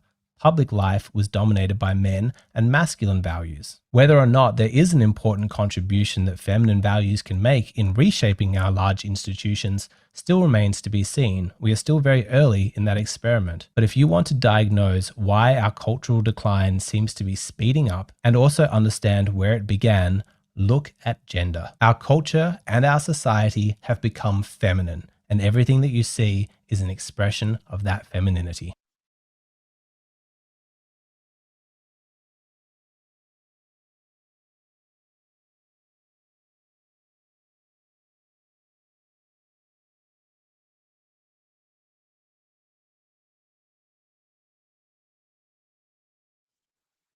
Goes back as far as, so my indie goes back as far as I was about 7 years old, and it was a drowning. We were at a swimming area in the countryside of Ohio, and it was a very small swimming area that catered to the residents out in the country of the Appalachian Mountains, just on the border of West Virginia. And we had been to this swimming area quite often, and my mother had grown up in the area. So all of the people who lived in that area were very familiar with this swimming hole. And it was basically a large pond. It was a man-made pond, and a section of the pond had been buoyed off, and then in the center of this small buoyed off area was a platform that you could swim to, and like a deck, and run and jump off. And we had been there many times before. You know, as a 7-year-old, I had my rhythm. I only knew how to dog paddle, so I knew how to kind of jump from, you know, pivot from leg to leg and bounce till I got to the point where I couldn't do it any longer because the water was so deep. And then I would doggy paddle to the platform, and then I would get on the platform and I would run and jump back towards the shore. So I had a system that worked for me. And this swimming area that was man-made did have a lifeguard who sat in a lifeguard chair. And so there wasn't a lot of people. There was about 5 or 6 families who had their blankets out, they're picnicking, and, you know, the kids are swimming. And again, very small. And so I remember on this particular day that there was a young girl there who was about my age, who was jumping off of the other side of the platform and the deeper end. You know, I think my personality really started to come out at this age of, well, if she can do it, I can do it. And I decide after a couple of jumps off the platform that I'm going to jump off the side that she's jumping off. However, what I didn't know is that she could swim, and I didn't know that it was much deeper on that side. So I doggy paddle, I get up there, I run, and I jump off the side that she does. And it is significantly deeper than the end that I am accustomed to jumping off of. And when I would jump off the platform, I would sink, I would hit the sand, and then I would push myself back up, and then I would doggy paddle to the shore. But because this side was deeper, the momentum necessary to push myself back up to surface was more than I had calculated for. And I pushed myself up to surface and was only able to get my mouth barely above the water. So when I went to take a breath in, I was actually taking water in. And I would sink back down, push myself back up, and I would continue the process. But now I'm scared and I'm trying to scream. But you can't scream and take a breath in at the same time. So the panic starts to set in because I realize I had overestimated. I continued this process for a couple rounds of attempting to scream for help simultaneously with taking a breath in, and I began the process of drowning. I began to spend more time underwater at this point. And, I'm taking in a lot of water into my lungs. And at this point in the process, I start to recognize that I'm drowning. And I began to raise my arm out of the water and sway my arm back and forth, hoping that I could get the attention of someone, that they would recognize that I'm drowning. And, the water is probably about 2.5 feet over my head. So the part of my arm that's reaching out of the water is about my wrist and a little bit below my wrist. And I'm swaying the arm back and forth. And I tried this method a couple times while simultaneously still trying to push myself up to get breath. And I recognize that it's more important for me to try to gather breath than it is to scream. And it gets to the point where my body starts to become very warm. And I recognize, even at a young age, that I was losing oxygen, that the oxygen was leaving my body, and that my body was starting to recognize the process of dying. And I get to the point where I stop panicking and I just begin to surrender and ease into the process of letting go. And I'm under the water and I can see all of the feet and the hands of the kids doggy paddling around me. And I can see the fragments of sand being kicked up from the ground and is caught in this beautiful wave-like motion under the water. And the water is brown, like this really golden hue brown. And I really just surrender and start to take in the beauty of the dying process and the beauty of what's around me. And it's in this moment that time felt as though it had stopped. And I'm really focused on the sand, the fragments of sand that's kind of floating in the water, and the sun is hitting through and breaking the crest of the water and is hitting these fragments of sand. And they just look like beautiful little diamonds. And I remember just thinking how beautiful the world is, how beautiful this is. Even in this process of dying, the beauty that surrounds us is immense. And I remember thinking to myself, I'm in my own dimension down here, that they can't see me, and that I can observe and see them, but they can't see me. And that there was a beauty to that as well. And as I'm letting go and surrendering to the process, there's no fear in me whatsoever. And I'm recognizing that there's a part of me that's starting to leave my body, because I can see, even though I'm completely immersed, I can see my mother standing up, scanning the surface and looking for me. And I can tell that she's been doing this for a couple seconds now, and that there's a panic that's starting to set in. And I can feel her panic. And despite being underwater, I'm visually looking at her above water. And it's in this moment that telepathically I'm communicating with another realm or someone from another realm. And they ask me, what do I want to do? And I'm watching my mother panic. And I'm watching her really start to freak out because she can't see me. And I said to my telepathic communicator, I said, she wouldn't understand. Her life has been so hard and she's not emotionally stable. She's, I perceived her as being emotionally weak. And I said, she wouldn't understand. I think it would kill her. And I was like, I have to stay. And when I made that decision that I was going to stay, but there was a part of me that wanted to go. I wanted to move to the other side. And I recognized that the other side was home. But the decision to stay was for her because I felt like I had to support her. And so when I made this decision, I could see a woman coming at me. And, you know, still to this day, I can see every aspect of her. She was wearing a white bathing suit, kind of one of those vintage bathing suits, maybe from the 30s or 40s, but it looks like a skirt. And she's wearing this older bathing suit, and she has long white hair that's in a braid, and the braid goes all the way down into the water, and I can see the end of her braid, the ends of the hair swaying back and forth and kind of moving in this beautiful dance-like motion as she makes her way towards me. And then all of a sudden, I'm being pulled out of the water, and I can feel the temperature change on my skin.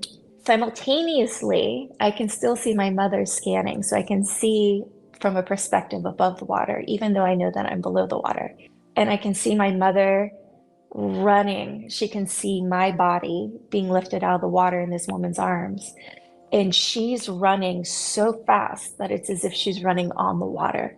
And I can see her running, and I can feel her energy, and I can feel her panic. And I'm observing this not from my own eyes, but I'm observing this from what feels like out of body. And I can't see the face of the woman. I can only see her torso, and I can feel my body against her chest, but I'm never able to see her face. And my mother sees me in her arms and runs and grabs me out of her arms and takes me back to the blanket that we're sitting on. And I'm able to come back to, I didn't have to be resuscitated, but I'm able to catch my breath. And I remember the pain of catching my breath in this woman's arms.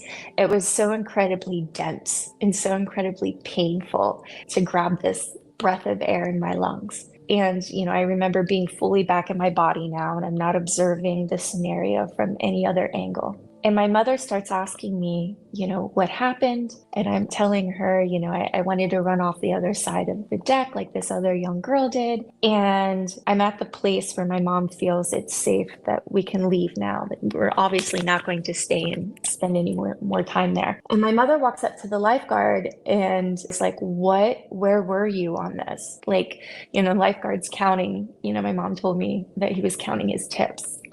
His money during this whole process, and he saw nothing. And so my mom comes back to the blanket and says, we need to find this woman and we need to thank her. Do you remember what she looked like? Can you point her out? And so I began scanning all the different blankets and the different families, and I don't see her, nor did any woman or family member approach us and ask, you know, is your daughter okay? Which I think is a little unusual, because if I pulled a child out of the water who was drowning, I would most likely circle back and say, is she okay? You know, and meet the mother. And this didn't happen. And my mother walked up to every family and said, hey, you know, I'm looking for the woman who saved my daughter's life. Was wondering if you saw anything or if you know who this woman is, and described the woman. And no family had seen any of this. No family that she approached recognized the description of the woman, or had even heard a woman talk about pulling a small child who was drowning out of the water. So we found that very unusual. We found that very weird. So we found this incredibly strange. And, you know, there's always been a part of me who has felt that when I made that decision to stay, that essentially a guide or a guardian of some sort intervened and participated in allowing me to meet the decision that I made. So in this near-death experience, you know, I was so young that what I had learned from that moment, which was being in a state of oneness, being so connected and so full of love in that place, recognizing that I was these fragments of sand, that I was the sun that was hitting the fragments of sand, that I was the warmth of the water, I was the golden hue of the water. I had a beautiful moment of oneness where I was able to, at a very young age, comprehend the universal connection and me being tethered to source, and that we are a fragment of source. and that I am connected to everything. And at this young age, that lesson didn't really sink through, and I wouldn't really comprehend it until later in life. And about 30 something years later, the lesson that I had learned from this experience started to, I would say, transcend or transmute into numerous other experiences that are quite similar to that very young NDE experience. It's really quite amazing for me because the lessons that I had learned and the information that I had downloaded in this process really began to start showing up for me a little bit later in life. I started being able to become extremely sensitive to the energy and emotions of others. I started becoming what I had learned through one of my psychiatrists was that I was clairsentient, and that I believe in this NDE that I had acquired a gift through this experience that has allowed me to be what they call clairsentient. So being very, very privy to the emotions and the energy of others, to the degree that before I'd really learned what this was, I would confuse the energy and the emotions of others for my own. And it took quite a bit of time for me to be able to really integrate this knowing and this knowledge and information. So this experience later came back up into my life in my later years, so in my early 40s, because I was living very unconsciously and I wasn't awake. I was living very, I want to say, subconsciously. And so I ended up having an experience that tethers me to that NDE experience and really allowed me to recognize the lessons and the gifts that I acquired from it. I was sitting at the border crossing between Vancouver, British Columbia, coming back into the United States. And the border was backed up for a significant amount of time. So it was a couple hours that it would take before I was able to cross the border. And I pulled out a book and started reading the book. And I'm reading the Gene Keys, and there's a car next to me that is playing very aggressive, loud, kind of what I would consider very angry music. And I remember becoming a little bit judgmental and looking at the people in the car and kind of judging them. And I rolled up my window and continued playing, turned up my classical music a little bit. And I had this epiphany of this, a little bit of a knowing, a voice that was saying to me, Lelania, you shouldn't be so judgmental. These people are you. And I'm looking at them in their car and studying them. And they're all very mellow and they're quiet. They're not really engaging with one another. I can tell that they're kind of daydreaming. And the music is so aggressive and so loud. And I remember thinking, what a paradox this looks like, that they're not really showing energy that is similar to their environment. And as I'm studying them, I start to realize, I shouldn't be judgmental. Those are my brothers and sisters. And this huge wave of epiphany and emotion, which was similar to the emotions that I was feeling at the age of 6 or 7 when I had my NDE experience, filled me. And I felt myself pulled back to that experience. And I'm studying these people a bit longer. And at this border crossing, it's a huge park with many monuments and a lot of people who are picnicking. And as the car with the people and the loud music start to pull forward, all of a sudden the background becomes more apparent. And I see these young Asian and Black kids who are playing football, and they're tossing the football back and forth, and they're smiling so big and they're so happy. And they're having such a good time throwing this football back and forth and kind of running and catching it. And I'm studying them. My eyesight now moves to them, and I'm now studying them. And I can see the smiles on their faces, and I can feel their emotions. And, they're like, oh God, I want to say a couple yards from me. And, I can't hear anything, but I can feel them. And I recognize in that moment that I have been them before. I have experienced everything that they're experiencing in that moment before. And I almost feel that I know them. And I am smiling so big. I'm so filled with love at this point, but it's love and curiosity and compassion. And I'm scanning the whole family that's with them, and they're barbecuing. And I'm looking at the smiles on their faces and their experiences. And I'm literally feeling their emotions. and almost as if I know them intimately. And I'm at this point where I'm like, what the hell is happening? This is so wild. And now at this point, time begins to slow, and it begins to almost stop in the same way that it did for me in that near-death experience when I was drowning. And as it's starting to slow down or almost come to a stop, I'm starting to see the plants and the trees. I'm beginning to see the wheatgrass, and it's blowing. And it's catching the light of the sun, similar to the fragments of sand that were in the water. And it's catching this light, and everything's moving in slow motion as if time doesn't exist in this moment. And I continue to scan, and I see another family. It looks Middle Eastern, and it's a larger family. And I can just see the pride and the love, how proud they are of their children. And I am just enamored, and I'm feeling their emotions, and I'm recognizing that I am them and they are me, that we are all fragments of source, and that we are all fragments that have chosen to have different experiences, but we are the same. We are the same. And if I remain sensitive and if I remain open, I can actually have their experience. I can feel what they're experiencing and all the emotions of their experience, because we're the same. We are one. We are fragments of source. I am filled with love to the degree that I've never felt before, except for when I was drowning. I feel like I have no concept of time, again, similar to the experience of drowning. And everything is illuminated and beautiful. And I can feel the connection to the trees, to the plants. I can feel the connection to the wheatgrass that's blowing. And I recognize that I am in it, and everything that it is made up is in me. You know, I just remember having this feeling of like how lucky we are to be here, how beautiful, and what an illusion it is that of the ego that we believe that we are separate, that there's absolutely no way that we're separate. And even if I feel it, there is no concept of being alone. There is no concept of feeling lonely because of how connected, just remembering that we're connected.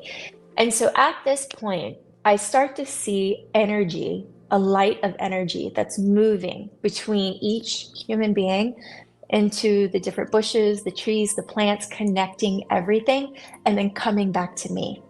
And I'm seeing everyone operating in this, almost this like beautiful labyrinth of a light beam that's zigzagging and intersecting everyone that's there and everything that's there.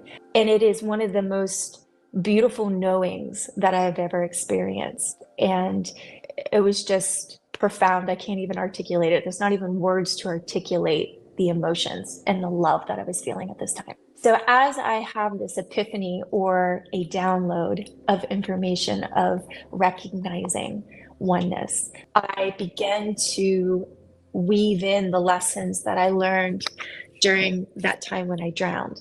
And all of it came together. And it all made sense. And it was all intentional in a way. It was all a part of a plan. My vibration started to change, and I started to come back to myself. The wind started picking up, and the speed of the grass that was blowing, started to move in what felt like real time, right? And I kind of came to and recognized that my face and my shirt was completely drenched. And that this whole time that I was feeling this love, that I was sobbing from love, that I was just completely soaked. Again, I don't even have words to articulate the beauty of this. But in this moment, I recognized that this experience that I was having was very much tethered to the drowning, and that the drowning was the initial experience of oneness and a lack of separation and of knowing, and that I would have many more of these throughout my life.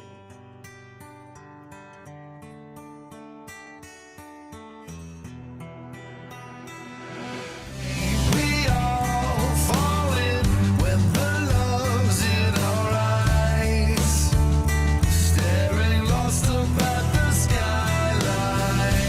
We all fall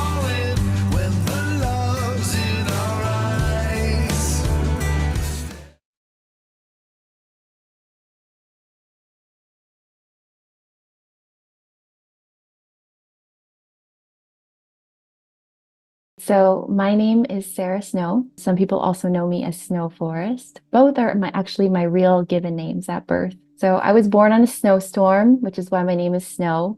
And then my mom gave me an English name, Sarah. So if you find me on other channels, you know that all of those are actually part of this identity that is here. That is me. But I'm here today to share a little bit of maybe my time on the other side, the near-death experience that I had when I was 29 years old. I'm 37. That was caused actually from a plant called water hemlock. For those of you that don't know what water hemlock is, it's a poisonous plant, one of the most poisonous plants in North America. To this date, I am the only known survivor that I've communicated with or that anybody's ever introduced me to that has had an interaction with this plant and come back from that with an experience. The plant was created basically like numbness in my peripheral nervous system, which then suffocated me to death. But in all aspects, it was a blessing because what I realized is from the other side of it, what life really is and that we actually don't die. What I have to say about that experience is that the more we struggle to live is the more actually we feel pain when it comes to dying. And what death has taught me is that the more we surrender to this life that we have in embracing all of our challenges and our insecurities and our suffering and our pain, the less pain, resistance, and suffering we actually really do tangibly experience in this physical body. And for some of us, that might seem really lofty and ridiculous to say, like, we can't feel pain in this body anymore. But it's not that we don't feel pain, it's that we carry a new perspective about pain that actually liberates us from a lot of the lessons or difficulties actually that God wants to show us in our life. Because God is actually showing us what we need to learn in this life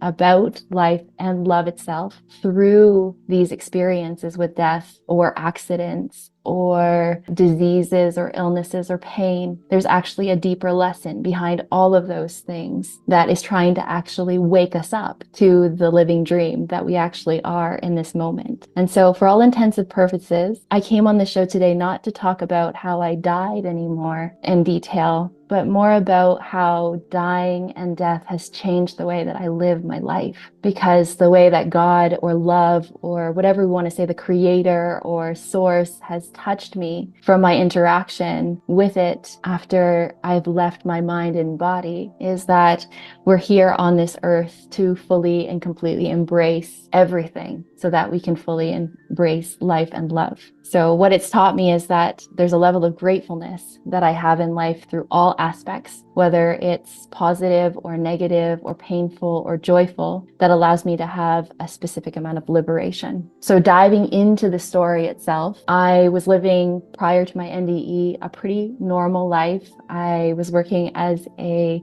insurance specialist. I had a partner, I had a home, I had all the material things that you could want.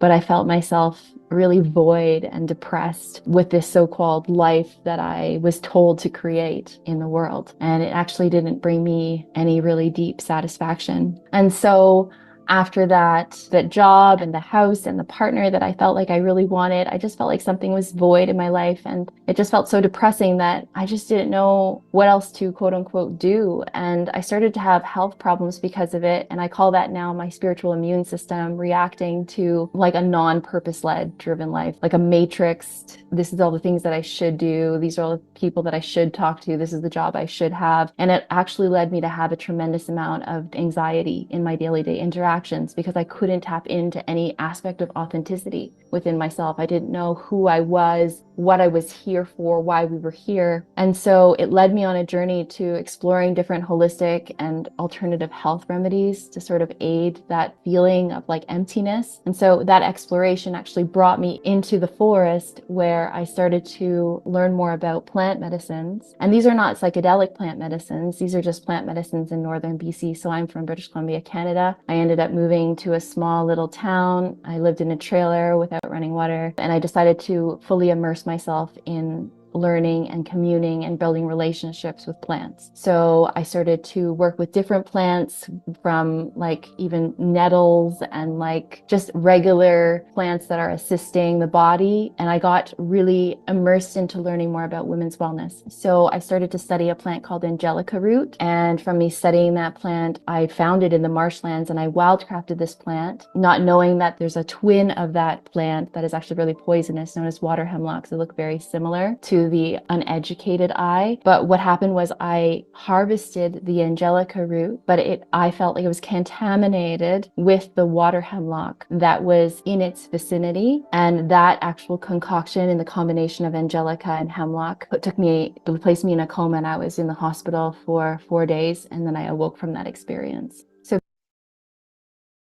All right, so she was trying to get back to nature to heal herself. She was trying to use plants medicinally as a way of healing herself, her body, her depression, etc. A lot of people play around with this. I'm sorry. A lot of people play around with this stuff because they believe that Mother Nature's just healing. And I wish I didn't have to say this, but there's a lot of plants out there that are poisonous. They're designed to harm you. I know this doesn't register with New Agers and with liberals and with a lot of women and feminine men. They just can't grasp this concept that nature is not your friend. Mother Nature doesn't give a fuck about you and your well-being. It doesn't care if you get poisoned. It doesn't care if you drown. It doesn't care if you suffer. It doesn't care if you get paralyzed, put into a coma. It doesn't give a fuck about you. And this is something that most humans, if someone were able to tell them this for 1,000 years straight, they wouldn't get it through their heads. Sometimes they'll say Mother Nature's a bitch. They'll repeat these expressions that they hear other humans saying.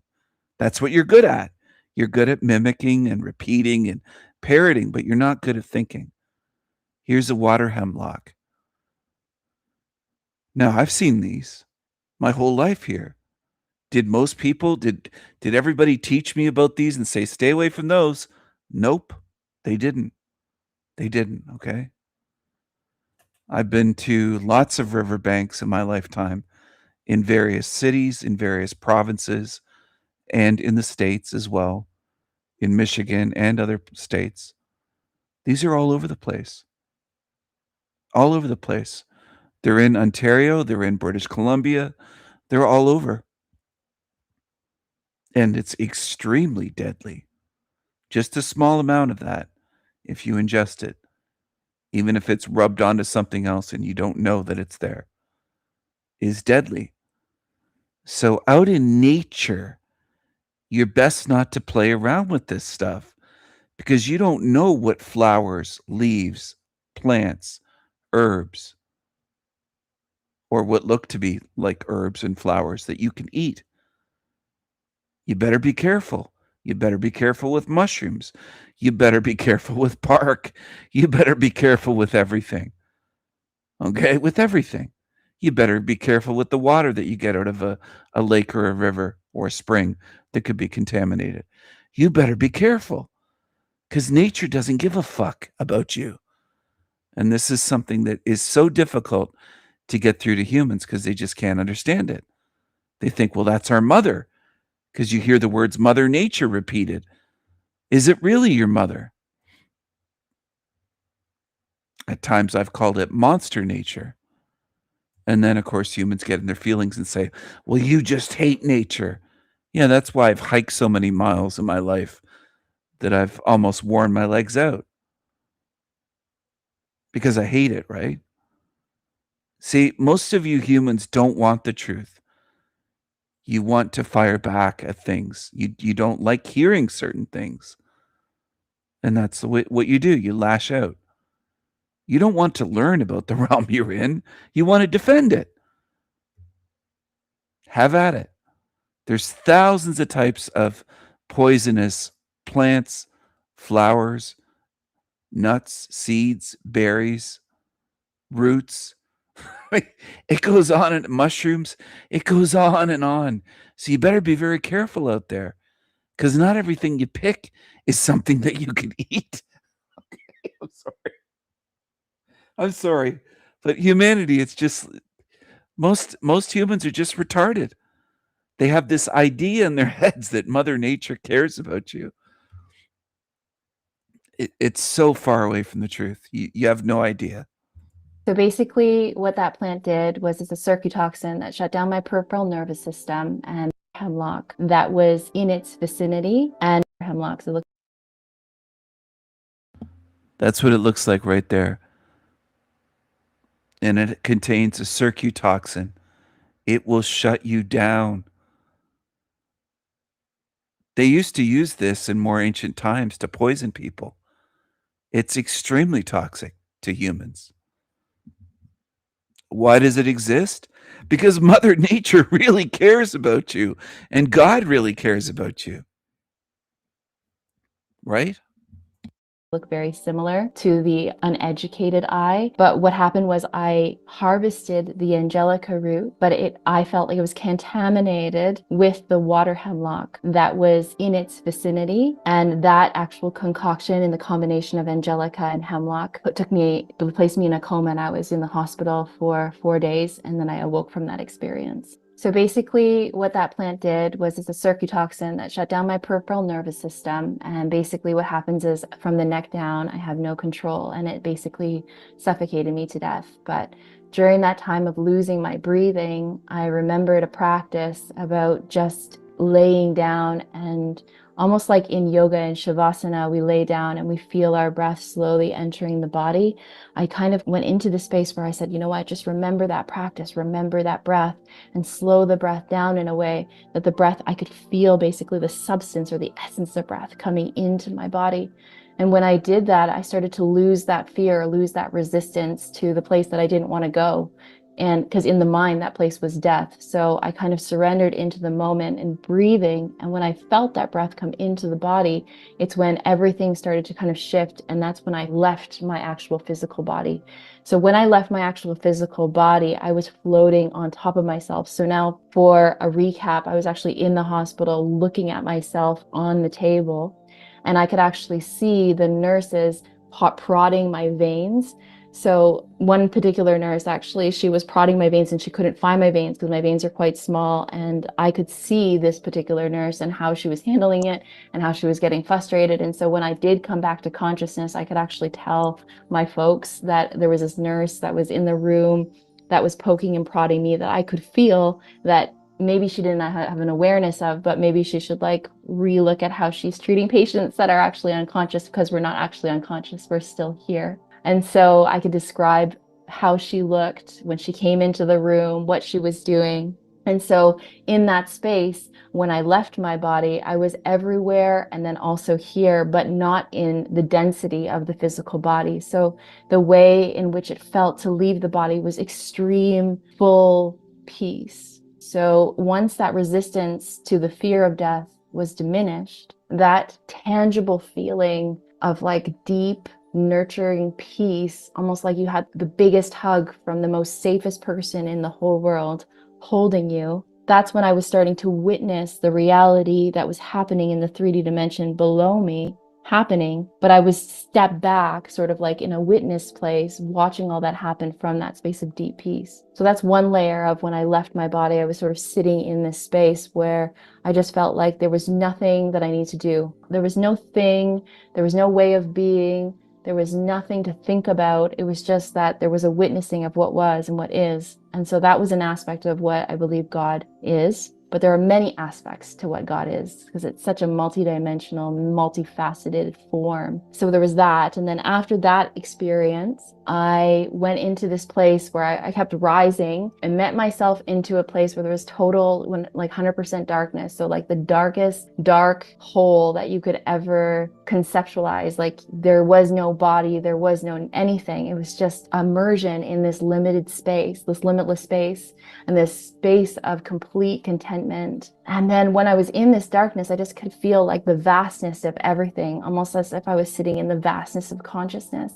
And when I went into the darkest, darkest, darkest place, at the end of that darkest place was a small white light. And now in this way, explaining this, there's no such thing as time, because it was just all these aspects of self and moments existing all together at once in this tiny white light that shone so brightly that it immersed my entire essence, I want to say, in that space with this rapturous light that kind of like shook me to the point of like stillness, but I wasn't a body anymore. So if you imagine me as a consciousness or an essence, it was like I was rapturing or shaking to a point of actual complete expansion, but there was complete stillness in that. Like, I can't really explain it in any other way. It's just like complete aliveness and immersed in peace, but there's nothing to do, nowhere to go, just that space. And from that experience, I then had a witnessing of all these faces all at once in 1 second. So it was past, present, future, if you want to put a timeline on it, of all of these faces of people that had ever loved me, would love me in this moment, and would ever love me in the future. And it all happened so fast. It's like in 1 second, I could see everything. And then in that space, I just felt love, tremendous love. And that love actually vacuumed me back into my body. So I didn't go across the bridge in this particular NDE experience, but I went to the point where the bridge starts. And I felt like I experienced and felt all the love that was actually still on this earth plane that I would experience in my body. And then from there, God brought me back. And then when I was in my body, I woke up. And when I woke up, I saw everybody around me, my family. And interestingly enough, like I just felt like love was pouring out from my pores and my eyes. And I still felt like even in the body, I couldn't feel that density yet, which some people explain when they come back into their body, they feel this density. I did, and I still had this reverberating light that was literally like laying on top of the essence of my density. Like I was more than just my body, because we are more than just our bodies. But I was laying on top of it, and I remember them giving me a piece of paper. And even though I couldn't really even put together words or read or write, for some reason, God spoke through me, and I wrote, I love. And I stopped there, and I showed everybody that I wrote, I loved, and that was it. I couldn't write anything else. And that stopping myself from writing I love was not stopping, because it was like I had no mind in that space, but God wanted to say something. Because it's not just I love you, or I love me, or I love the thing, or I love this external reality, or I love some concrete object. It was that my I, that was my mind, diminished, and that I, God, is love. That is in me. That is a part of me. That is not only me, but that is all. So love is, and I love. And that was really profound. And there are many, many really profound, what I want to say, provisions by God that have been given from this experience. And then even after several years down my life, I have many other different stories, completely like miraculous things. Even the birth of my daughter this last year, totally miraculous. But through all of that experience, it's like this gratitude, deep, deep gratitude that God, or the essence of love, is always with us, in us, around us, is us. That if you surrender the I of the ego I, you can really immerse yourself in the I love. And then your world and your life becomes a possibility, an opening, an opportunity, an ability to share, a relationship, instead of all the things that the I wants to place contemplation or judgment or analysis on. And so when I stepped into doing this interview today on this channel, like I felt what God wanted to do through me was to basically anoint me into saying, this moment now is where love is. We don't have to wait for anything. We don't have to wait for our death, because death doesn't actually really exist. But we have these moments of near death to wake us up to the fact that in this moment, we already are love. The kingdom is already here. Heaven is already within us, in our heart. You know, we just forget that because we're looking through the veil of the ego. We're looking through the veil of the mind's compartmentalizations or judgments to what this world is, if it's good or if it's bad. Because in this physical body and in this 3D reality, we exist only in polarity: the good, the bad, the light, the dark, the life, the death. But truly, like, the truth behind all of this compartmentalization and all this dense this dense separation is that there is an essence that is all pervading, all knowing, all seeing, all loving, that is trying to communicate through our meat sacks, through our, basically the physical body. It's trying to communicate through this representation of this form. But I feel that's the whole key of all of this, is this surrendering the mind and surrendering the I as separate. And then with that, there's a unity that comes into play with recognizing that everything around us is just a mirror to the inside space with regards to the relationship we have with love itself, or the relationship we have with God itself, or whoever you want to call it. It's that we are seeing the outside world as a mirrored projection of whatever resistances we're still holding on to love, which creates then all of the lessons that we need to learn on this earth plane. But what a blessing it is to learn it, because if we didn't have our meat sack bodies, we didn't have this physical form and the suffering and the pain to be able to experience all of these things, we could never wake up to the beautiful dream of life, because we need these hardships to show us where God is still teaching us about our resistances to love. So I think my message today more is about how death changed me in this way, how it allowed me to see that everything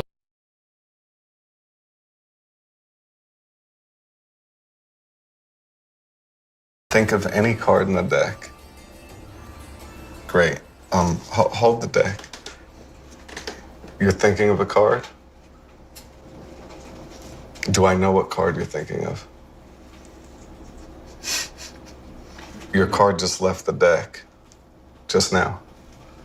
Look through the deck, your card isn't there. Go ahead and look. Yeah, it's not there. You won't see it there. No. It's nowhere. Here's what we'll do. Harrison, do me a favor. Grab a piece of fruit for me, like one that we can open up. Yeah, grab a piece of fruit. Go ahead, whatever. And can we cut this? Can we take a knife and put it right there? Yeah. Yeah. Can put it right here. Say your card out loud. 9 of hearts. 9 of hearts? Yeah. Can you turn this sideways? Sideways? Yeah, so I can cut right through it. Let me not hit your hand. Let's hold, yeah. See, inside. See how there's a card in the orange? No way. See how there's one card inside? Please remove it. Take it out. Go ahead, pull it out. Open it up, Harrison.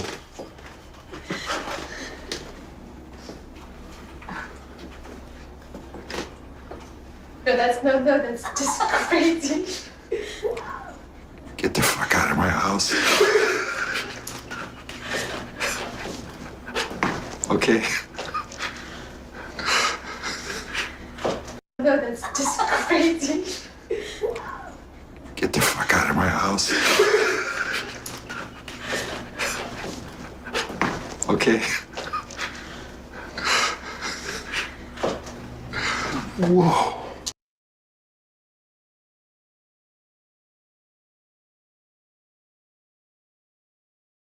Hi everyone, long time no see. I look kind of rough today. I've got a pretty bad headache, but life goes on, and so must the show. I've got some caffeine to help me with that. Honestly, I've never been a Taco Bell person, but my mom got me started on this drink. Pineapple Lime Rockstar Energy. I'm currently in the Kohl's parking lot right now. I have to go in there in a bit to get a pickup, and I'm probably just gonna look around because I'm a girl. What can I say? I like clothes, I like shopping, and my excuse is always gonna be women used to be gatherers, so maybe it's a stupid excuse, but I don't care. I'm already sick of holding the phone up, so we're just gonna set you down there, if that's okay. I've had kind of a rough week. My health issues have been kicking my butt, per usual. If you're new here, I was told recently that I have EDS, that is a connective tissue disorder, and connective tissue is essentially the glue that holds your body together, and mine is defective. We're really close to touching. I can almost touch my wrist with my thumb, and that is not normal. That is just one example out of many that I could give. My knees, growing up, would always just randomly dislocate. I never knew why. My jaw is extremely hypermobile, which is why I have TMJ issues. My elbows hyperextend. Because of my defective connective tissue, the joints in my body are just way too loosey-goosey, and connective tissue is found almost everywhere in the body, so It affects a lot of things. It caused me to develop postural orthostatic tachycardia syndrome. So what that means is when I stand up, my blood pools down to my legs. So then my brain is not getting blood like it's supposed to. So my heart then tries to compensate and it starts beating really fast. So I'll be sitting and I'll have a normal heart rate. Maybe I'll be at like 70, 80 beats per minute. And then I stand up and with an instant, it just shoots up. Instantly, I'm at like 170 beats per minute. And as I'm sure you can imagine, that is a very terrible feeling. And dealing with that all the time, it's not just physically exhausting, but mentally too. But despite all of my many issues that I'm dealing with, I am trying so hard to remain positive. Instead of focusing on what I can't do, I'm trying to focus on the things that I can do. For example, before I developed POTS, I was a very active person. I was in the gym lifting weights 5 to 6 days a week, and believe it or not, I was actually pretty muscular. Going to the gym, it was so good for me, not just physically, but mentally too. The gym was my outlet for essentially all of my problems. I was never a perfectly healthy person. I've had EDS my whole life because you're born with it. But like I said, I still had a very active lifestyle and I lived pretty much a normal life. And then I ended up getting a virus, and shortly after that, my world just came crashing down. Everything changed when I developed POTS. And also during that time, I developed this nerve pain in my face, which is also a major issue. It took me a very long time to get diagnosed with POTS. And I've essentially been on my own trying to figure out how to manage my conditions because the doctors where I live have just they're not very knowledgeable when it comes to my conditions, unfortunately. If it wasn't for the support groups that I'm in, I don't know where I'd be at right now.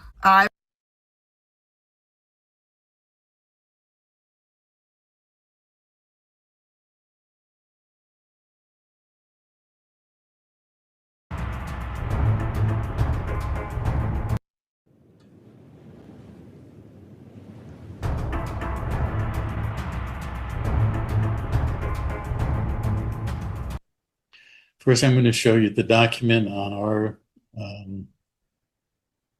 letterhead for Pantera Vita and the GEMMA, which is Gemstone Earth Media Alliance, GEMMA Special Report. The title of the document is The Black Sun Legacy from Nazi Occultism to the Digital Afterlife.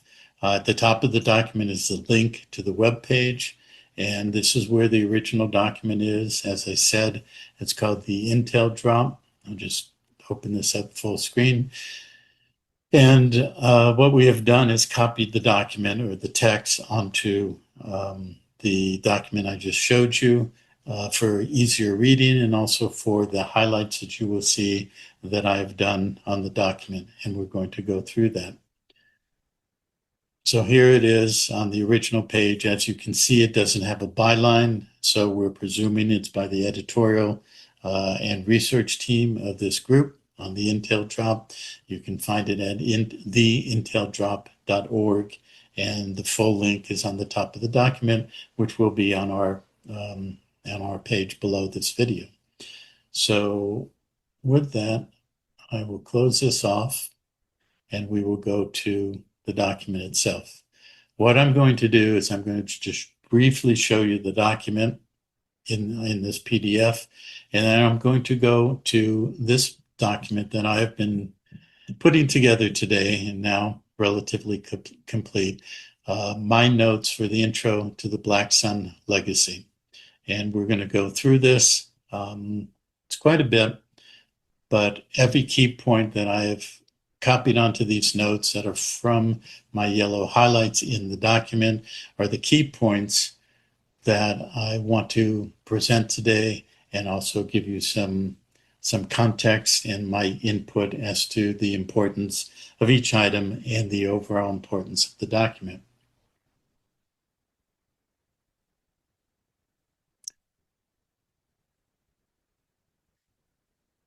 This is the beginning of the document. It says, this study presents a comprehensive ontological and operational analysis of what is theorized as the continuity engine, a transhistorical system for the ritualized management of human consciousness through entropic harvesting.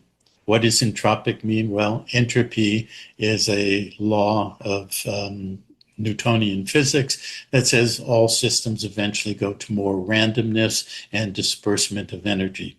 So in this context, it's talking about the human embodiment, the experience of being born, going through life, basically entering a stage of diminishment or entropy where the body starts breaking down and eventually leads to death. So entropic harvesting is about the harvesting of what's in the body, our true and authentic self, our being, or what could be called and they call and refer to as the soul. So it goes through the Nazi occultism, what's called the Wesselberg protocols. Well, Wesselberg is a castle that the Nazis and specifically the SS used, as we will see. The Vatican Esoterica, and really the development over millennia, the last almost 2,000 years, of a system of programming of the soul to dependence and adherence to the protocols of the Vatican system through esoterica and using the confessional and the indoctrination or inculcation of guilt and shame and obedience. And then moves on to the contemporary programs in mostly the United States, the American technological system post-World War II, through DARPA, Montauk, CIA programs, programming, mind control, and all of that, to create a recursive pattern of trauma-based control mechanisms that have evolved from sacred geometries to algorithmic architectures. So it eventually leads up to really the uniformity of the AI and the digital system through the internet and the smart technology and basically the biological advanced development of utilizing these key points, including sacred geometry and the sacrament of inversion. Inversion is something that people think is spiritual, but really turning it into containment and control. It was the deconstruction of metaphysical autonomy, reprogramming of belief, and the containment of the soul within externally administered patterns, okay? Patterns. Paperclip was not a scientific program. It was a transfer of metaphysical infrastructure. In the aftermath of Germany's collapse, these techniques were not suppressed. They were sanitized, renamed, restructured under new bureaucratic forms. The language of sacred violence gave way to the language of behavioral science. I was born without a lower jaw. When I was born, the doctors expected me to not be able to eat or speak, so I have exceeded that expectation. I started posting on social media last year. The third video that I posted got 10,000 views overnight. I was not expecting that. I was amazed. I honestly would say that Caitlin's challenge isn't her actual disability itself. It's more of the way so many people view her.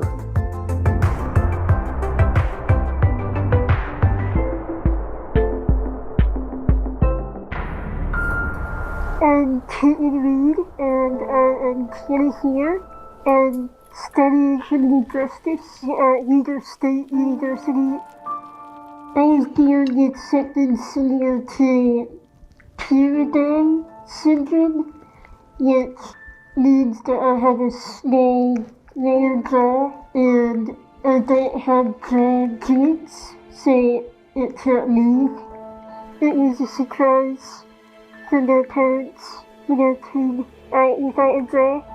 They put a tracheostomy in because I couldn't breathe. And they also put in a G-tube because I couldn't eat. It was hard going to surgeries and then coming back to school. Up until the middle of elementary school, I had to use a feeding tube to eat. I could eat a little bit area, but I mostly ate with the feeding tube. And then in 8th grade, I got my feeding tube out, so I just ate area after that. I had a lot of operations growing up. Most of them didn't work the way that they were supposed to. I had one about 3 years ago where they took part of my rib and they stuck it in my jaw. It was pretty successful. I used to not have anything, any sort of jaw, but now I have this little piece. It still doesn't move because I don't have joints. I felt great about that change. It was a little bit less than I was hoping for, but it's great. I talked to some doctors about surgeries in the future. I haven't found any that can do exactly what I need. I'm the youngest of 8 children. My siblings and I are very close. They are not really protective of me, I mean, in a good way. I was very independent and we spent a lot of time together just having fun. I was about 12 or so when Caitlin was born. When Caitlin was just a little baby, we had a nurse staying full time at our house, particularly at night, just watching over Caitlin while she slept because she was attached to machines to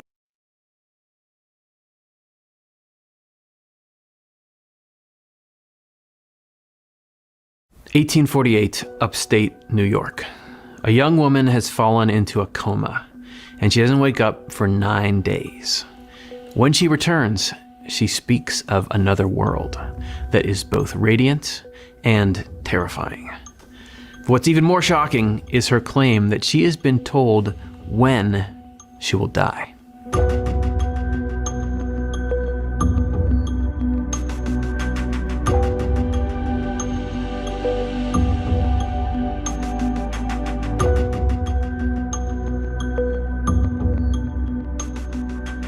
Marietta Davis told her friends and family what the spirits she encountered told her, that she would die in 7 months. Sure enough, 7 months later, on the exact day, Marietta passed peacefully into the spiritual world. She was surrounded by her family and her friends. She had no regrets and no fear. In fact, she couldn't wait to go back. That sound crazy? Perhaps. But Marietta believed she would just continue in a different world. And she was not the first to believe this. Less than a century earlier, a Swedish scientist named Emanuel Swedenborg described the same thing. Little more than a day passes after the demise of the body before we enter the next life, since that life is a continuation of this. What did they see? And could they both be describing the same world?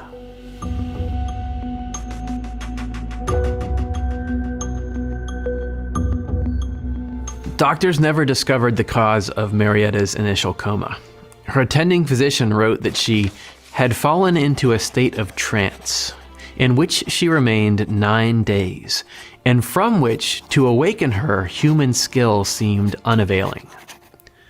Whatever the cause, Marietta was unconscious, but her mind was fully awake. Her vision, her hearing, every other sensation were enhanced. She had arrived in a new reality. That's when she noticed a light, glistening above, beckoning to her. It was like no other light that she had seen before.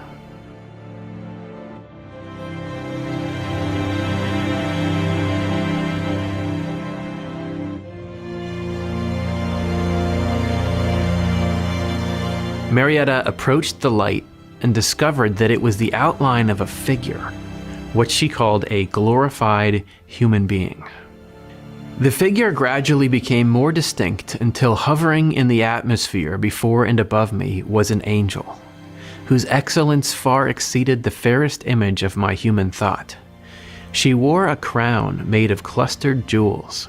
Her whole being reflected the light of celestial love. The being told Marietta to call her the Angel of Peace. Swedenborg, too, wrote of angels who welcome every new soul, guiding them towards the realm that matches their inner life. When spirits leave the company of angels, they are welcomed by the good spirits who are accompanying them. This happens as long and as many times as necessary, until they find the company of people their earthly life has fitted them for. Here they find their life, and remarkable as it may sound, they then lead the same kind of life they had led in the world. Marietta was about to meet many beings who would remind her of her life back on Earth. She was eager to explore her new surroundings and begged to see what was beyond the veil, but the Angel of Peace warned her that this would mean seeing the best of what was possible and the worst. Marietta accepted this, but she hadn't really considered what the worst could actually look like. The question was, what beings would match Marietta's inner life?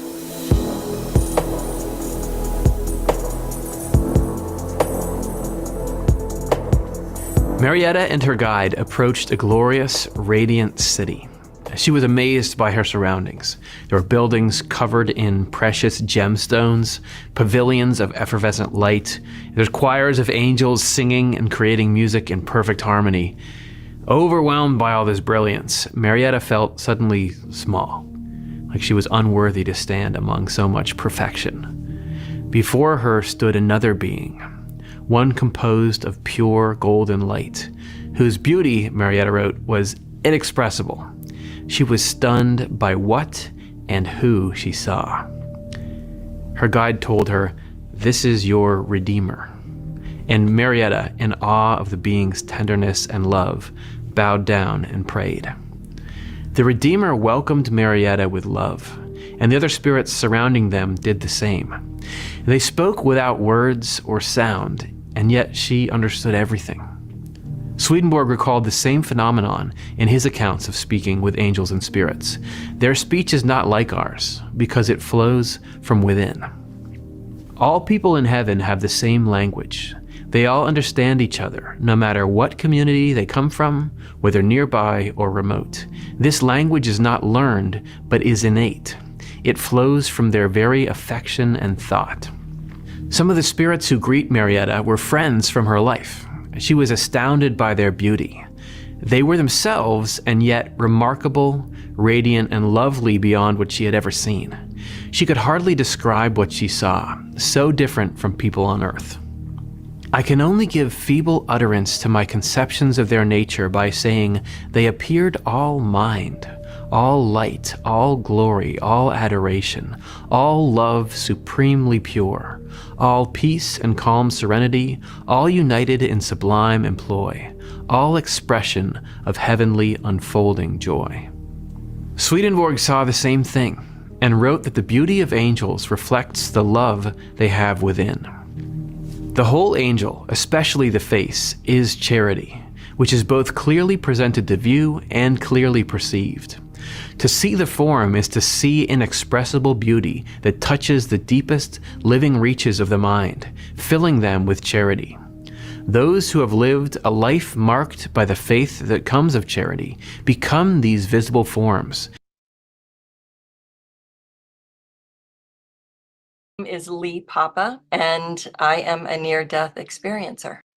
Hi, my name is Lee Papa, and I am a near-death experiencer. So I'd like to tell you about my near-death experience. Before I get to the actual experience, I need to start a little bit ahead, about 5 years. My near-death experience happened in 2008. So 5 years prior, I was 38, 39 years old. I was living in Los Angeles, newly married. And my mom, who was elderly, living in our childhood home in Baltimore, Maryland, fell and broke her hip.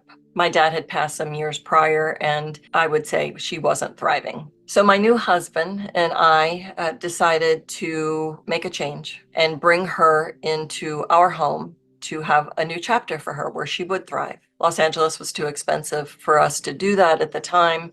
So we found our new chapter in Las Vegas. and we created a home. We bought a home there, and we were excited about this next chapter. We packed up a truck, our 2 cats, and we headed to Las Vegas, which at the time was just booming. Actually, it's still booming, but it was just newly booming. And we were excited about it. A new town, a new experience, mom coming to live with us. And so this was December 2003. We moved in Christmas time. It was lovely. We were preparing for mom to come, and that would have been in the spring. And our excitement turned quickly when my husband was in a major car accident. And this car accident was not his fault. He was at a light and he was rear-ended with no place to go. And this was one of those times where a situation, an experience changes the trajectory of your life. And this was one of those moments. This gentleman who was fun-loving and kind and gentle and fit changed completely. Pain, a lawsuit that would have him regurgitate his pain every single day, and his disability completely reprogrammed him for being disabled, and he changed. No one can really understand, I guess, until you experience that kind of pain and disability, what that does to a person. So we were in Vegas.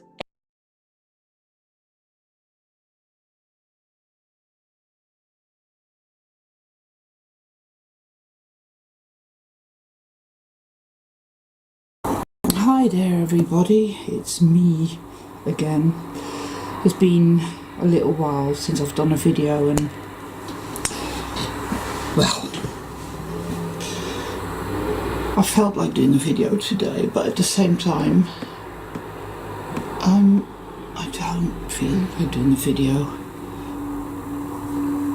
as always, because I feel so horrendously depressed, and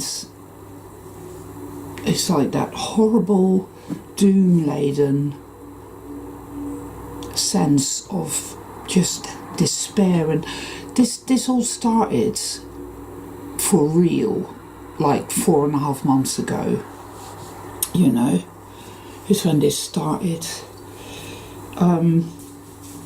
It began with kind of the continual sense of dread, impending doom, fear, and a sense of just the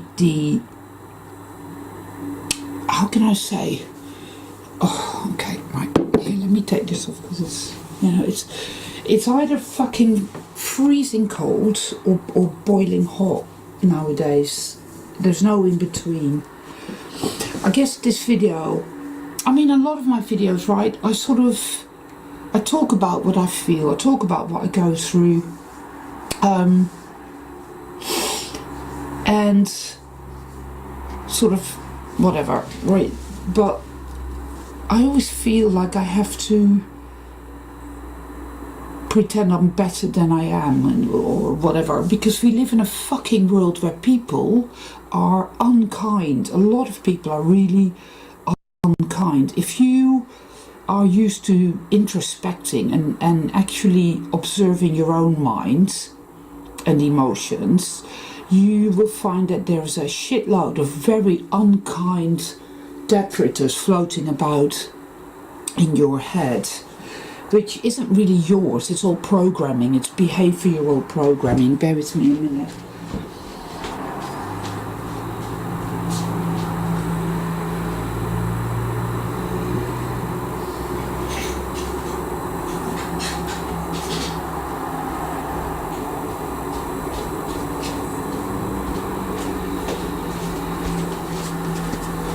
Okay, son, bear with me a minute.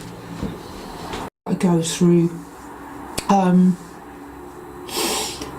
and sort of whatever, right, but I always feel like I have to pretend I'm better than I am, or whatever, because we live in a fucking world where people are unkind. A lot of people are really unkind. If you are used to introspecting and actually observing your own mind and emotions, you will find that there's a shitload of very unkind detritus floating about in your head, which isn't really yours. It's all programming. It's behavioral programming. Bear with me a minute.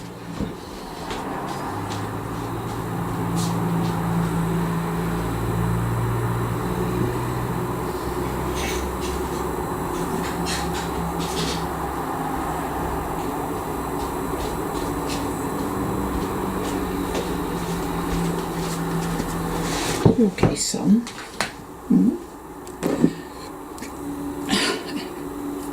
There's my little chicken here. Okay, go.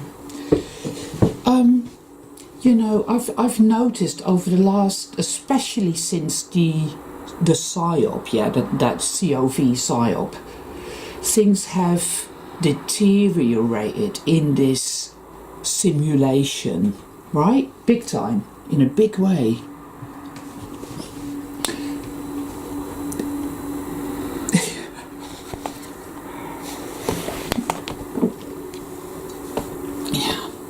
Okay, son.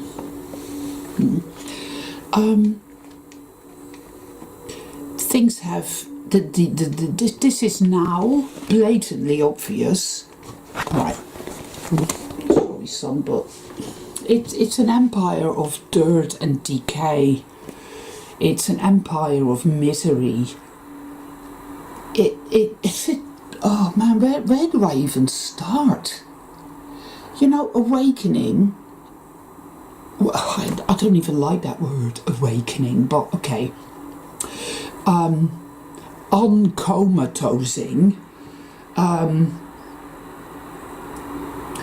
is a brutal fucking experience, right? It's brutal, absolutely brutal, because you see, and when you see, you feel, and when you feel, you know, and it all comes up, all of it all comes up. There's no more dissociating, no more avoiding, no more pretending, no more playing games, whether that's unconscious or subconscious or conscious. It's painful is not the word for it, man. It's fucking brutal. It really is. It's horrifying.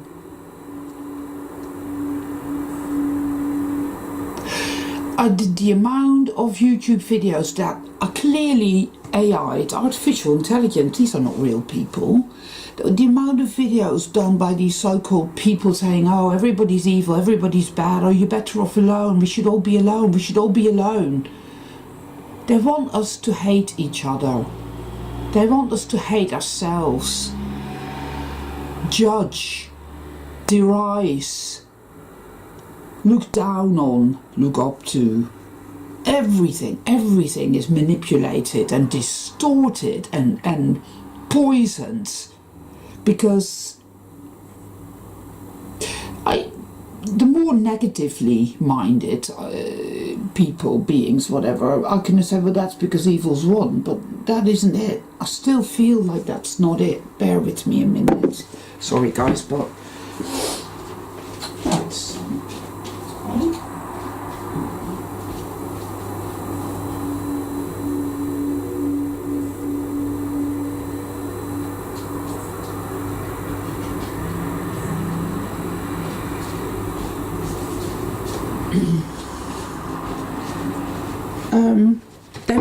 they want us alone, they want us isolated, they want us to be like Winston in his little cubicle staring at a great big screen with Big Brother on it telling him about the war with Oceania in 1984, right?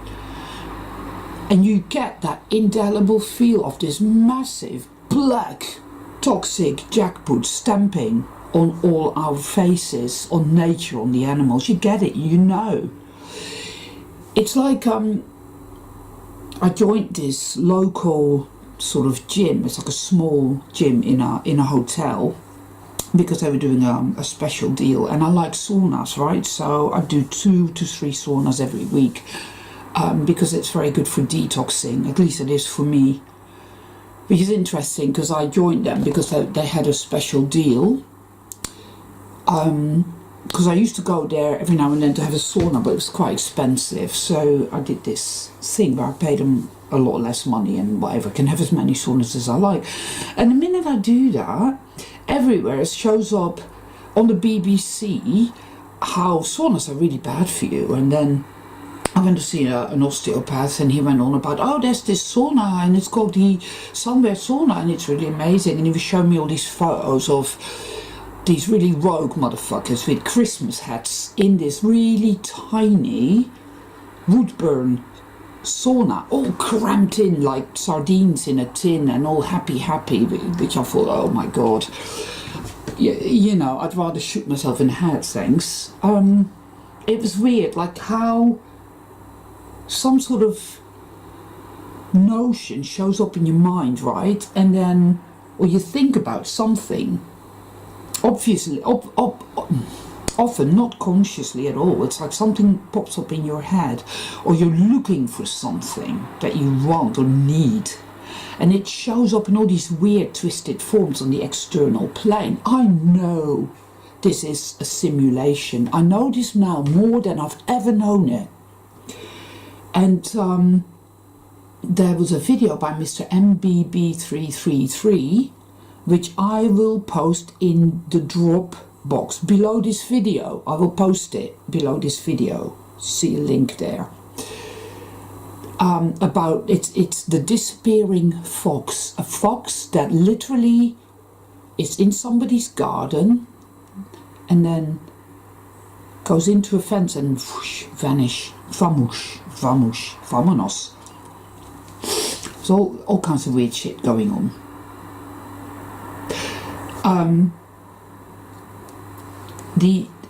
If you are not doing any kind of inner work and take everything therefore at face value, and you're kind of whatever, you're gonna think that evil's won and this is all there is, and all that shit goes around in my head as well all the time. The last 12 days have been like, what the fuck? But I don't just accept that as the truth, because I feel rather that it isn't, and also because I feel that that is part of the psychic attack. It clearly needs for us to give up. It needs for us to give in and to give up. It needs for us to allow it to subjugate us, to crush us. You know, like in 1984 when he tells Winston that, oh, it's a great big boot on a human face forever. I've never felt the forces of evil so acutely as I feel them now, and I have never seen so horribly clearly the truth of this realm. And don't say it's a hell realm, because you are judging everything in this world that is good and pure and true right alongside that which has infected this world. I've said it before and I'll say it again. This is the Garden of Eden, but it's evil that has come in and has done what it has done to it, and it is a consciousness state. It is. Our consciousness is, there is a part of our consciousness that has gone out of alignment, and rather than going clockwise, it's now horribly, clearly the truth of this realm. And don't say it's a hell realm, because you are judging everything in this realm. And don't say it's a hell realm, because you are judging everything in this world that is good and pure and true right alongside that which has infected this world. I've said it before and I'll say it again. This is the Garden of Eden, but it's evil that has come in and has done what it has done to it, and it is a consciousness state. It is. Our consciousness is, there is a part of our consciousness that has gone out of alignment, and rather than going clockwise, it's now, as it were, going anti-clockwise, and it imagines all this horribleness. Because if consciousness creates the experience, and you're in the flow, creating all kinds of beautiful goodness and imaginative incredibleness and whatnot. Imagine like an artist painting a most beautiful painting. Then the other side is doing the opposite. It's imagining, it comes from a place of I am bad, I am sinful. See, guilt and shame is what began this insanity. And because of the guilt and the shame, that horrible dirty energy, there is fear, because shame is, oh, punishment, oh, the demiurge, oh, fear, right? And the demiurge is not just the Christian God or the Islamic God or the Jewish God. It's in karma as well. It's in the Buddhist tradition where, oh, all suffering is meant to be and it's natural and oh, blah. All of that is the demiurge. The demiurge is in secularization. There is nothing, there's no meaning, there is no divine design of any kind, everything is random.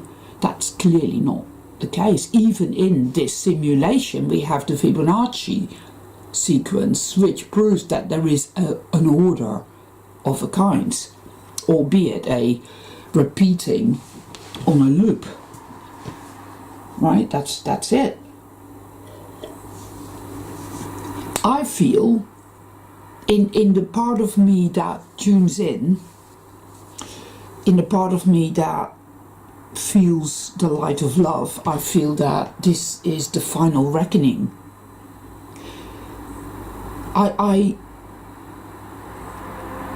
see the perpetual decay, disease, and there's this analogy that I saw in a film a while back, in fact quite a long time back, where this guy is playing basketball and something has happened in the balance of good and bad and duality, right? Something has happened and he says to his friend, he goes, watch this, and he keeps throwing the ball and it misses the net every time. Even when he gets a chair, stands on the chair, takes the ball, puts it right on the rim, and it still manages not to go in the net. He goes, it used to be 50-50. It used to go in and then it used to not go in. Well, okay. Now it never goes in. And I don't know how many of you guys have noticed how that is how it is now. Things, it doesn't matter what it is, whether it's cooking your food or having your shower or driving to work, or anything that needs to be done, and there is so much that needs to be done on a daily fucking treadmill basis, right? But it's all more difficult now. It's all arse over backwards now. It has this, and it triggers you. It's like doing it like hoovering. Oh, I have to hoover again. So you hoover, and you have a good hoover, and you hoover. 5 minutes later, you look and it's like, what the fuck? There's crap everywhere, right?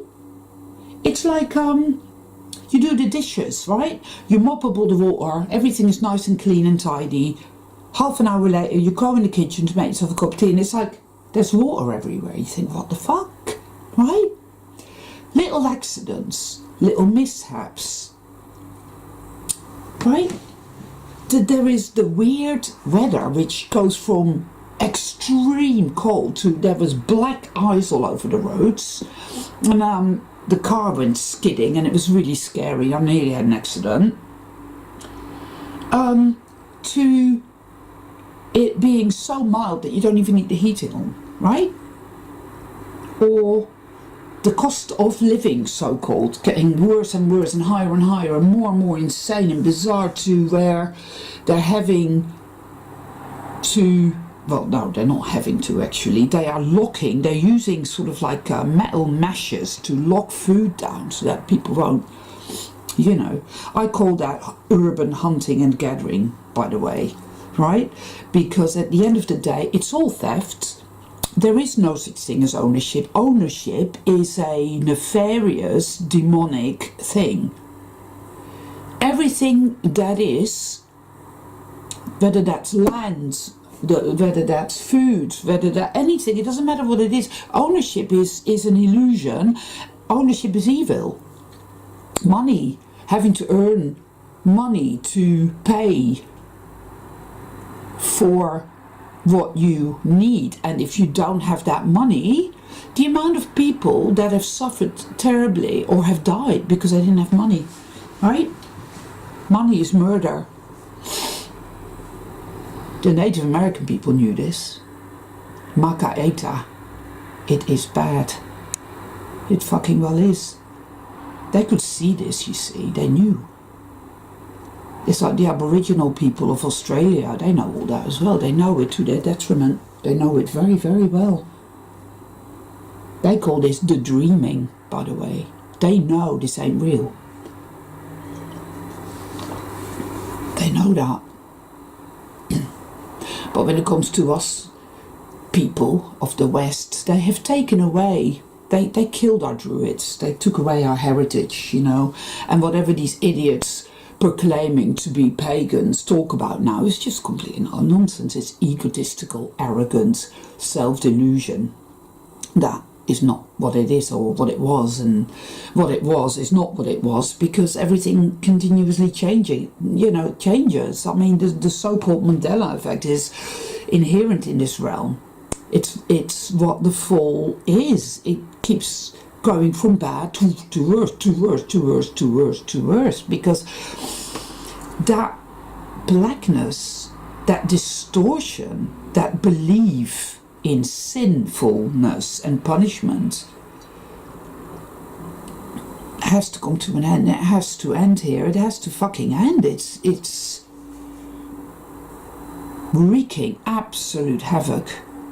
And it's so hard, isn't it, when you're surrounded by these so-called people, like when I went for my sauna and they're just dead, and I'm there in the changing room, and I absolutely hate changing rooms, right? It just makes you feel so vulnerable. I don't want to see people's naked bodies, right? Thanks very much. So I just go in the toilet cubicle and just get myself all, you know, dried and dressed in there, because it just is like, no, thanks. Don't want to know. But you just get that sort of feeling. I mean, I was there and I was blow drying my hair, and this woman just, do you mind?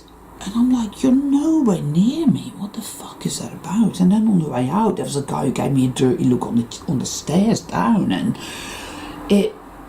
it's oh man. I mean, the NPC peevish dislike is an all-time high. But I reckon also sold people that are not awakening in any way. You know, if you're like me, you trigger their demons. You really do. You trigger that hell contagion to come up. It's really fucking brutal to navigate this, to see the truth, right? To see that poor, dead, mangled fox by the side of the road and know that there are cars that don't give a shit. This world it's falling apart. It's totally and utterly falling apart, disintegrating, decaying in every imaginable way. And for those of us who are doing the fucking inner work and who are open and honest and real and genuine and who are beings of light, of love, soul travelers, we see that, we know that now. There's no getting away from it. I mean, the dead, the Walking Dead are celebrating the satanic garbage, right? It's all futile. It's all futility. They celebrate futility. They do. They celebrate the futilities, right? Christmas, New Year. There is no. It's a mockery. They're mocking us, right? Because time is an illusion. There is no such thing as time. Time is a measurement of decay. That's all it is.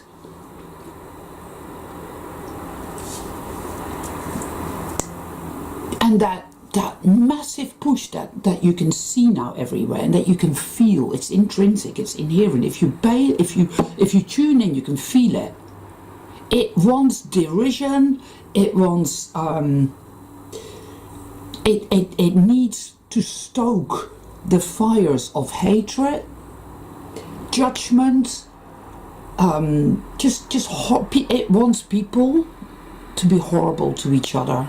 It wants people to hate themselves, to be horrible to themselves, to be negative, toxic, distorted, to give up, to give in. It wants verbal abuse. It wants us to harbour all these horrible, nasty thoughts and believe that they are our thoughts. They're not. But you get it.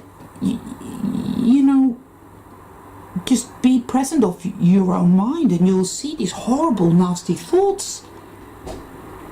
And they're not our thoughts, you know, they're incoming, they're like missiles. They literally come from outside in. It's like an intrusion, it's intrusive. And it's a ripple effect of negativity and horribleness and that horrible energy that you feel. It's like, fuck. It's like a chemical spill.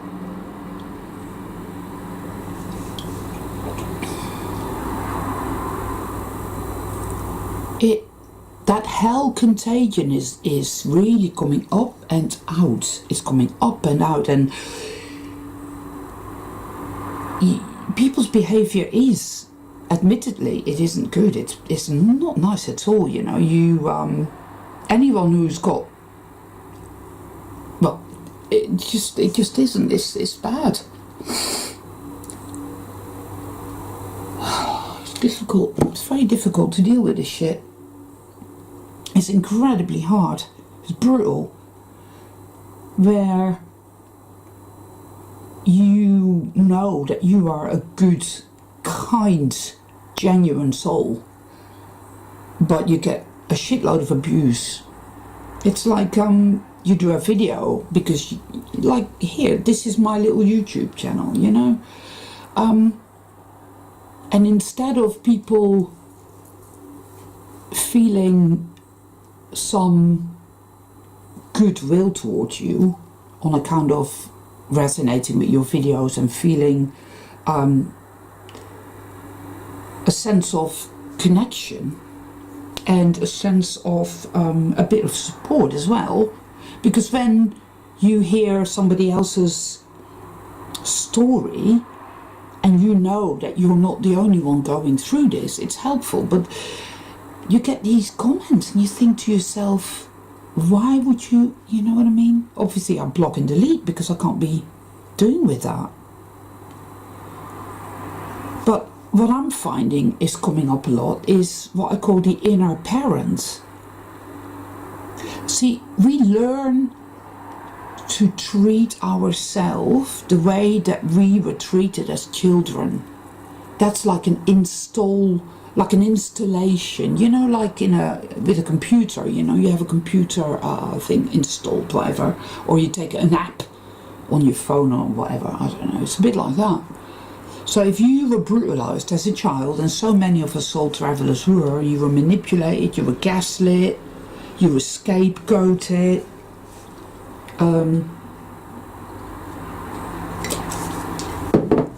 there is that aspect, element is in you.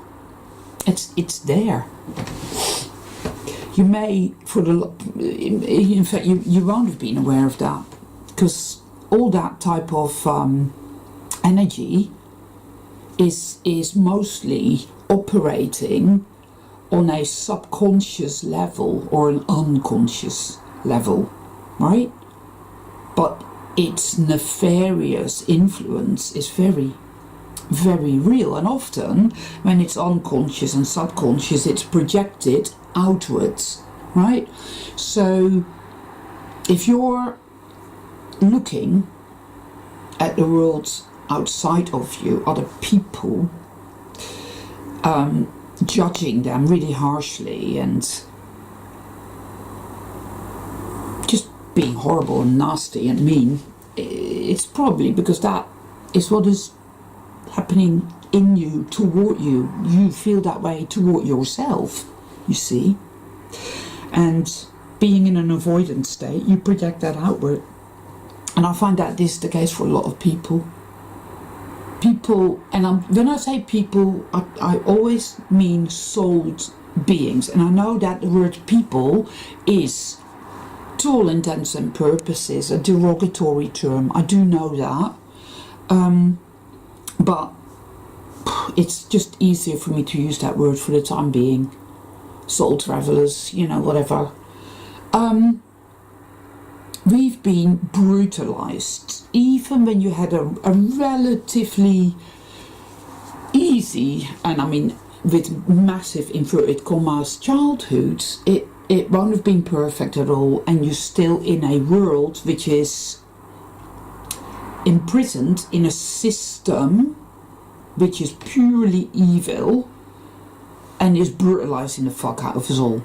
And it's brutalizing nature, and it's brutalizing poor innocent animals, right? The purest of souls.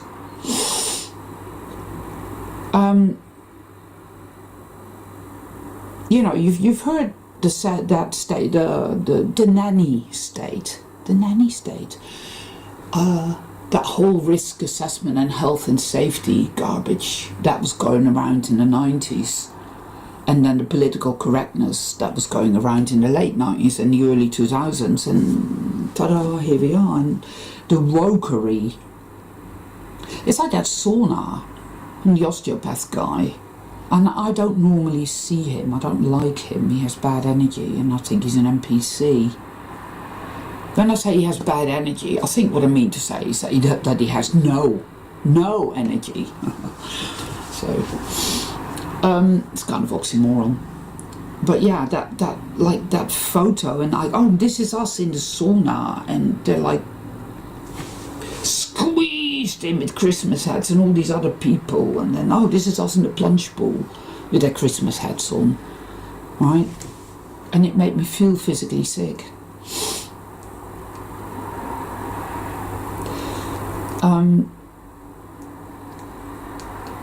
Oh man, wow.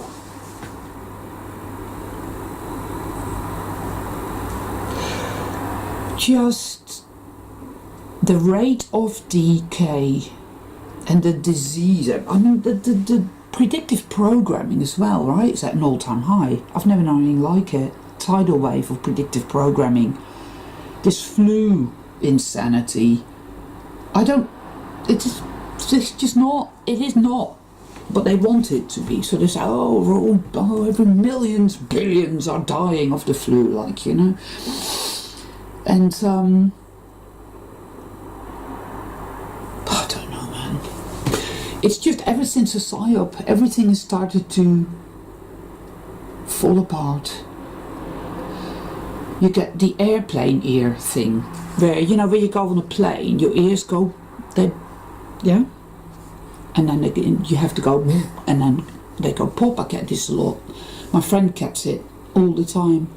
There's all the weird sounds and frequencies, and there's all the weird, some people call it the hum, other people call it earthquakes or skyquakes, rather, not earthquakes, skyquakes, sky trumpets, these weird, almost like metal against metal in the sky. That's been going on. Weird glitches, weird lights, weirdness, high strangeness, weirdness galore, weirdness everywhere.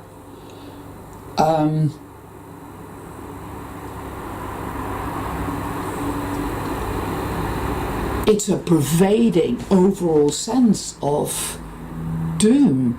And it is, I do feel it's weaponry, I do, because it uses our imagination. See, consciousness out of alignment imagines all these figures of evil, of darkness, all kinds of horrors are brought into existence. Ergo, I did. Hold on a minute.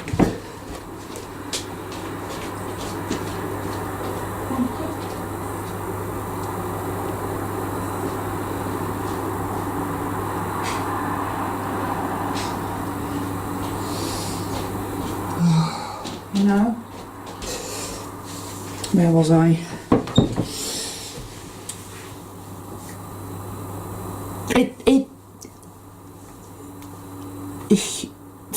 dark figments of a dark imagination. Because it is a kind of simulation. It really, really is.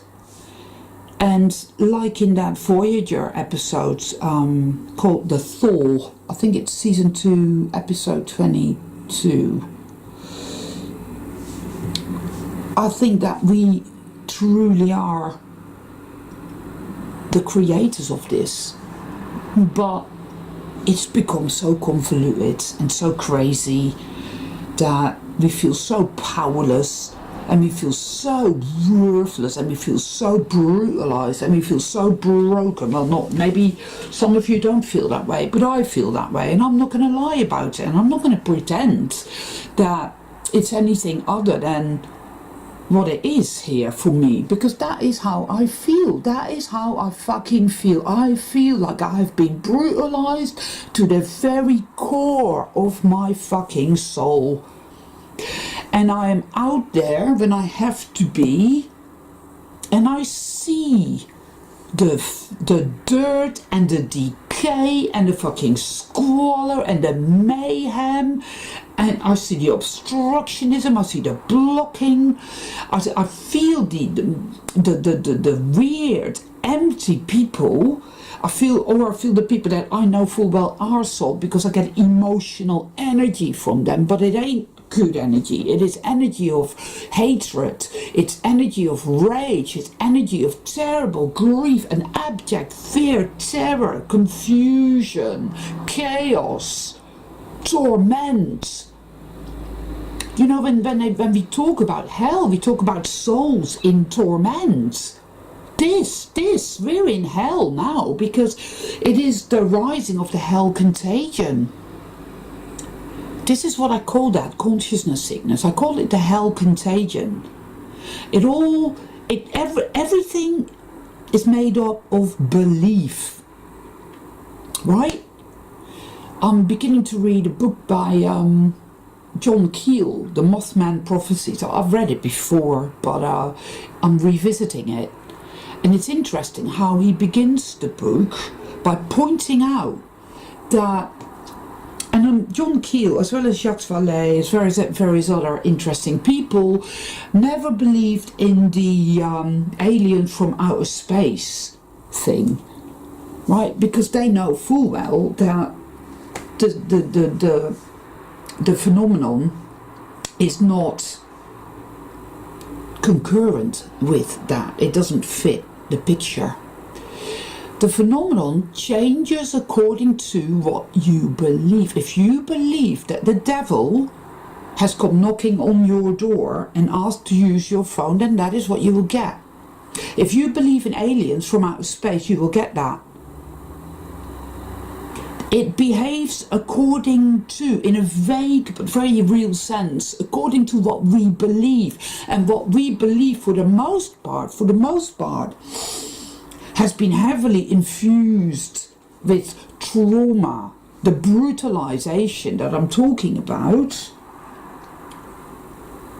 makes us imagine all kinds of horrors, and so they materialize, not directly. It's a bit more foggy. It's a bit like ink in water. It's not direct, and not every negative thought that you have manifests. But there is a general malaise of, oh, it's better to expect the worst. We've been trapped in that dark, filthy, dirty corner with our back against the wall. Especially if you've been treated badly, if you've been abused as a child, that is going to be that's going to be a knee-jerk thing, like, oh, it's better to expect the worst. Because to choose love and to expect that everything is going to be all right, that's not going to happen. Nobody is coming to save you. You're all alone in the dark, and nothing is ever going to be all right. So safety becomes staying in a torture chamber with the darkness and expecting all kinds of shit to happen. That way at least you're prepared, which is insane. But that's trauma. Trauma is insane. But it has an insane kind of sanity to it. Yeah, it's really difficult to extricate yourself from that state of being, and it can only be done tiny bit by tiny bit by tiny bit, because the forces of evil, such as they are, figments of a dark imagination, have weaponry that they use against us. They want to live, they want to exist, and they know full well that they rely on us to give them life, to give them power, to fuel their continual existence, right? So that's why they're doing what they're doing. It's like the trails in the sky have been beyond anything I've ever seen, seriously. I mean, I was there and I'm looking at the sky and it's 1, 2, 3, 4, 5, wow. And inevitably, every single day they are doing that, and they don't do it every day, but they do it quite often. Oh boy, it affects everything. The static, toxic, static energy that starts to, you can feel it, you know, it affects your own mind, and it brings up all kinds of stuff. Everything is connected, and I can't say that I know exactly why they do what they do in the skies or anywhere else for that matter, but I know this: they want negativity. They need negativity.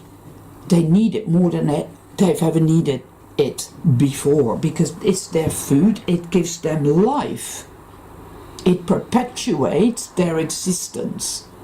But I do also feel that whilst that is happening, it brings up that which gives them life, and it purges it out. It's a cleansing out, it's a purification of that self-hate. It's a purification of that self-attack, that part of you that's in there that isn't really you at all, because it's ancestral, you see.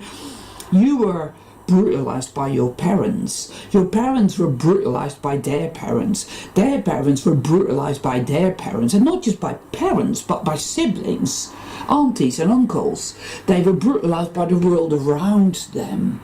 Survival of the fittest. Survival mode. The amount of souls that have perished miserably, cruelly, because they had no money. And that's what's happening now as well, right? Which is why they're having to put metal meshes over food, so that, I mean, it's insane, isn't it? But they're thieves. They're thieves. That's what they are. They're fucking thieves. Ownership is a fucking lie. There should not be any such thing as ownership. Imagine a world where there is no disease, because disease was something that was created by the evil figments. So there's no disease, you're healthy, your body is radiant and strong, your mind is clear, tranquil, your fellow soul beings, nature and animals, are tranquil and thriving and radiant with grace and good energy. And your telepathy, your sense of communion and belonging is restored, and gradually the world is healing more and more and better and higher and so forth and so on and so on. And what, you know, this is what I keep focusing my energy on, you see, because yeah, we've had God knows how many dark resets, because I believe that's how the fall works. That at first there was some darkness, and it's just become darker and darker and darker and darker. And every time there is another dark reset, as in another fall, the past changes, the here and now changes, just like in Dark City, you know. And of course it's also very Truman Show-esque. It's so Truman Show-esque. I mean, oh wow, oh boy. Ooh. Wow. It hurts. Healing hurts because that which is the problem of it all, the linchpin of it all, I think is all coming up. It's all coming up. There's no avoiding it. And you'll always be able to tell who is avoiding it, because they're going to be acting out, they're going to be pointing fingers, they're going to be judging, and they're going to get triggered, and they're going to, you know, it's all going to be toxic.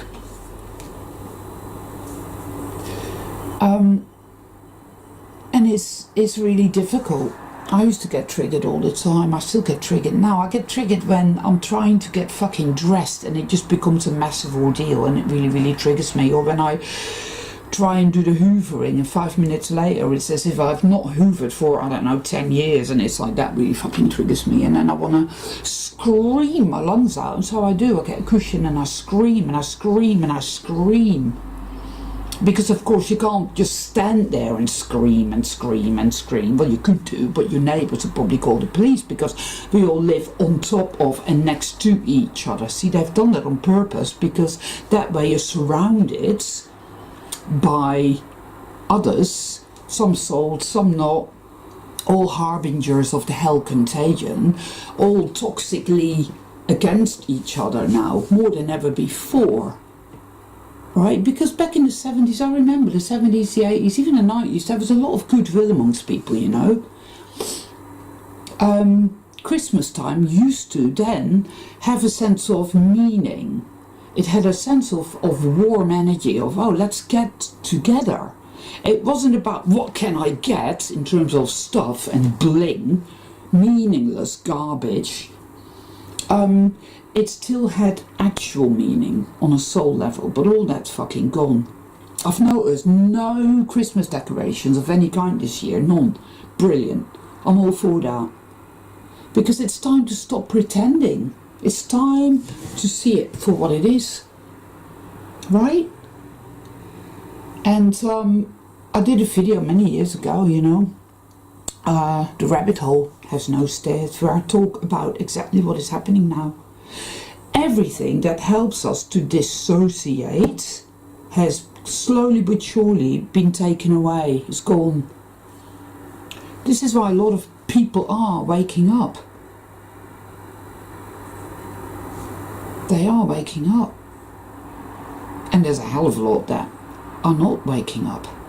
Which sucks, because you think to yourself, so what the fuck? Every time I come across these people that are not waking up,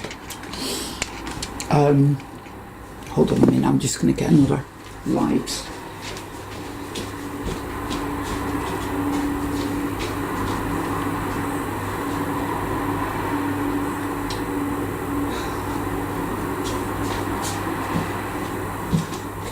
When I come across these people that, yes, they are sold, there is something there. I can feel them, but there's no waking up. And it does trigger me, it really does. It makes me feel really, really angry. Because it plays, the dark side plays on that, you know, and it comes into your mind with the notions of, oh, it's because they don't want to, they choose not to. Which is not true, it just isn't. I remember when I woke up and it was something touched me, and it was a very profound experience that I remember fondly to this day.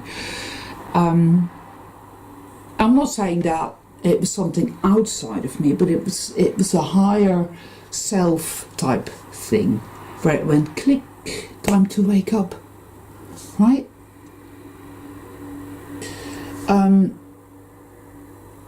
I don't think it's linear anyway, and I don't think there's anything to worry about really, in that sense. But the inherently negative, distorting, misleading influence that is at play in our world now, that wants to keep us all stuck in the hate and the judgment and the, like I said, the derision and the sort of the horrible, just nastiness that I feel everywhere. It's really thick, and it's in me, and I can feel it. And it's something that because I practice my metacognition, I step away from it, step and observe and surrender and let it go, because that is not me. That is not me. It's a malfunction, or it's an ancestral thing as well, which isn't new either. Or it's intrusive. It comes from, the dark figments in the world. It's etheric as well. There's all this shit going on. It's so complicated now. So many aspects, so many layers, which in and of itself it makes it very difficult. I do know. It's very tough. There is this real tendency to want to understand with the mind exactly what is going on, and that just isn't going to work. It's not, because it is way, way, way beyond the so-called rational mind. Way beyond. Yeah.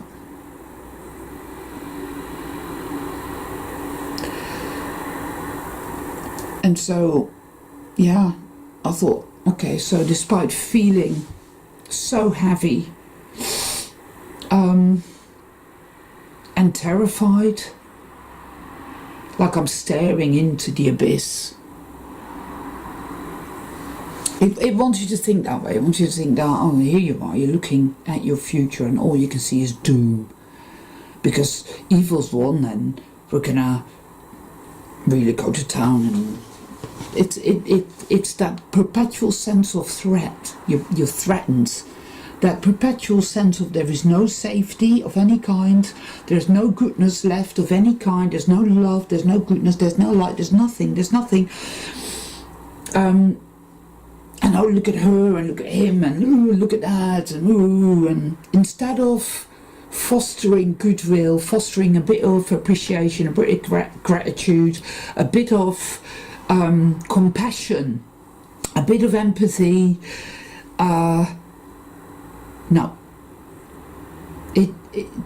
People's garbage is coming up, and it's tough in those that energetic climate. It's very, very tough to keep a sort of even keel, to keep a sort of sense of,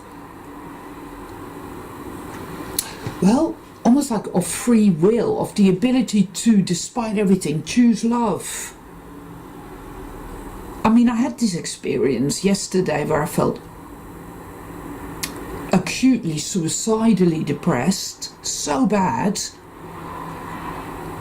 and my ability to be aware of a choice that I choose love, and it was like, don't even bother choosing love, it's not going to help you in any way. I could feel the rage of it. It got really, really angry, and I thought to myself, wow, that shows me something then. If evil gets that upset and that angry and feels that threatened by me choosing love, then obviously love is the place to be. Love is the choice to make. And that may be the most difficult. It's like you're trying to push through a wall or something, right? But you just about manage to set that intention. You may not quite make it to that other side, but it's an intention. I know it feels like all is lost. I know that. I know it feels like that very, very much. And I think only those of us who are super sensitive are really feeling that, really being in awareness of really feeling that. It's difficult. No, that's a major understatement. Do you see what I mean? That's it as well. That triggers me. That language is designed to be, well, a mockery. The mockery is just beyond this world. The weird ads, weird fucking ads, bizarre, freaky, mocking. They're mocking. But it's a feeding frenzy. The mockery. Wow. Give money to here and here. Every time I do shopping, do you want to donate money to charity?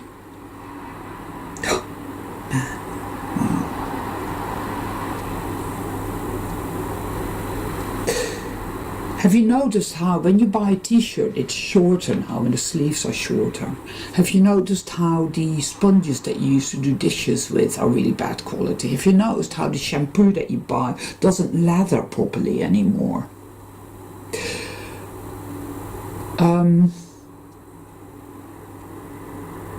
These are just but a few examples.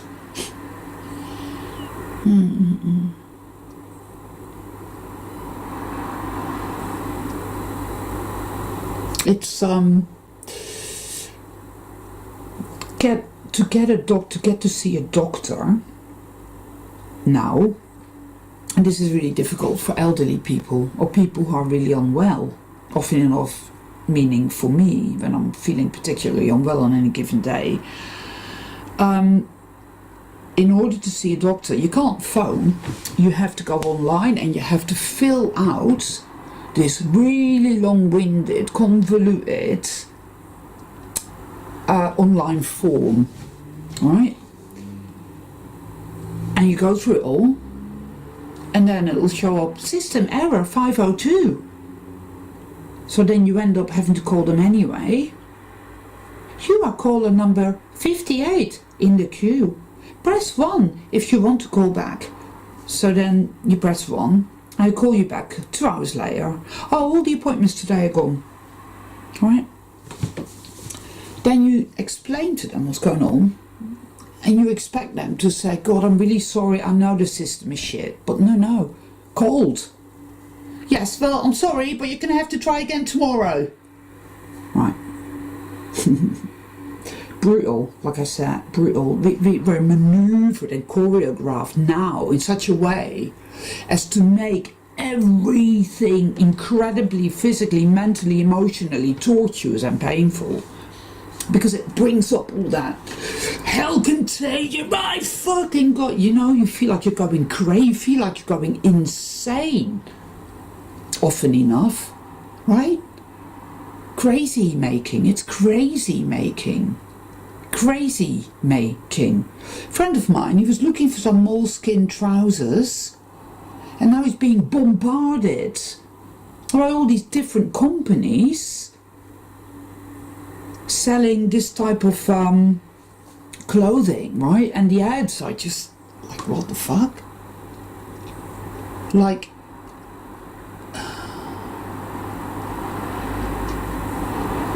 some guy in this really suave outfit, sauntering down the road, like, oh yeah, because, he's so good looking, he looks like, yeah, Ken and Barbie, and that's what life is all about. It's about looking good, it's about having money, it's about having bling and having a career and being successful and being on, I don't know, 300k a year and having a big house, and look at you, and you've 2 holidays a year because you're better than everybody else. Look at these motherfuckers over there on benefits. They're the scum of the earth. They're lazy. They're worthless. But you're better than them. Right? It's shocking. It's horrifying. Absolutely fucking disgusting evil is what it is. Right? I don't care whether somebody is on benefits or whether somebody is living in a box and is homeless or whether somebody has, I don't know, a career as a fucking, I don't know, whatever. What matters is A, are you sold? B, are you waking up or not, I don't know, but it's oh god, here I go. I'm having trouble clarifying, but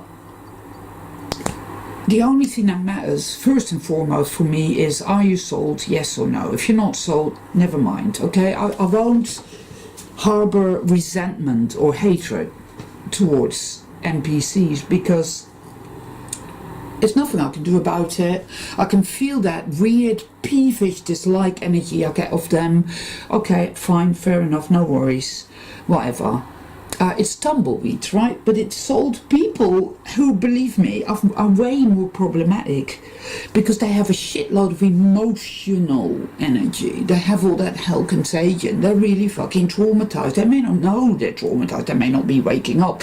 If you have a career and you have a lot of money and you have all these nice little walls all around you, there is no impetus to awaken. You can carry on believing everything is okay, and it isn't. It's not. And it's when everything begins to disintegrate, right? That shit hits the fan, that's when you begin to wake up. That's the tower in the tarot. I've said this many times.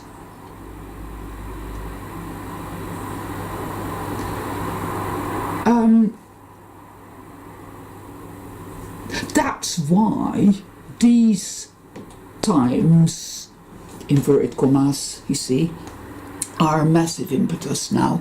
And people are waking up. You may not know anyone who's woken up. I don't really know many people, if any, that are waking up. But you see, our experience is quite small.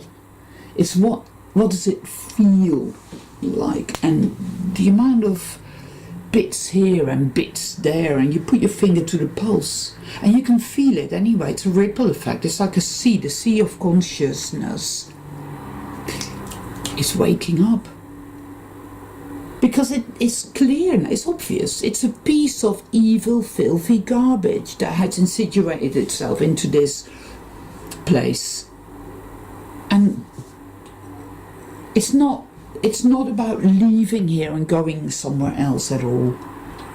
It's about staying the course. It's about standing our ground. A lot of it is about endurance, letting it wash over you. It's not about, well, I must try and unfeel this or feel better, because it doesn't work. It doesn't work. It's like a cleansing, right? It's a cleansing, it's a purification, and it's brutal. But this is our world, and we're here to heal. We're here to transmute and alchemize this misalignment, right? I feel. And every day is full of choices. It's full of choices. We choose what to go along with, and we choose what to surrender and let go, I feel. That's what I feel. And we're not always going to get it right. We're going to get it wrong a lot, but that's okay. As long as we don't give up, as long as we don't give in, and we keep choosing light and forgiving ourselves when we get it wrong, and forgive others when they get it wrong, because believe me guys, forgiveness is powerful medicine. Forgiveness now is more important and more powerful than it's ever been before. Truly it is. And a bit of appreciation and compassion, true seeing, right? Because when you tune in, the Spirit, the Great Spirit will guide you and will speak to you, and the Great Spirit will show you that this is about healing, not a sickening, even though it feels very sick. Yeah. I think that's it for today. I just wanted to sit down and just do a little video, and I wanted to say thank you to Triple Lindy for your comment. I got that, And I'm really glad that my video helped you in your hour of need. You know, it's good to know that, actually. And I hope that, well, I don't really know what to say, I hope. I hate that word. I need to stop saying that as well. You see, I'm constantly aware of, oh, this word, I need to stop saying that word, I need to stop saying that word, I need to stop saying that, and I need to stop using that terminology, and it just gets more and more confusing, and I'm so tired that, quite honestly, fuck it. Hope sucks. There is no such thing. It doesn't exist. It's a non-entity. You know, but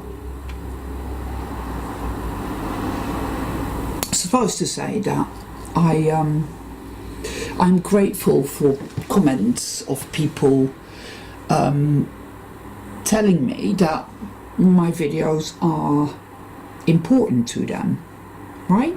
Because that's part of the reason why this channel is here at the end of the day. I know, because, okay, so when I come across a YouTube channel, there's a few, not many, hardly at all, but a few, where I resonate with the content. They're still just somebody I don't know in person, somebody that I will never get together with in the flesh, have a cup of coffee with, have a conversation with in the flesh, no. So my ability to really connect and commune with this individual is minimal, I dare say. We're not, you know, like, it's incredible, like a comment below my last video, somebody saying, oh, I go onto YouTube or Facebook to find other like-minded individuals.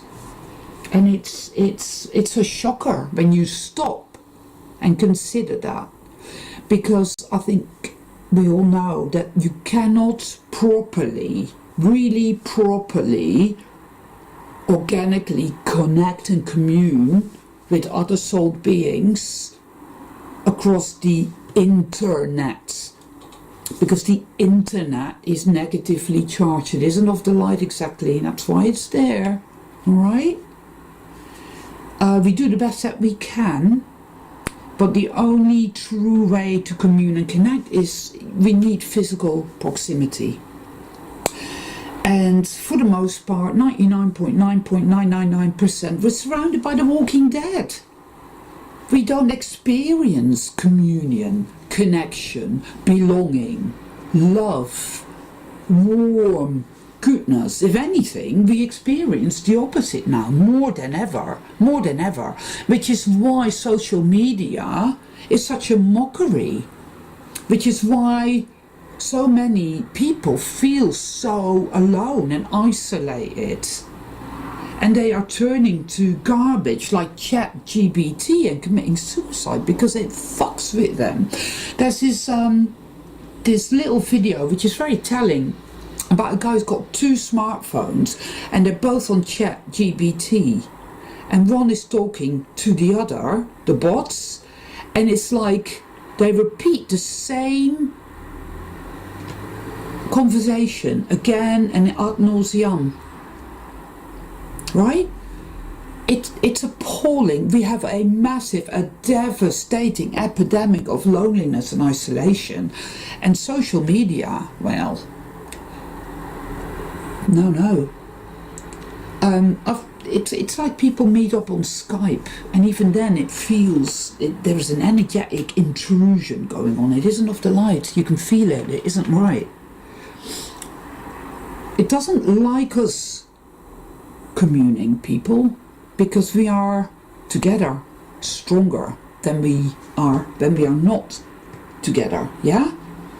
There's a reason why it wants us isolated. You look at any cult and, you know, it's always about isolating people. Isolate. And it uses negativity. It uses guilt tripping, shame tripping, confusion, gaslighting, you know, all that. It does that. So I get that you listen to my videos, but you do not feel that intrinsic, warm, deep connection with me. You wouldn't, because It's not like we're going to get together and have a deep conversation. I know, I get that, I feel that, I experience that as well.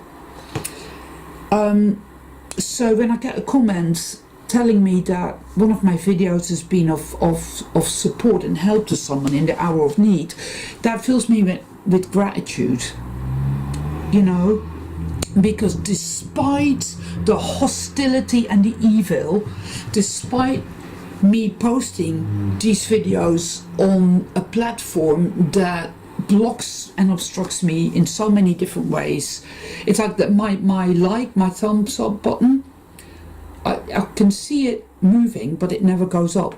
Do you know what I mean? It's like my viewing figures.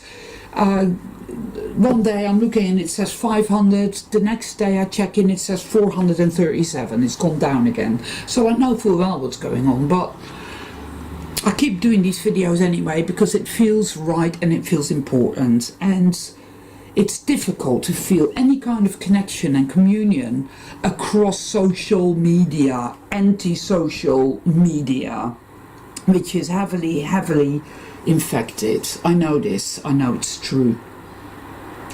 But for what it's worth,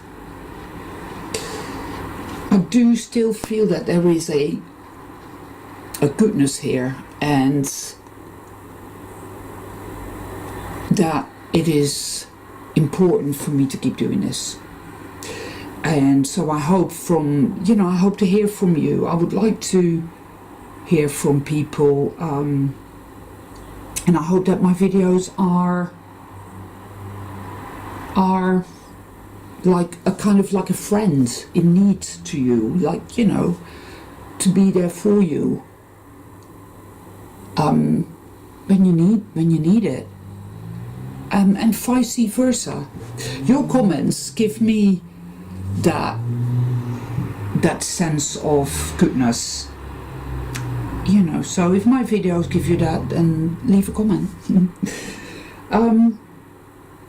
At the same time, I fully understand that a lot of us are so worn down, we haven't the wherewithal to barely even push a like button. Find it really difficult. And if that's where you're at and you just watch my videos and you just don't feel up to leaving a comment and you don't feel up to even pressing a like button, you just feel like absolute shit, then I completely understand, and no worries whatsoever. And all my love to you, all my love to you. I know how it feels, believe me. You are not alone. You are not alone. So I think I'll leave it there today. Just all my love to all of you listening to this video. Bless you. Strength and courage, light and clarity to all of us.